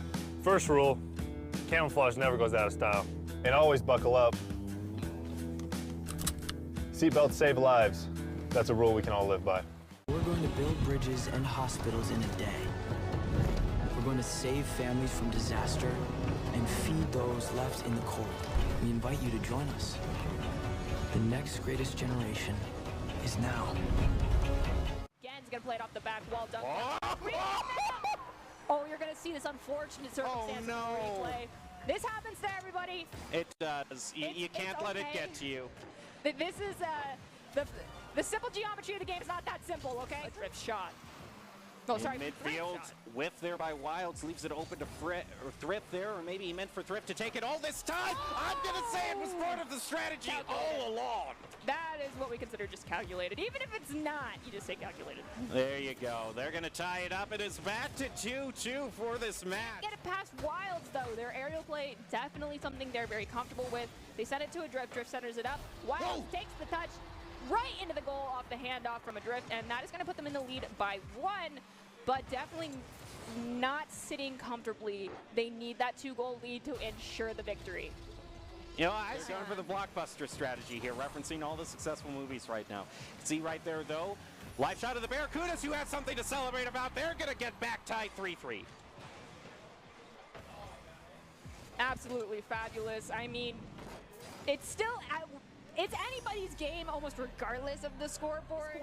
I say this with a lot of esports. It's a game of mistakes. Who can capitalize on the ones that are being made the fastest?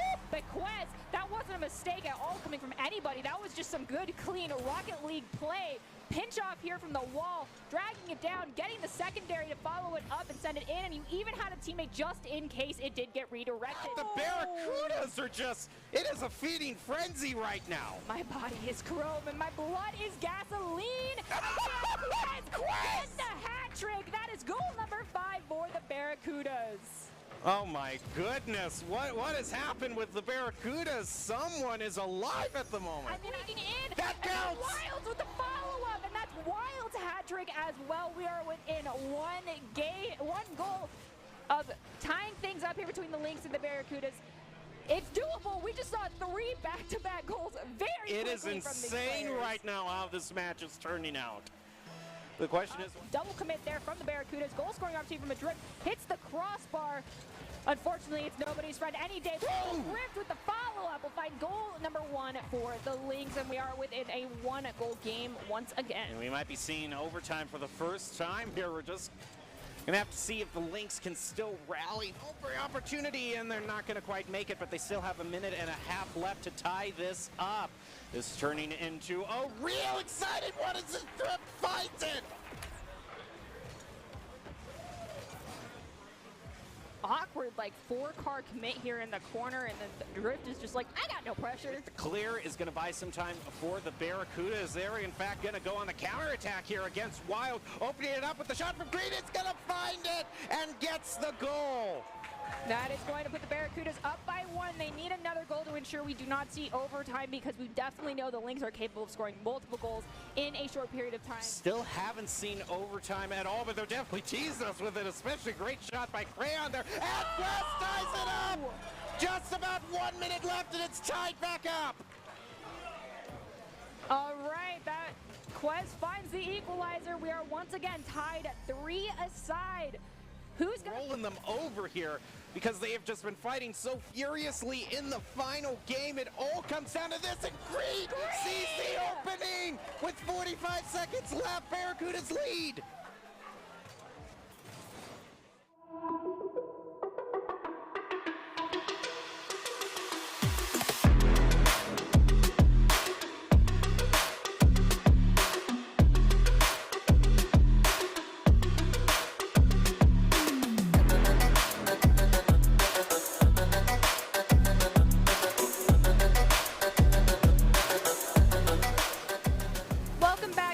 Broadcast of the Esports Tower Rumble in Rocket League. We're still broadcasting from the Boise State Game Pants Esports Arena. We didn't teleport anywhere. And tonight is a very special event within regards to the Esports Tower, because we have the players here in person competing at this event all together for the first time ever. I'm still your host, Artie Nerdy Bird Rain, and joining me on desk is Jacob Jem Palmer. All right, so that last game was exciting to say the least, but we still have another one left in this round robin. Yeah, we do, and it's involving the team that we saw at the very beginning. It's going to be the Vipers now going up against the Barracudas. Like I said before the break, I want to see every team manage to get a win here. So nothing personal against the Barracudas. I just really want every team to kind of get that confidence boost. I I definitely really want to see the Vipers do that as well for themselves. I feel like everyone deserves a victory no matter what. And at the end of the and also just so the Vipers know, the co-host that is typically here for our Rocket League Tower Rumble is Tacky, and he is always 100% rooting for you guys. He's not here right now, but know that he definitely is keeping you guys in his mind, and he wants you to pull out on top of this one and be the victors, because of course that'll just be another bragging opportunity for him and more suffering for me later down the road. So, you know, he's going to be sticking to his guns and rooting for you guys no matter what. So in this next one, I'll be rooting for you as well. Well, we're going to be ready to get into the final match of the night here, see how it closes out, and maybe it just makes the tournament organizer's job that much more difficult because everyone wins in the round robin. Now they got to go to the stats. Well, that's true. Good luck on that one. Thankfully, we're just the casters. We get to be the pretty people on screen. But with that being said, we have some words of advice for these players that are going to be going into this game in the form of Doc's keys to the game for Rocket League. And those are create mistakes, punish the overcommits, and play the walls better, and demo to disrupt. Doc's keys to the game are presented today by Esports Tower. Scroll pro advice to esportstower.com, where you can improve your game sense, improve your team play, and improve your performance under pressure, such as a LAN event. Just saying. Anyway, just saying. Score pro advice at esportstower.com. Definitely check it out if you're interested in participating in these events from here on out. We see a thumbs up there by Greed. If there's any player that has a reason to give him a thumbs up right now, it was Greed, the star player. There you go. Hello, I haven't learned everybody's names. I'm sorry. I need to put faces to names. Like, come say hi to me and I'll remember afterwards. But anyway, those are the Vipers. Those sitting closest. The Vipers. Yeah, and they just to let us know that we were correct. Yes. So we have the Vipers going up against the Barracudas. Barracudas, best of luck to both of you guys. Right now, Vipers looking for stop it. Right now, Barracudas are looking to get their second victory in our round robin, while the Vipers are still looking to find their first victory here. Those of us on desk are hoping that they do find it for themselves so we can go into our bracket stage with everyone having had one under their belt. So here we go. Everyone's loading into the arena here. You know what I just realized now? What? Since we're in the standard arena, they didn't bring out Hot Wheels. Aw, man! Oh, we were promised. I wanted Hot Wheels, but okay, I see how like it I is. said, we don't get what we want here. Oh my goodness! What? Okay, Cran shot, saved by Enzo. Ball has to fully cross that goal line just like real soccer, so every single pixel. Quez, though, trying to go for an opportunity for themselves. It's going to be turned away by Enzo yet again. Cran tries to stop this ball from crossing the midfield stripe. Enzo goes for a shot, turned away by Greed. This is very, very fast. Lots of shots being taken quickly. Not all of them have been accredited by the system, but we are seeing them. Zydra goes forward, manages to center it up, but Cran's going to snag it before any of the Vipers get a touch. Toke is now in the defensive position, goes for the challenge against Cran. Okay, trying to find the next play, but Quest is going to play it above him. There goes Zydra. It's going to get denied by Greed in midfield. Trying to set it up goes Enzo. Cran tries to make the play. Toke on the defense here. There goes a shot from Quez and saved by Zydra again. Zydra now pushing forward, gets it past Quez. Can't get it past Greed though, centers it up to Cran. Cran's going to push it forward, allowing Greed to continue on. Greed goes to center it up off the wall. It's very slow, but Cran's able to be in a follow-up, and that is goal number 1 for the Barracudas. Good play, and we see right there, unfortunately, return turtle there just in confidence. All right, I wonder when we were going to start to see the BM. Oh, that's our first kickoff goal. It's going to be scored by Greed. We'll be able to see the replay here. It looks like no one was really ready for it. Greed immediately goes in, shot straight at the goal. Not typically the strat you see people go for, which is why I believe no one was in the way of that one. It's hard to stop sometimes, but you know, when it's such an obvious play that no one expects it. You know what I mean? It's kind of like the scrims row of Rocket League. And now as we go forward, still 3 minutes and 45 seconds of being up by 2 is great, but that's a long time to have to defend that lead. Plenty of time for the Vipers to turn around in their favor. Greed goes for the stop here to prevent it from crossing the midfield stripe, and Tonke's going to dunk it down. It goes right back to Quez, though, who's going to elevate. Enzo goes for the challenge, still with Quez. Quez leaves it for Cran. Cran no! Ball from Greed is not going to be there. Oh boy, Vipers finding themselves in a lot of sticky situations thus far. Avoid BM references. All right, here we go. We have Cran now pushing forward. They cannot get it around Toge. Toge has an opportunity. They unfortunately can't quite get the elevation just right. Zydra's going to be trying to prevent this midfield cross from happening. It does. Now in the corner, Cran goes for the challenge. Saved by Enzo there right in front of the goal. Shot, though, returned from Greed. That's goal number 3 for the Barracudas. We have 3 minutes left on the clock, though, so it's literally 1 goal per minute perfectly for the Vipers. It's very doable, and that plays very much so into their play style. They just really need to start pulling the tempo of this match in their favor. And we've seen, you know, once Vipers get their strategy nailed down, they can fight back very furiously here. So still plenty of game left to play, and we saw Enzo with a great shot on goal there. It's going to be saved by Greed. Wes is going to be trying to pass it over to Crayon to get it clear. Doesn't quite go through. It's a little bit more side control by the Vipers, leaving up for Enzo again. Tries now Zydra. Moving it is going to play it just off to the left. Is not going to find the goal there, but they did manage to keep side control for a good amount of time there. Quez dunks the ball down, it pops up. Greed goes for the challenge against Enzo, does not get a touch. Enzo elevates, gets the touch to pop it up again, but Cran is there to snag it and bring it across on midfield stripe. Enzo yet again, though, challenges, gets possession. Greed volleys it right back. We have Cran take out Toge, opening up the field for a few moments here for the Barracudas. The shot's going to be turned away by Enzo. Ball at the mid, going high and ricocheting off the ceiling. Move forward here. Looks like Barracudas are going to rotate back here just as precautionary. As the Vipers try to make their play, and now they go on the counter attack right above Toke. Enzo just able to get, oh, he's in a rough position though there. Manages to still save it though. Man, great play by Enzo. I mean, look at all the saves he's already racked up here. That could mean, Enzo, you're the next target for the Barracudas, so be careful going forward. Ball takes the shot, very slow, crawling near that goal, does get saved. Enzo gets taken out, though, by Greed.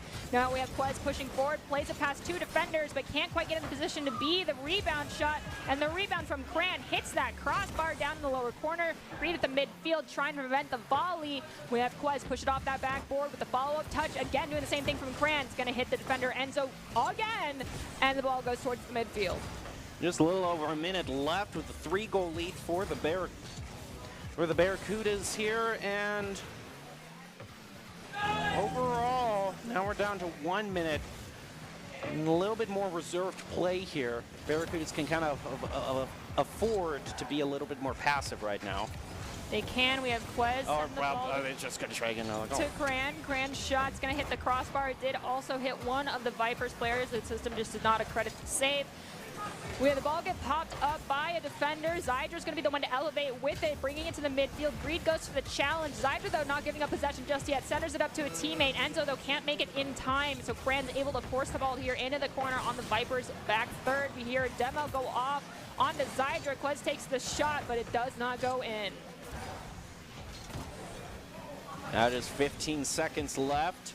Barracudas look all but sure to take this first game, but this might be a repeat of the first match as well, and it just takes the Vipers a little bit to warm up, but then once they find their play, they are a force to be reckoned with, so we'll just have to see how they do in these crucial few minutes, few seconds between each game here. And we can see, as far as the statistics go, we have shots on goal heavily in favor of the Barracudas. Boost use pretty equal side control in favor of the Barracudas as well. When it comes to dealing with a situation like this, I'm going to turn to advice that comes from the one and only Taki, who is one of our Rocket League experts when it comes to us casting here on desk. And that is, you don't need to go for the flashy plays. You need to go for what works. And that's focusing on your clean Rocket League. That's the, rotations, communication, making sure that you have midfield control. And the last thing I tack onto that is always doing something with a purpose. You can't be having clears when you don't have someone ready at the midfield to follow up on that clear. It's just going to immediately volleyed right back. You need to also communicate to ensure double commits aren't happening and having someone rotating into that defensive positions. I understand that these players have worked together a long time, and they know each other, they know their play style, but being at a LAN, it can shake that up quite a bit. It looks like they are getting just a little bit of advice. You can see behind us 2 coaches, one coach for each team, just kind of giving them little bit of pep talk, making sure everything's all right, and looks like we're just about ready to head into the second game here. But yeah, overall, I just think it's a matter of just one play at a time. I think mainly that we saw with the Barracudas with the shots on goal differential there, is the Vipers just weren't afforded that many opportunities to get a shot on goal. So you know, Doc usually says it just takes one big clear and following up on that there. So like you were saying, having someone to follow up on the clear and just take it one play at a time. Well, we're going to go into this first kickoff and see how this first play goes. Who's going to get the better touch is really up to the players and how they go about it. And it looks like it's going to be Krant with Quez following up off the backboard. Moving towards here, Tokay now leaving it for Zydra, unable to find it, and that's a very quick goal for Greed. Hey, you actually see that bit of disruption there. The bouncing out of the way was crucial. The disruption play is not something you typically get a lot of opportunities in the replay cans to see, but it is very important, almost as good as, you know, demoing a goalkeeper, but it doesn't force you out of position. It doesn't require as much resource. We have Enzo, though, try to push this ball across the midfield. Greed's going to stop that, and we have Quez. Well, sorry, Zydra pushed the ball to the side. Tokay's there for the follow, but it's immediately popped back up. Enzo goes to dunk it down. It's going to be Quez who responds to that. Zydra and Tokay both elevate. Tokay's going to be the one to send it to the side where they have a double commit coming out from the Barracudas. Crayon gets slight tapped on there. Is going to get demoed. Right now, same problem for the Vipers. They're finding themselves kind of constricted right now in their own territory. And just one shot after another levied by the Barracudas. Eventually one gets through. This is the opportunity here where you just got to plan out your next clear and follow up on it. Zydra is going to look for an opportunity. Unfortunately, Greed's putting a lot of pressure on, and they're going to be the one to steal the ball away and send it to Quez, who's going to play it off the wall, dunk it down to Cran. Cran leaves it for Quez again. There's not a lot of momentum, though, and Quez, with that slowdown in tempo, finds another goal for the Barracudas. And unfortunately, there, yeah, we see the rotation go through there. I would almost have to look back there and see what the boost was if they ran out of it. I'm just guessing here at this point, but sometimes it just comes down to a matter of execution in the main time, in the main moment. I mean. We have a challenge that happened in the air against Quez from, I believe it was Enzo or Zydra. It did result in the ball now being sent to the Barracuda side of the field. Tokay sends it to Enzo. Enzo unfortunately takes an awkward ricochet and touch, but Zydra, being in a defensive position, makes a great save. Now looking for an opportunity to find a clear, leaves it for Enzo to push forward with possession. They play it around Cran, but they can't get it past Greed, but that's a double commit from the offense there from the Barracudas. And those double commits can really open up an opportunity for the other team. All it takes is just a moment of carelessness and you can be punished, and Enzo is definitely trying to make the plays here. Just not quite finding them, but as long as they they're able to deny the clears from the Barracudas, they can open up more opportunities. There goes through for Quez. He's going to head back over to the center of the field, though, and Crayon with shot on goal is going to be saved by Enzo, pushed back off to the side. Greed sends it to Quez. Quez takes the shot. Enzo's going to send it to the side, but they have Greed putting pressure on them immediately. Enzo tries to dunk this ball down to a teammate. Zydra has to go for the challenge against Cran. Does look like we're going to have Quez also come into play. Tokay, though, finds the clear finally as it goes to the midfield. Enzo's there for the follow-up, but Greed just barely beats them to that ball. Ball is still on the Barracuda side, though, so it does look like the Vipers have the opportunity to make it play happen. They just need to get this ball away from Quez. Ooh, saved there by Enzo, but a little bit of danger there, and that was a double commit to get the save, though. Tokay gets the demo onto Quez. I mean, we were talking about, oh my goodness, Greed. I mean, we talk about taking out Quez, and then Greed steps up. Yeah, it's a little difficult to deal with, you know, someone. I wanted to make a pun, but I'm going to refrain from it. Yeah, it just, and that's the thing always with demos is they can open up opportunities for you, but you also don't want to get too tunnel vision in trying to go for them too, because you can put yourself out of position if you just go for one. We do have Enzo looking for an opportunity. They're going to actually allow Toke to be the one to send it to them, which is a fantastic pass. We have Quest put pressure on, allowing Zydra now to elevate, push the ball across the midfield stripe, forcing it into the corner on the Barracuda's side of the field. Enzo plays it off the back wall to Toke, but Toke can't beat Quest, allowing Zydra to rotate forward from that back post position, get a touch on it. Double commit between two Barracudas and Vipers players. Does eventually end up with Greed playing this ball off the ceiling.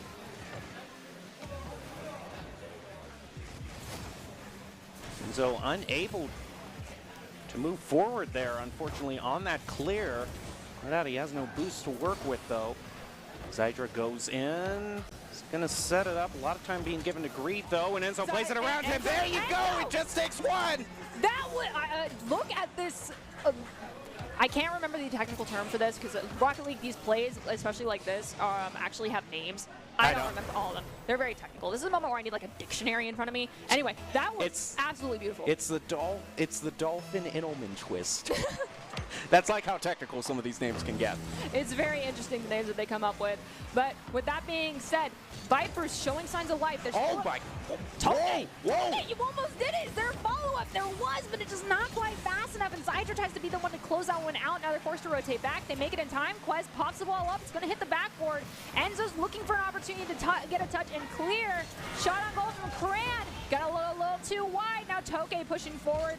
Has Quest put pressure on them. Zydra's trying to be the follow-up. Instead, Cran pops the ball up. It goes into the corner here on the Vipers half the field. 30 seconds left as Enzo has made another play, but Quest is going to take it from him and place it around Toke. This is very crucial here that the Barracudas just maintain control of the ball for the next 15 seconds. Zydra is unable to find a clear there. It has to be brought through by Enzo here. Just a little bit of possession here and a ground very quick to end it. Well, that's not going to count. But at this time, the Barracudas now win another. And that does, I believe, put them at match point, yes, it does. Unless I'm very bad at math. Yeah, I think it is.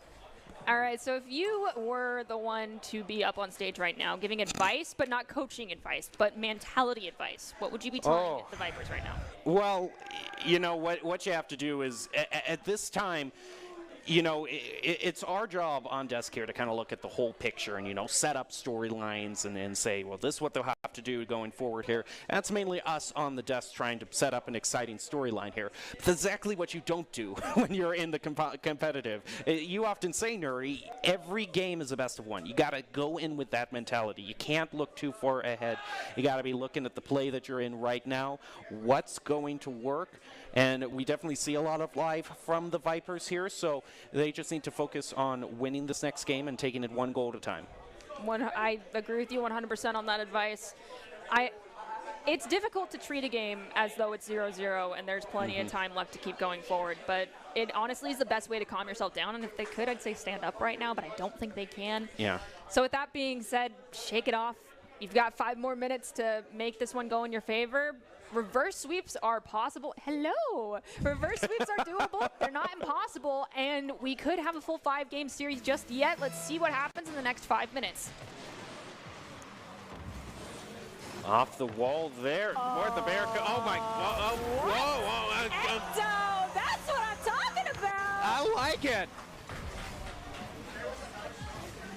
There we go. That's a great way to put a little spring in your step, start things off. That was very fast, too. 5 seconds to find the first goal. So nicely done there from the Vipers.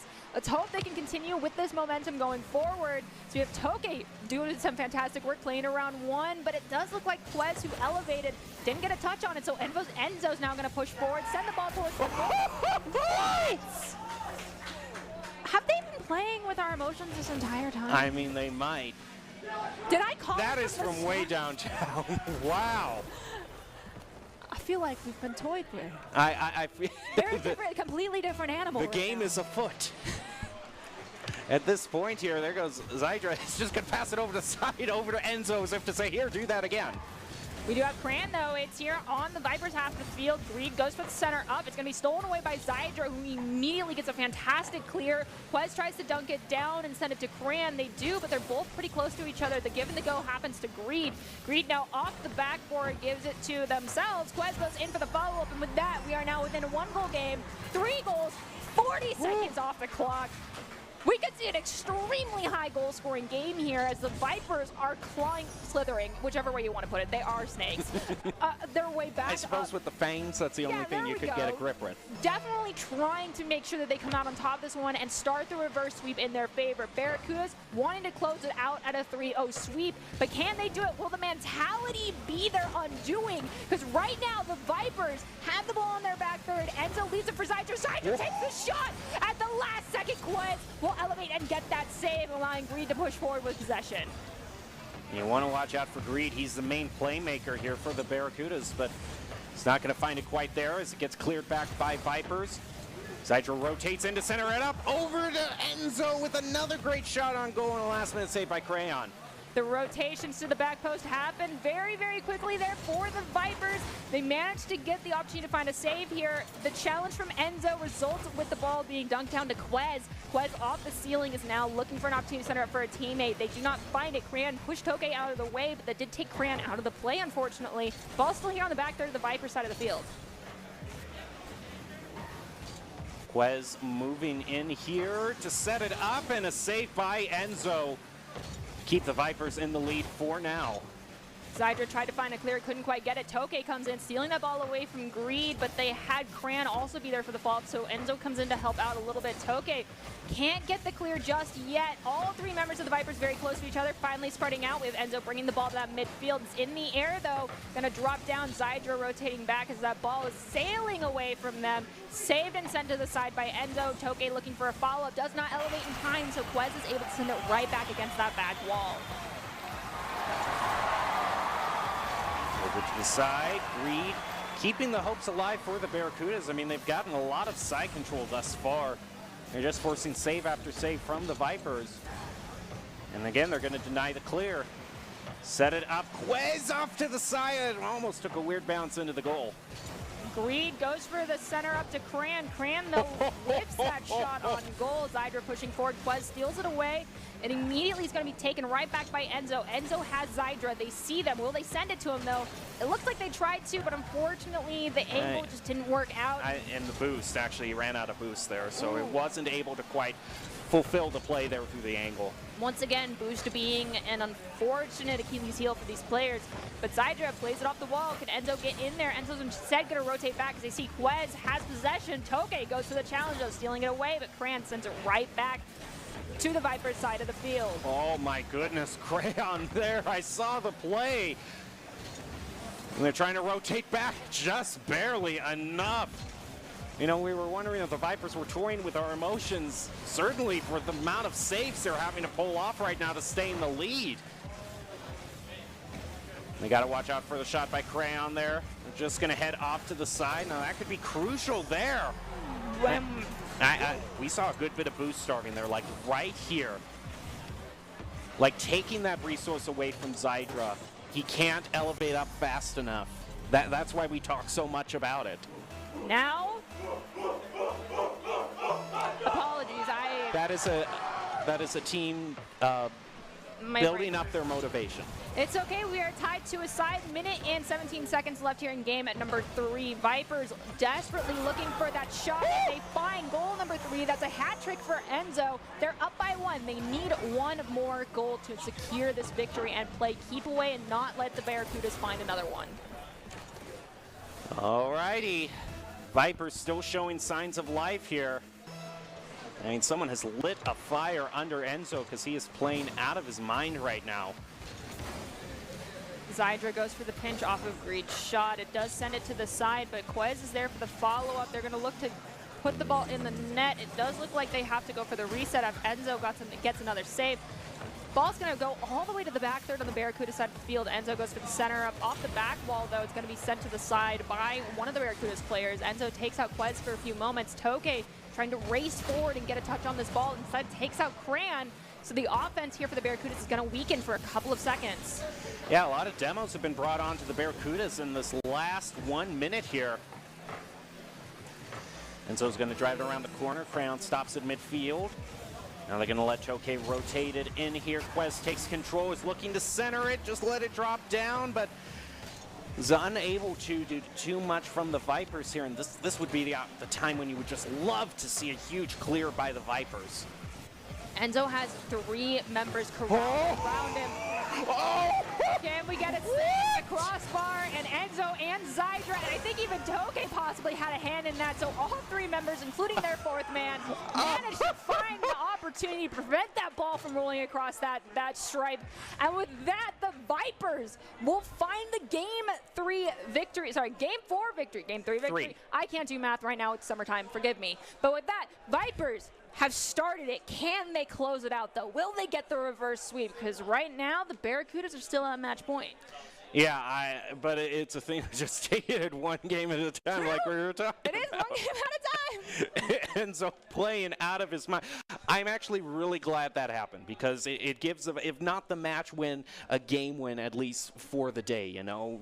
Getting shut out 3-0 2 times in a row on your first day playing here, you know. You want to have that one win to get it in, you know, no, we deserve to be here. 100%. We can match up against these other teams. And I'm not saying that wouldn't have been the case had they not won, but just for the mentality's sake, you know, I'm glad the Vipers now have that under their belt.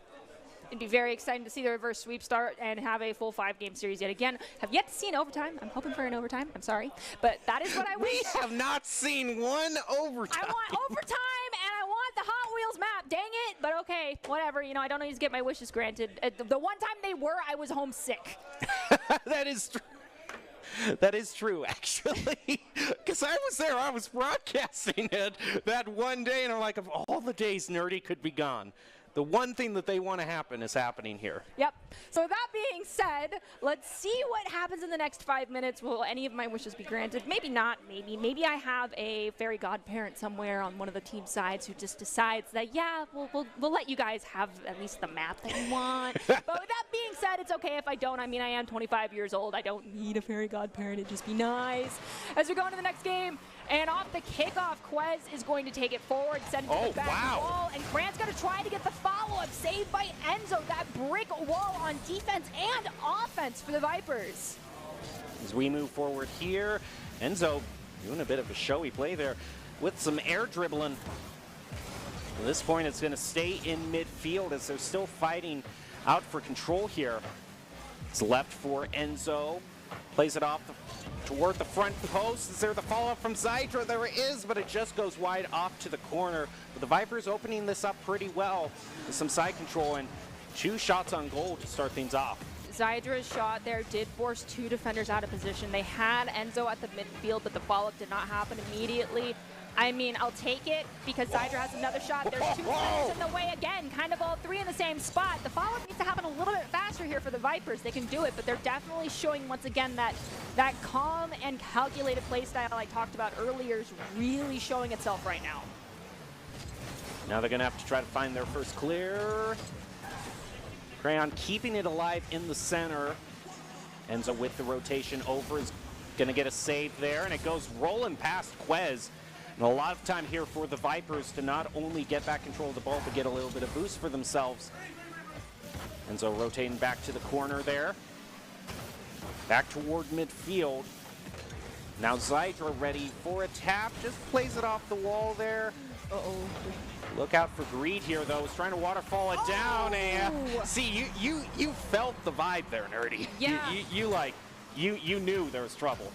If you hear me say, uh-oh, it's not without reason, because I knew that Greed was going in, but I knew Greed wasn't trying to guarantee that goal, that shot was going in. What they were looking to do was set up Quez for the follow-up. I'm pretty sure it was probably communicated that Quez was ready for it, and it happened. That is a perfectly calculated play. That is how you do it. Forces a defender out of position, and you're just there to smack the ball right into the back of the net. Only up by 1, though, taking almost 2 minutes. It's an opportunity for the Vipers to turn this back around. Greed, though, gets the save there. Toke centers it back up. Double defender commit, just as I talked about earlier. Unfortunately, not capitalized on fast enough. There's a nice tap from Toke. Gonna move it off to the center. It looks like Enzo's gonna be the next one to go up against Crayon here. Clear and plays it over him with the pass over to Quest. And what a demo play there. Oh, Enzo, you're back. It's okay. We have Toke now. Trying to get this past Quez. They don't quite find it. Zydra is going to try and look to get it past Cran. It's pinched off and put in the air. Wow. I like Okay, that play there. Yeah, did you Enzo, I mean, they recognize, if you look at the activity feed, you see Enzo's the main defense person. And now the offensive person taking out Crayon.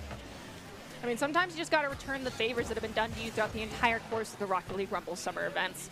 But with that being said, we have Toke now pushing the ball forward. Oh, follow-up. The follow-up just didn't quite have enough momentum and speed there from Enzo, though. So Toke at the mid trying to stop the ball from crossing that line. Does so. It's only for a few moments, though. Quez now playing it off that back wall. Look out for this play by Greed. It's kind of Greed's specialty is that mid-air shot, kind of dunking it down into the goal. That's where Greed's gotten a lot of the goals this evening. They're very hard to stop, but if you can manage it, it's a great turnaround opportunity. Ball here at the mid, we have Quez now played off the back wall, but it's not going to take the angle necessary to have just an immediate follow-up. Enzo going to drag it down to the other side, has Greed put pressure on them. Now that one's centered up, but we have Enzo elevate and send it back over to the other side. Toke pushing it in front of their own goal across the field. Not really something you want to see happening, but it did not bite their heels just yet. Enzo still in defensive position, gets a save on that shot on goal. It's going to go to two of the Barracudas, but it doesn't matter. Enzo gets past both of them. Woo! Bye, Cran. He's going to respawn on the field, though.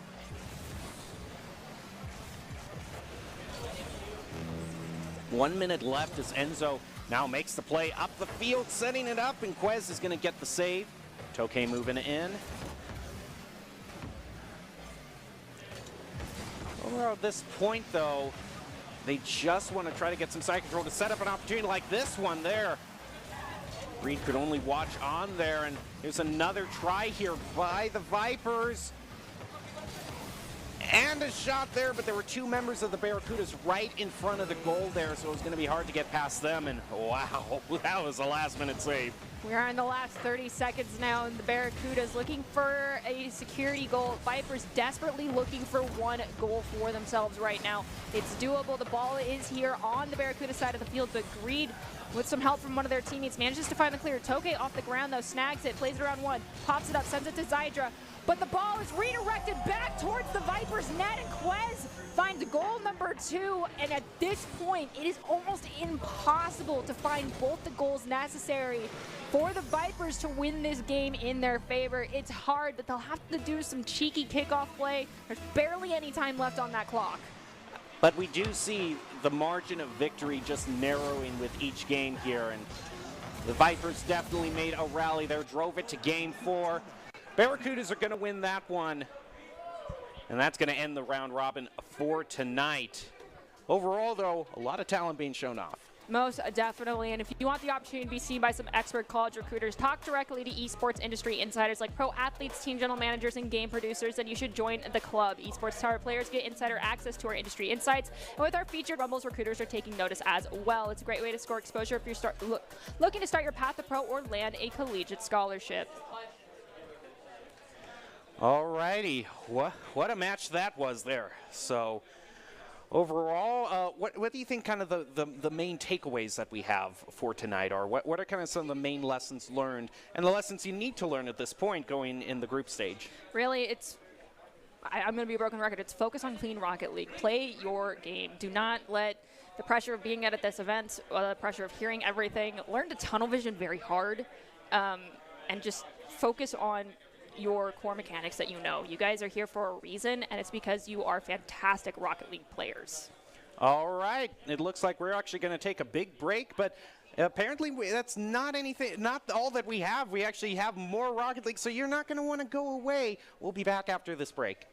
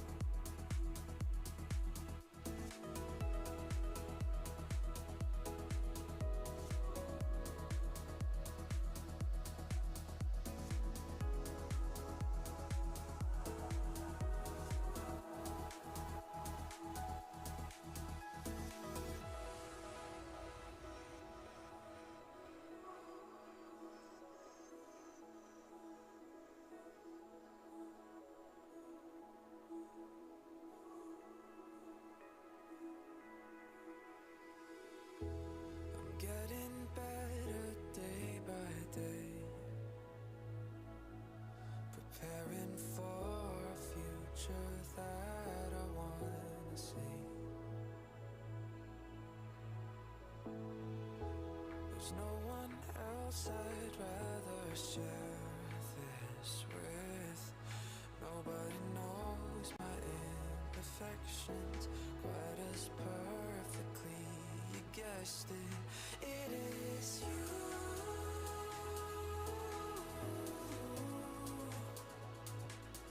that I'm thinking of when we're apart. You're my searchlight when I'm in the dark. It is true.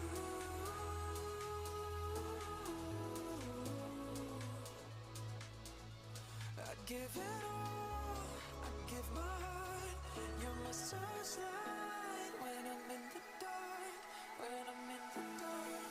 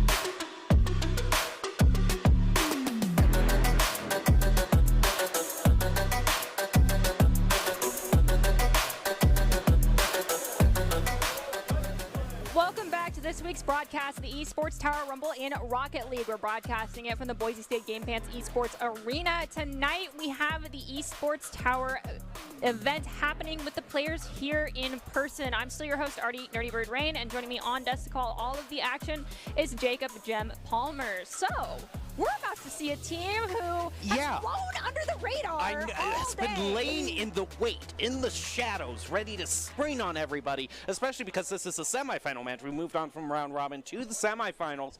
It's the Scorpions. Yeah. And the Scorpions also, I was looking at the team jerseys of people going up on the stage. I saw Jababy, who we've seen many times here in the Esports Tower. So we still have some names that we haven't seen at all tonight, but we are well known in the program. I'm very excited to see how they do. There's a slight advantage to not being the team on stage first and foremost, or like at all in this case. I don't know how y'all got so lucky to not end up on stage, but in that case, you guys have not been scouted. You've had time to not have to deal with the loud crowd. You've probably been in one of our other rooms that we have available for playing our Rocket League. And you don't have us critiquing every single move you make. Yes, and you do see our Maverick squad is also on stage. There we go. That means it's going to be the Lynx taking them on for this next match. So, of course, we have a tradition to uphold, but before I turn to those traditional points of advice, what would you be telling the Scorpions right now? There's still one chance left to play on the Hot Wheels track. There we go. All right. I appreciate that. Well, other than that, I want to close it at that, but I can't. We are going to turn to Doc's keys of the game in Rocket League, presented today by Esports Tower. And those keys and advice in particular, is what they will get the graphic on screen here in just a moment, but I will say them out loud anyway, unless Doc magically appears behind me, and they are going to... I mean, I will say I do have one point of advice, and I know at this point, since we're in Game 4, we're going to sound like broken records at this point, but...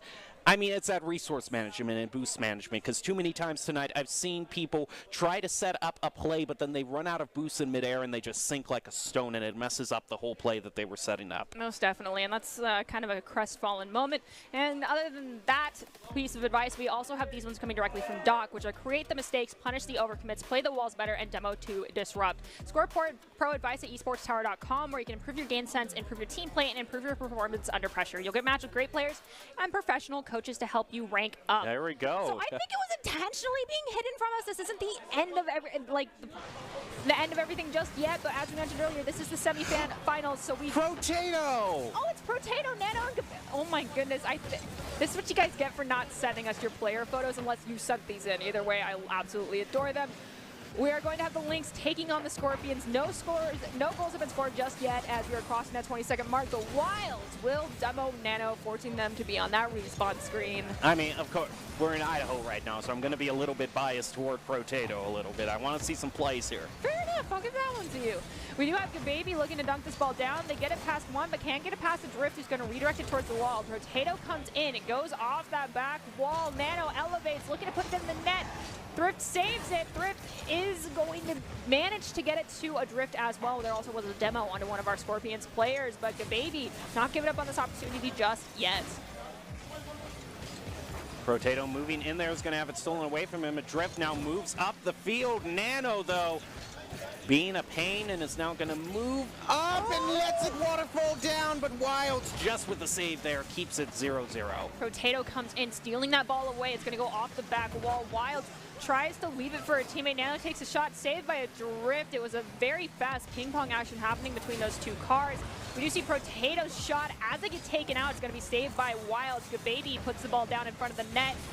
It bounces back up, gets sent to the midfield. Wilds, though, off Protato's redirect is going to be the one to get a touch on it as the challenge between Adrift and Nano is on.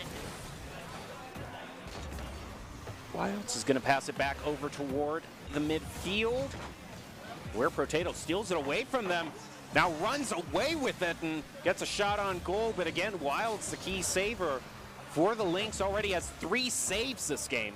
Protato is going to look to send the ball to the corner. Thrift putting pressure on Nano.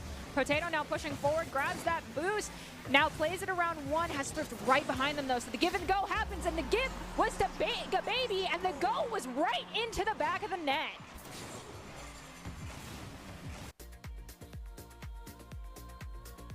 You've got seeing it. Oh yeah.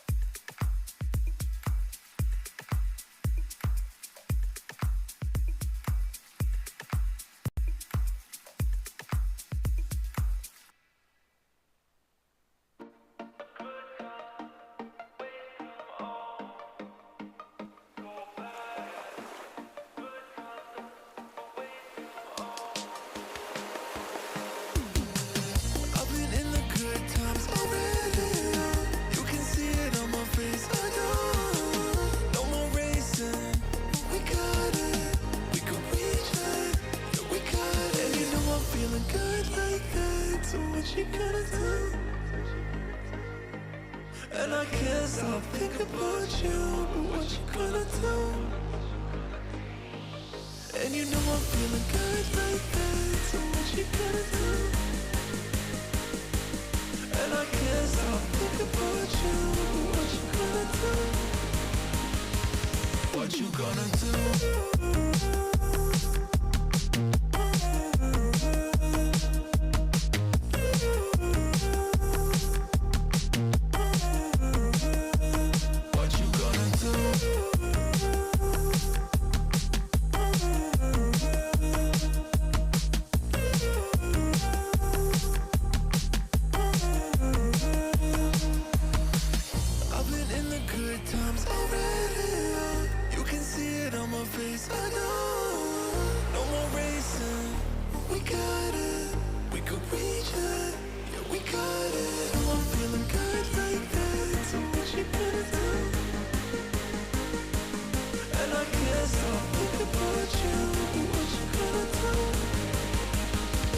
What you gonna do?